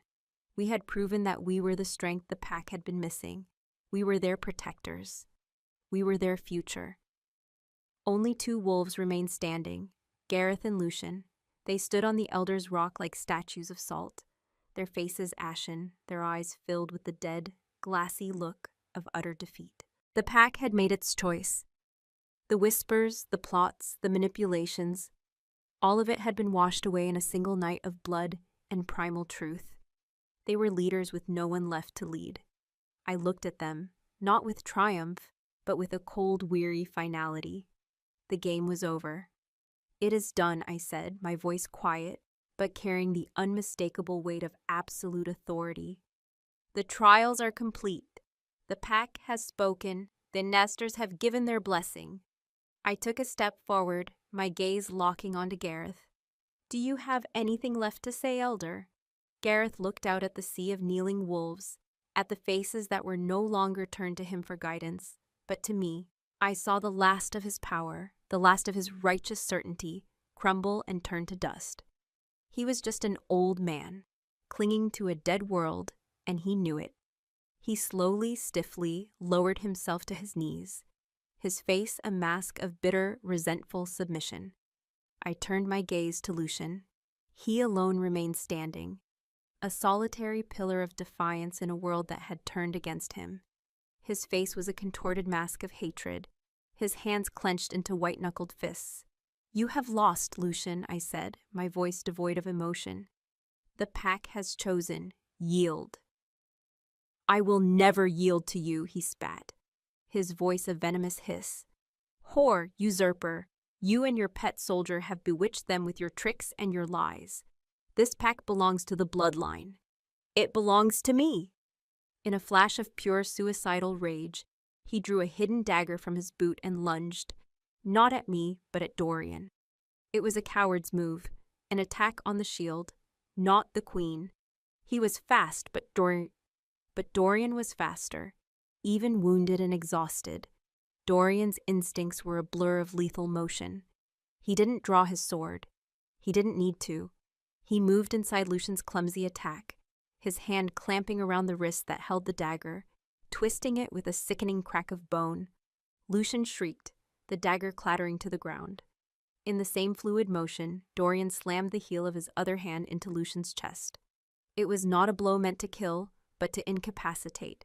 The air exploded from Lucian's lungs, and he collapsed to the ground, gasping and clutching his broken wrist, a pathetic, writhing creature. A furious snarl went through the kneeling warriors. They surged to their feet, their own blades suddenly in their hands. They were ready to tear him apart. "No," I commanded, my voice a thunderclap that froze them in their tracks. "Stop." They obeyed instantly, their bloodlust checked by the sheer unassailable force of my authority. I walked slowly to where Lucian lay whimpering in the dirt. I looked down at him, at the personification of all the ambition and treachery that had almost torn my pack apart. There was a time I would have felt pity for him. Not anymore. I drew the first Alpha's dagger from its sheath. The ancient obsidian blade seemed to hum in my hand. Lucian's eyes widened in terror. He thought I was going to kill him. I knelt beside him, my face inches from his. "The pack does not belong to you," I said, my voice a low, cold whisper. "The pack does not belong to the bloodline. The pack belongs to itself. And it has chosen its leader." I did not cut his throat. I did something far more profound. I reached out and sliced through the small leather band on his left wrist, the one that bore the faint, faded sigil of the Alpha bloodline. I cut him free from the one thing that had given him his perceived right to power. Then I stood and faced the pack. Lucian Vane is no longer of the blood, I declared, my voice ringing with the finality of a judgment. He is a wolf without a title, without a claim. He has betrayed his pack. He has betrayed his Alpha. He has betrayed the memory of his own brother. I paused, letting the weight of my words sink in. The law demands his life, but I am not a leader who rules through fear and execution. I looked down at the whimpering wolf at my feet. His punishment will not be death, I said. It will be a life without the power he craved. He is exiled. He will leave our lands by sunrise and never return. If he is ever seen here again, he will be hunted down not as a rival, but as prey. It was a judgment of perfect poetic cruelty.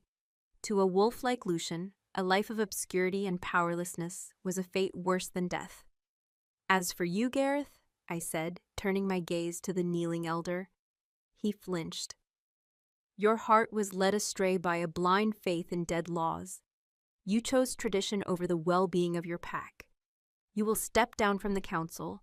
You will live out your days as a simple elder, your voice no longer holding the weight of judgment. You will have time to contemplate the difference between wisdom and dogma. The justice was swift, absolute, and undeniable. I had not been a tyrant. I had been a judge. I had upheld the law, but I had tempered it with a new kind of authority, my own.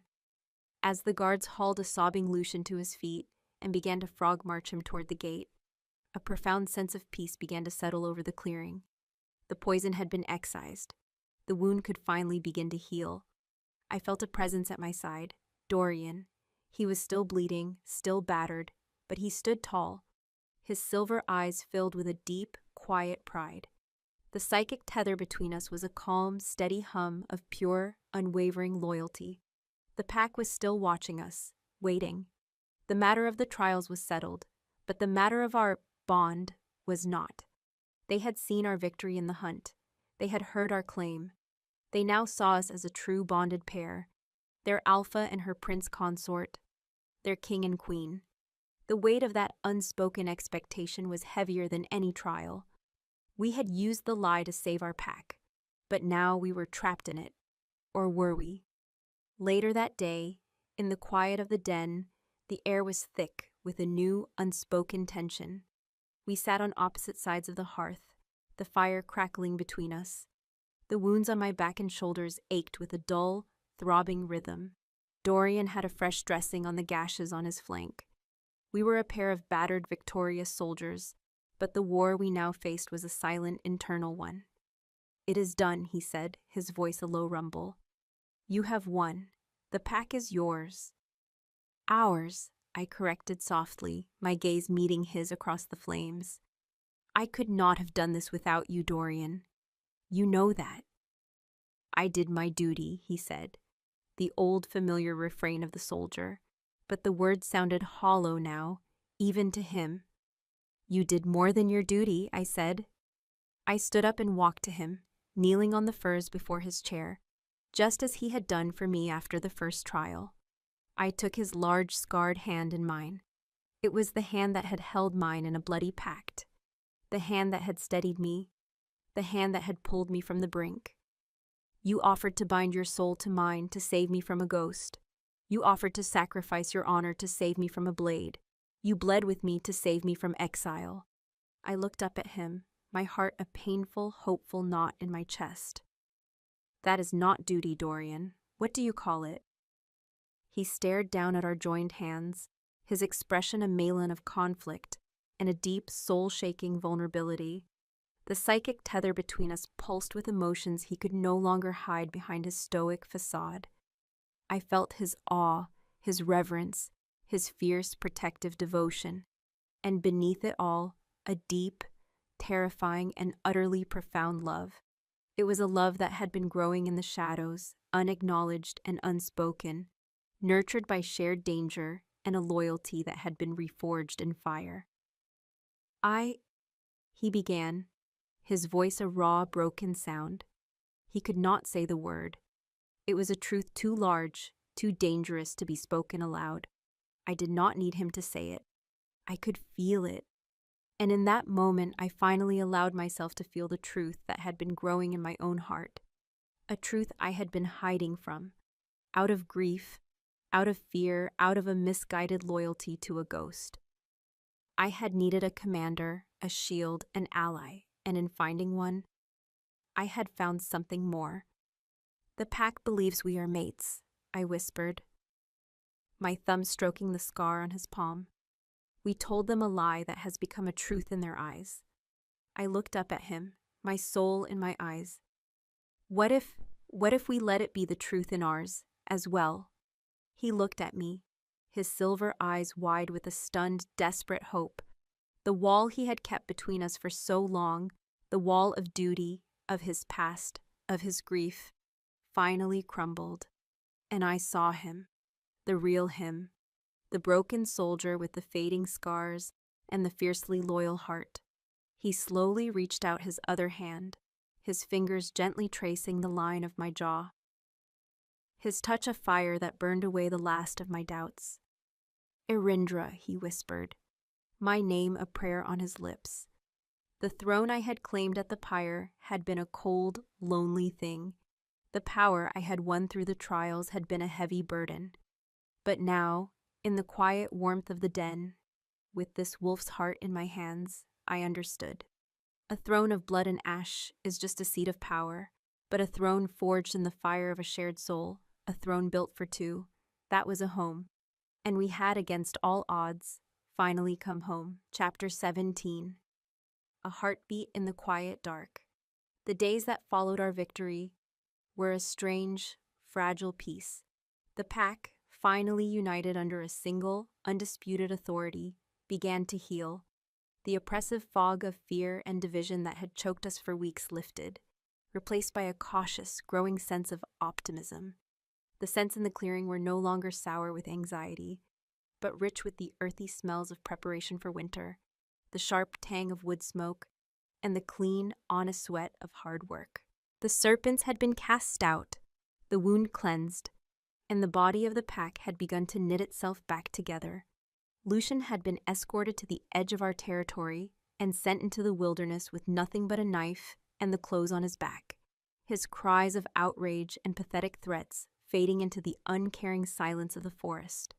Gareth, stripped of his authority, had retreated into a self-imposed exile within his own lodge, a bitter, silent ghost haunting the edges of pack life. The immediate threats were gone, yet the peace felt provisional, like the quiet stillness in the air before a great storm. The true storm, I knew, was not in the clearing, but within the stone walls of the Alpha's den.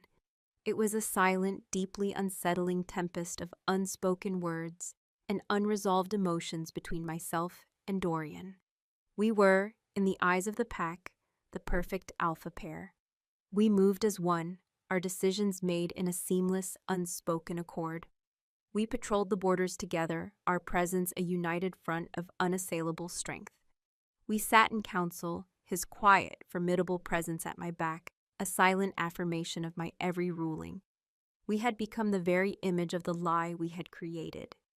The pack saw a king and queen, their bond forged in the crucible of the trials, a love story for the ages. But when the den door closed behind us each night, the silence that fell was a chasm.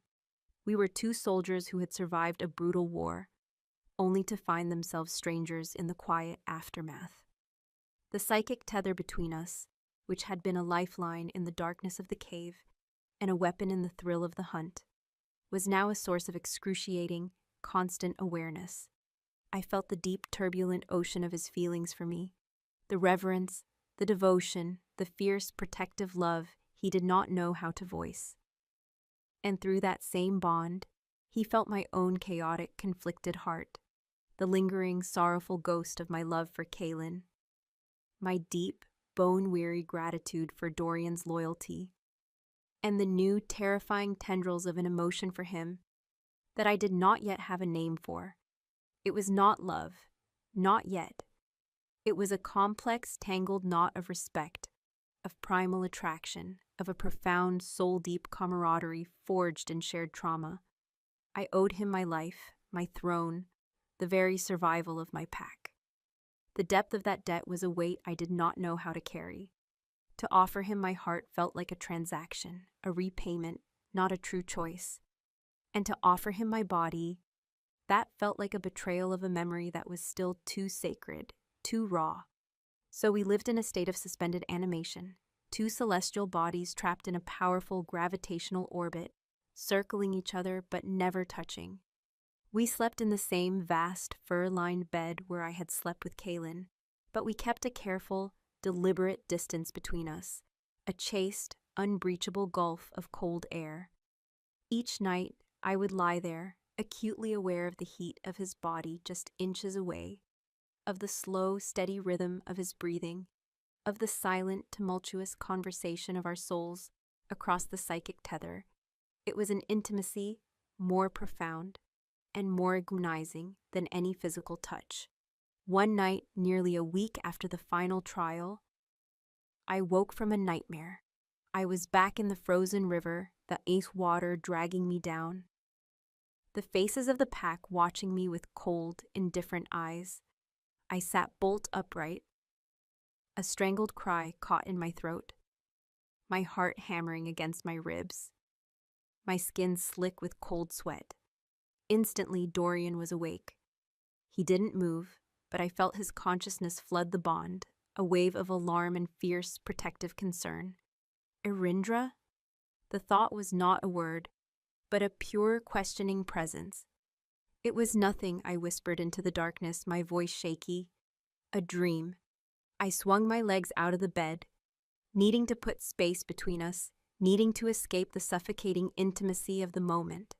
I walked to the dying embers of the hearth, wrapping my arms around myself, trying to still the violent trembling in my limbs. I heard the soft rustle of furs as he rose from the bed. He came to stand behind me, his presence a wall of solid, silent warmth. He did not touch me. He simply stood there, a guardian in the dark. "It is not nothing," he said, his voice a low, rough rumble. "The ghosts do not leave the battlefield just because the war is over." He was not just talking about my nightmares. He was talking about his own. "I see him sometimes," I confessed, my voice barely audible. "Kaylin, in my dreams. He is disappointed in me." It was a truth I had not even admitted to myself. A deep, secret fear that everything I had done, every choice I had made to save his pack, was a stain upon his memory. I felt a wave of pure, unadulterated pain from him through the tether. It was not my pain. It was his. The crushing weight of his own perceived failure, his guilt, his belief that he had stolen his alpha's mate, his alpha's throne. "He would not be disappointed," Dorian said, his voice thick with an emotion I couldn't decipher. "He would be proud. You are the fire he always knew you were, Erindra. You have saved everything he held dear." "And what about you, Dorian?" I asked, turning to face him. The faint red glow of the embers illuminated the stark planes of his face, the deep shadows under his eyes. "What ghost do you see when you close your eyes?" He was silent for a long time, his gaze fixed on the embers. "I see a girl on a mountain," he said, his voice a raw, broken whisper. "And I see an alpha on a ridge. And I see a commander who was not strong enough to save either of them." My heart broke for him. He was a man drowning in the ghosts of his own loyalties. He had saved me, he had saved the pack, but he had not yet saved himself. "You are not that commander anymore," I said, my voice soft but fierce. "You are not a failure. You are the reason this pack still stands. You are the reason I still stand." I took a hesitant step closer, my hand reaching out, wanting to offer a comfort I did not know how to give. "You are not just a ghost soldier, Dorian." He finally looked at me, his silver eyes a stormy, tormented sea in the dim light. "Then what am I, Erindra?" he asked, his voice a raw plea. "I am the wolf who desires his alpha's mate. I am the man who sleeps in his alpha's bed. I am a traitor in my own heart. What am I to you? The question was a blade, stripping away all the pretenses, all the strategies, all the careful, silent choreography of our days. It demanded a truth I was not ready to give. But looking at him, at the raw, agonizing vulnerability on his face, I knew that the time for silence, for caution, was over. Our fragile peace could not be built on a foundation of unspoken truths and unresolved grief. I took another step, closing the small distance between us. I raised my hand and laid it gently against his cheek. His skin was rough with a day's worth of stubble, but warm, so incredibly, wonderfully alive. He flinched at the contact, as if my touch were a brand, but he did not pull away. "You are," I began, my voice trembling, my heart pounding a wild, frantic rhythm. The wolf who stood beside me when the entire world turned against me. "You are the man who walked into my mind and fought my demons with me. You are my commander, my shield, my ally." I took a deep, shaky breath, the next words the most terrifying and the most honest I had ever spoken. "And you are the heartbeat I feel in the quiet dark when I am sure I am all alone." A shudder went through his great frame. He closed his eyes, a single perfect tear escaping from the corner of his eye and tracing a path down his scarred face. It was a tear for his sister, for his alpha, for the broken soldier he had been. For so long. He raised his own hand, covering mine where it rested on his cheek. He did not speak. He did not need to. Through the tether, I felt the walls around his heart, the fortress of guilt and grief he had built for a decade, begin to crumble. And in the ruins, I felt the first, fragile, hesitant bloom of hope. He leaned in, his forehead coming to rest against mine. We stood there for a long, timeless moment, simply breathing together, our shared breath a quiet promise in the dark. It was not a consummation. It was not a declaration of undying love. It was something quieter and perhaps more profound. It was a beginning. The physical distance between us was gone. But the chasm of our pasts, of Kaylin's memory, still remained. We had taken the first terrifying step across it. But I knew the journey to the other side would be a long and perilous one. Suddenly, a new sensation broke through our quiet communion. It came from Dorian, a sharp, sudden spike of alarm through the tether, so potent it made me gasp. He pulled back, his head snapping up, his eyes instantly alert, the soldier replacing the grieving man in a heartbeat. "What is it?" I whispered, my own senses instantly on high alert. "The border," he growled, his voice a low, dangerous rumble. "The western watch post, the one that overlooks the Ridgeback lands." He turned his head, his ear cocked toward the silent, sleeping den. "I can't hear them." The watch post was manned by 2 warriors at all times. Their heartbeats, their very presence, were a faint, constant rhythm on the edge of a shifter's senses. But now, there was nothing, only a dead, unnatural silence. Fear, cold and sharp, pierced through the fragile warmth of our moment. The storm we had been waiting for had not been within these walls. It had been gathering in the mountains, in the west. "Damon," I breathed, the name a curse. Dorian was already moving, pulling on his leggings and boots, his movements swift and economical. He strapped his greatsword to his back, his face a mask of cold, lethal purpose. The ghosts were gone. The soldier was back. "He chose his moment perfectly," Dorian said, his voice a low, grim snarl. "He waited until our trials were over. He waited until we were wounded, exhausted, our attention turned inward. He waited for us to believe we were safe." I was already dressing, my own hands moving with a desperate, practiced speed. The price of our internal struggle, of our nights of silent torment, had been our vigilance. And Damon, the brute who I had dismissed as a posturing fool, had been watching, waiting, and proving himself to be a far more cunning predator than I had ever imagined. We burst from the den into the cold, moonlit night, our personal war forgotten, replaced by the older, simpler war of survival. The pack was sleeping, unaware of the silent threat that was creeping over our borders. But as we ran, a silent, deadly pair of shadows, toward the western post, I knew that the peace we had just begun to build was about to be shattered, and the heartbeat I had just found in the quiet dark might very well be silenced by the coming dawn. Chapter 18. The Moon That Knows Her Name. The run to the western border was a silent, desperate prayer against the wind. We moved in our human forms, forgoing the raw speed of the wolf for the tactical advantage of our minds and our weapons. The psychic tether between us was a taut, humming wire of shared urgency. Every snapped twig, every rustle of leaves amplified into a potential threat. The fragile intimacy of the den had been shattered, replaced by the cold, sharp focus of two commanders heading into battle. Yet the memory of it, of his touch, of my confession, lingered beneath the surface, a deep, warm current under a frozen river of dread. The silence at the border was a profound and terrifying violation.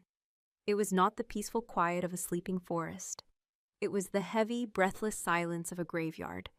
The two warriors at the watchpost, Fenris and Yorick, were young, but they were strong and vigilant.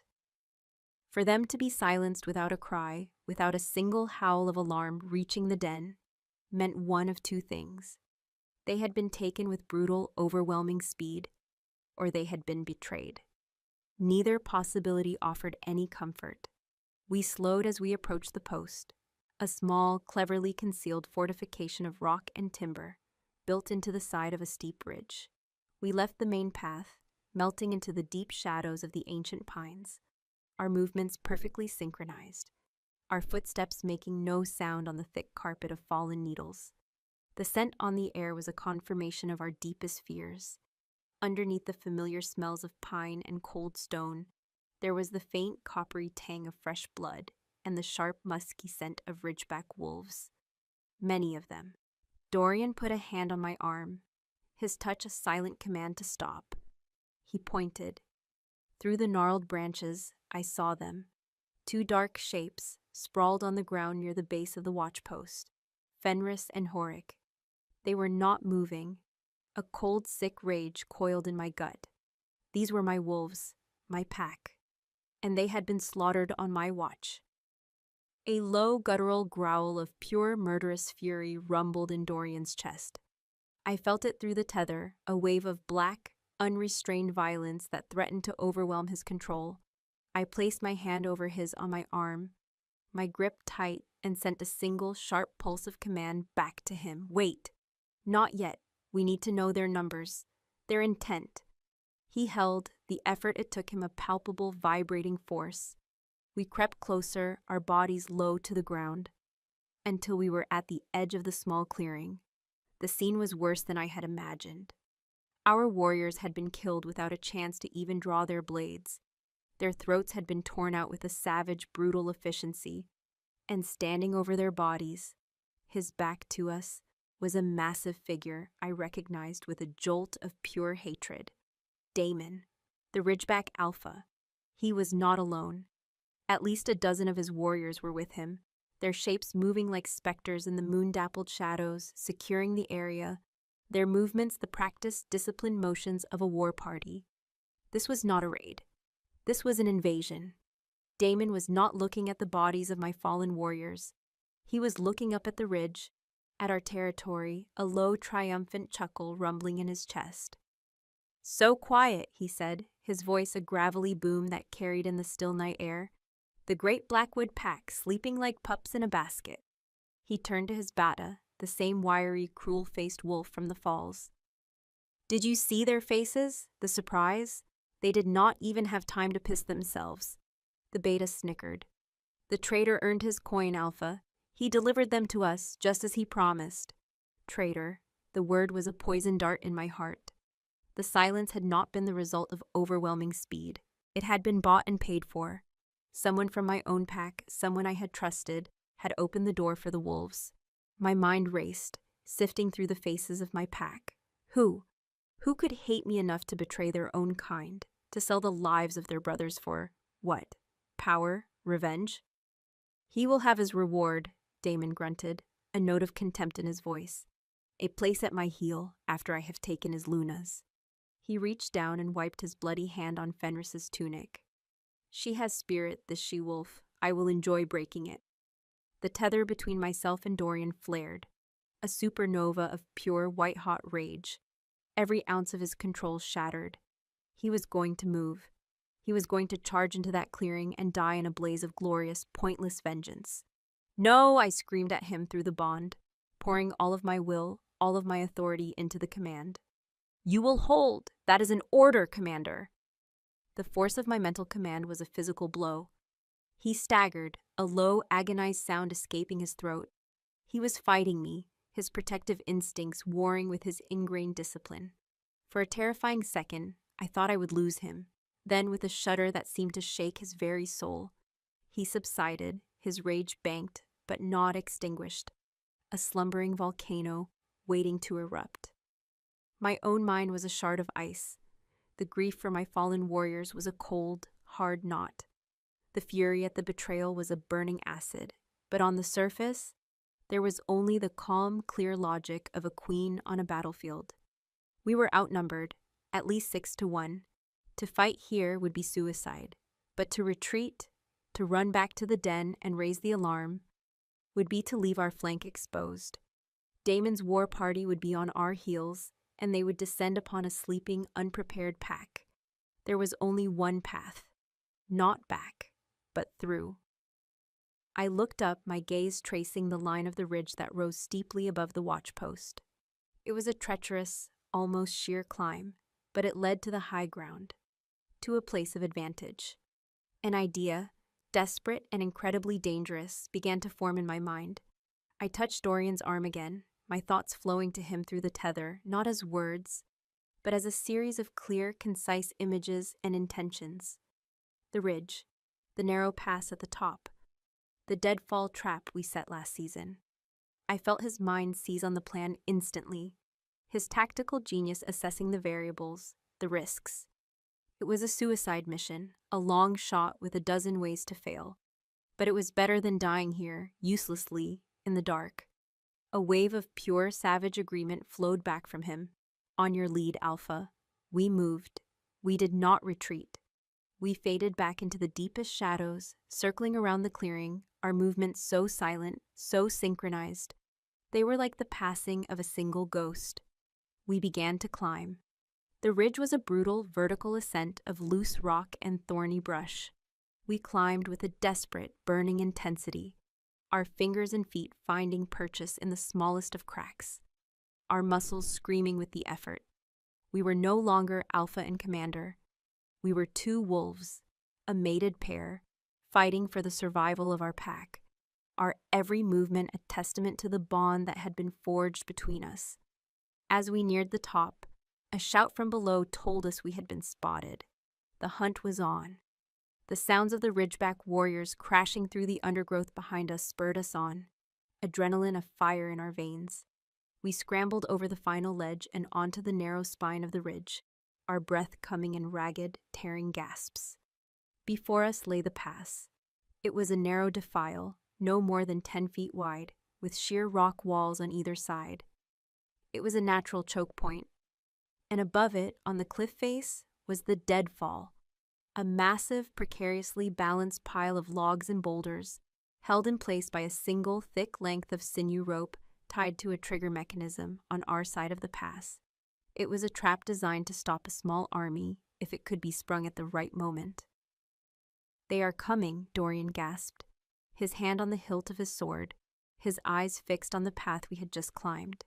He was wounded, exhausted, but he stood like a mountain, ready to sell his life to buy me the seconds I needed.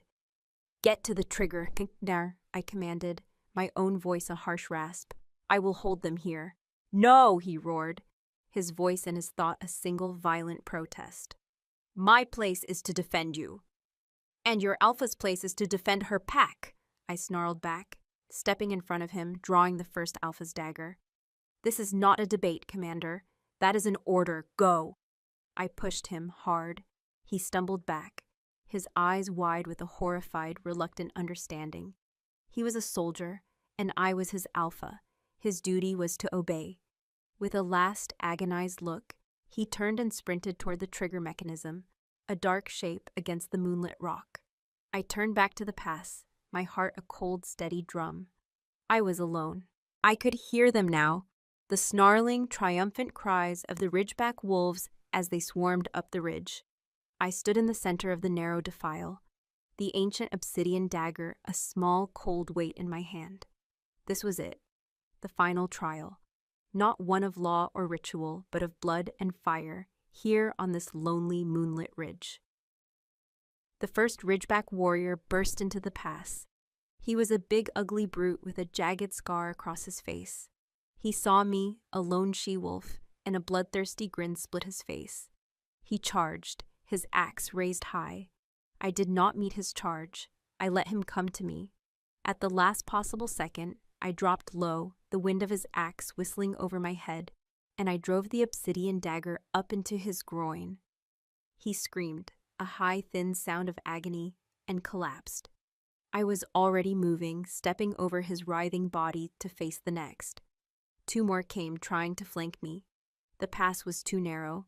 They got in each other's way. I used their numbers against them, dancing between them, my dagger a blur of motion. A slice across a hamstring, a deep thrust into a kidney. They went down, their cries of pain turning to gurgles of death.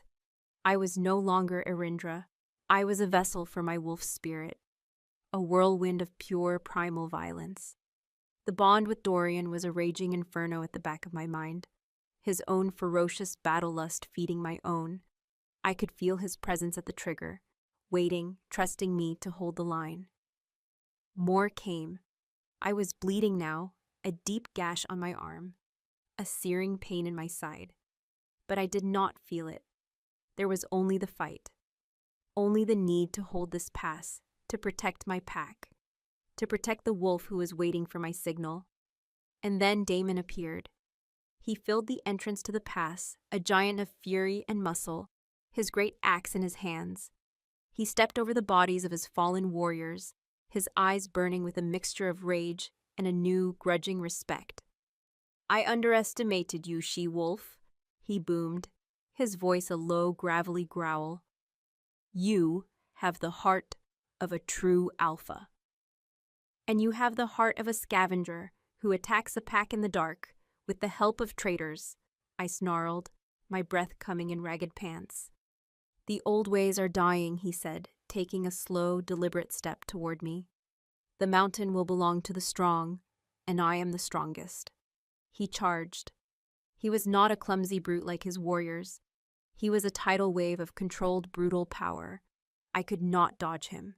I could not outmaneuver him in this narrow space. His first blow sent my dagger flying from my numb fingers, the force of the impact nearly shattering my arm. His second, a backhanded swing with the flat of his axe, sent me sprawling to the ground, my head slamming against the rock wall. Stars exploded behind my eyes. The world tilted, the roar in my ears drowning out all sound. I was dazed, disarmed, helpless. He stood over me, his massive form blotting out the moon, his axe raised for the final, killing blow. This was it. I was going to die. A wave of black despair washed over me. I had failed. "Erindra!" Dorian's voice. A psychic scream that shattered the fog in my mind. It was not just a call. It was a command. It was a plea. It was a testament of his unwavering faith in me. He had not sprung the trap. He was waiting for me. He believed in me. That belief was a fire that burned away the despair. I was not alone. I looked up at Damon, at his triumphant, snarling face. And I let the last of my control go. I let the wolf take me. The change was not a shift. It was an explosion. A raw, violent eruption of pure, primal power. My bones shattered and reformed in an instant, my skin tearing away to reveal the white fur beneath. A roar, not of a woman, but of a great savage she-cat of a wolf, tore from my throat. A sound of such pure, unadulterated fury that it made the very rocks tremble. Damon staggered back, his eyes wide with shock and a dawning primal fear. He had expected to kill a woman. He had not expected to face a goddess of vengeance. I launched myself at him, a white projectile of teeth and claws. I slammed into his chest, my weight and momentum sending him crashing backwards. We went down in a heap, my jaws snapping, searching for his throat. He was strong, his great arms trying to push me away, his axe lost in the fall. He managed to get a hand on my throat, his powerful fingers squeezing, cutting off my air. My vision began to dim again, but I was not fighting alone. "Now, Dorian, now!" I screamed through the bond, pouring the last of my strength, my will, my very soul into the command. I felt his answering surge of acknowledgement, a feeling of pure, savage joy. And then, from behind me, came a deep, groaning crack, the sound of a mountain's heart breaking. The deadfall. Damon's eyes widened in horror. He looked past me, up at the top of the cliff. The moon, for a moment, was blotted out by a descending shadow of rock and timber. He had a single heart-stopping second to understand the totality of his defeat. He opened his mouth to scream, but it was too late. The world ended in a deafening, earth-shattering roar of splintering wood and shattering stone. The last thing I felt before the darkness took me was the psychic tether to Dorian, not flaring with battle lust, but humming with a single, clear, and utterly heartbreaking emotion. It was his love, a pure, desperate, and triumphant wave, reaching for me across the abyss. The moon, I thought, as my consciousness faded into nothing, finally knows her name. Epilogue. The first thing I was aware of was the scent of snowmelt and wet earth. It was a clean, cold smell that cut through the thick, cloying fog in my mind. The second was a sound, a single, steady, rhythmic beat, so close it seemed to be coming from within my own chest. Thump-thump, thump-thump, a heartbeat, strong, unwavering. I opened my eyes. The world was a blur of pale gray and white. I was not in the pass. I was not buried under a mountain of rock and timber. I was in a small sheltered cave, a place I had never seen before. A low fire crackled nearby, its warmth a gentle, welcome heat against my skin. I was lying on a bed of soft furs, and my body was a landscape of deep, aching pain. Every muscle, every bone, screamed in protest as I tried to move. "Easy," a voice rumbled, low and close. "You have been sleeping for 3 days." Dorian. He was sitting on the floor beside the furs, his back against the cave wall, a bowl of something steaming held in his hands. He looked ravaged. A deep, jagged gash ran from his temple down his cheek, crudely stitched with sinew. His left arm was in a sling, and his face was gaunt, his silver eyes shadowed with an exhaustion so profound it seemed to have settled in his very soul. But those eyes, when they met mine, were filled with a light of such fierce, tender relief that it stole the breath from my lungs. The heartbeat.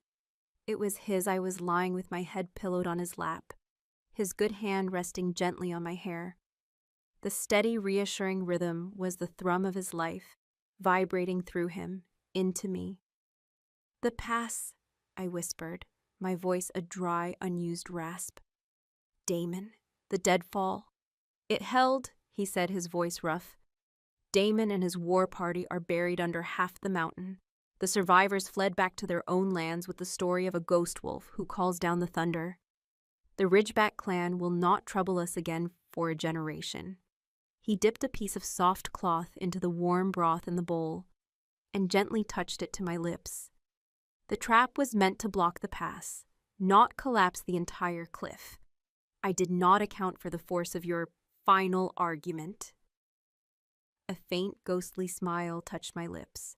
I remembered the explosion of the change, the raw, untamed power. "I am sorry." "Do not be," he said, his voice thick with an emotion he no longer tried to hide. "It was the most magnificent thing I have ever seen." The psychic tether between us was a calm, quiet river, a constant, gentle current of his presence that was as much a part of me now as my own pulse. I could feel the deep, aching weariness in his bones, the searing pain from his own wounds, and beneath it all, a bedrock of pure, unshakable joy. "How did you get me out?" I asked. My own memories a jumble of roaring chaos, and then nothing. I dug, he said simply, as if it were the most obvious thing in the world. The first wave of the rockslide missed you. It took him, but the rest. It buried the pass. It buried you. He looked down at his hands. They were raw, his knuckles scraped and bloody, his fingernails broken. He had dug me out of a mountain with his bare hands. The pack came, he continued. Silas, Ilara, they followed the sounds of the battle. They helped me. We brought you here. The healers said they were not sure you would wake. I reached up, my hand trembling, and touched the stitched gash on his cheek. And you? Scraps, he said, dismissing his own grievous wounds with a wave of his hand. A falling rock has a poor aim. He captured my hand, his fingers lacing with mine, holding on as if he were afraid I might fade away like a dream. I did not leave Arindra. I would not. He had stayed here for 3 days and 3 nights, wounded and exhausted, holding me, pouring his own life force, his own stubborn will, into me through our bond, refusing to let me go.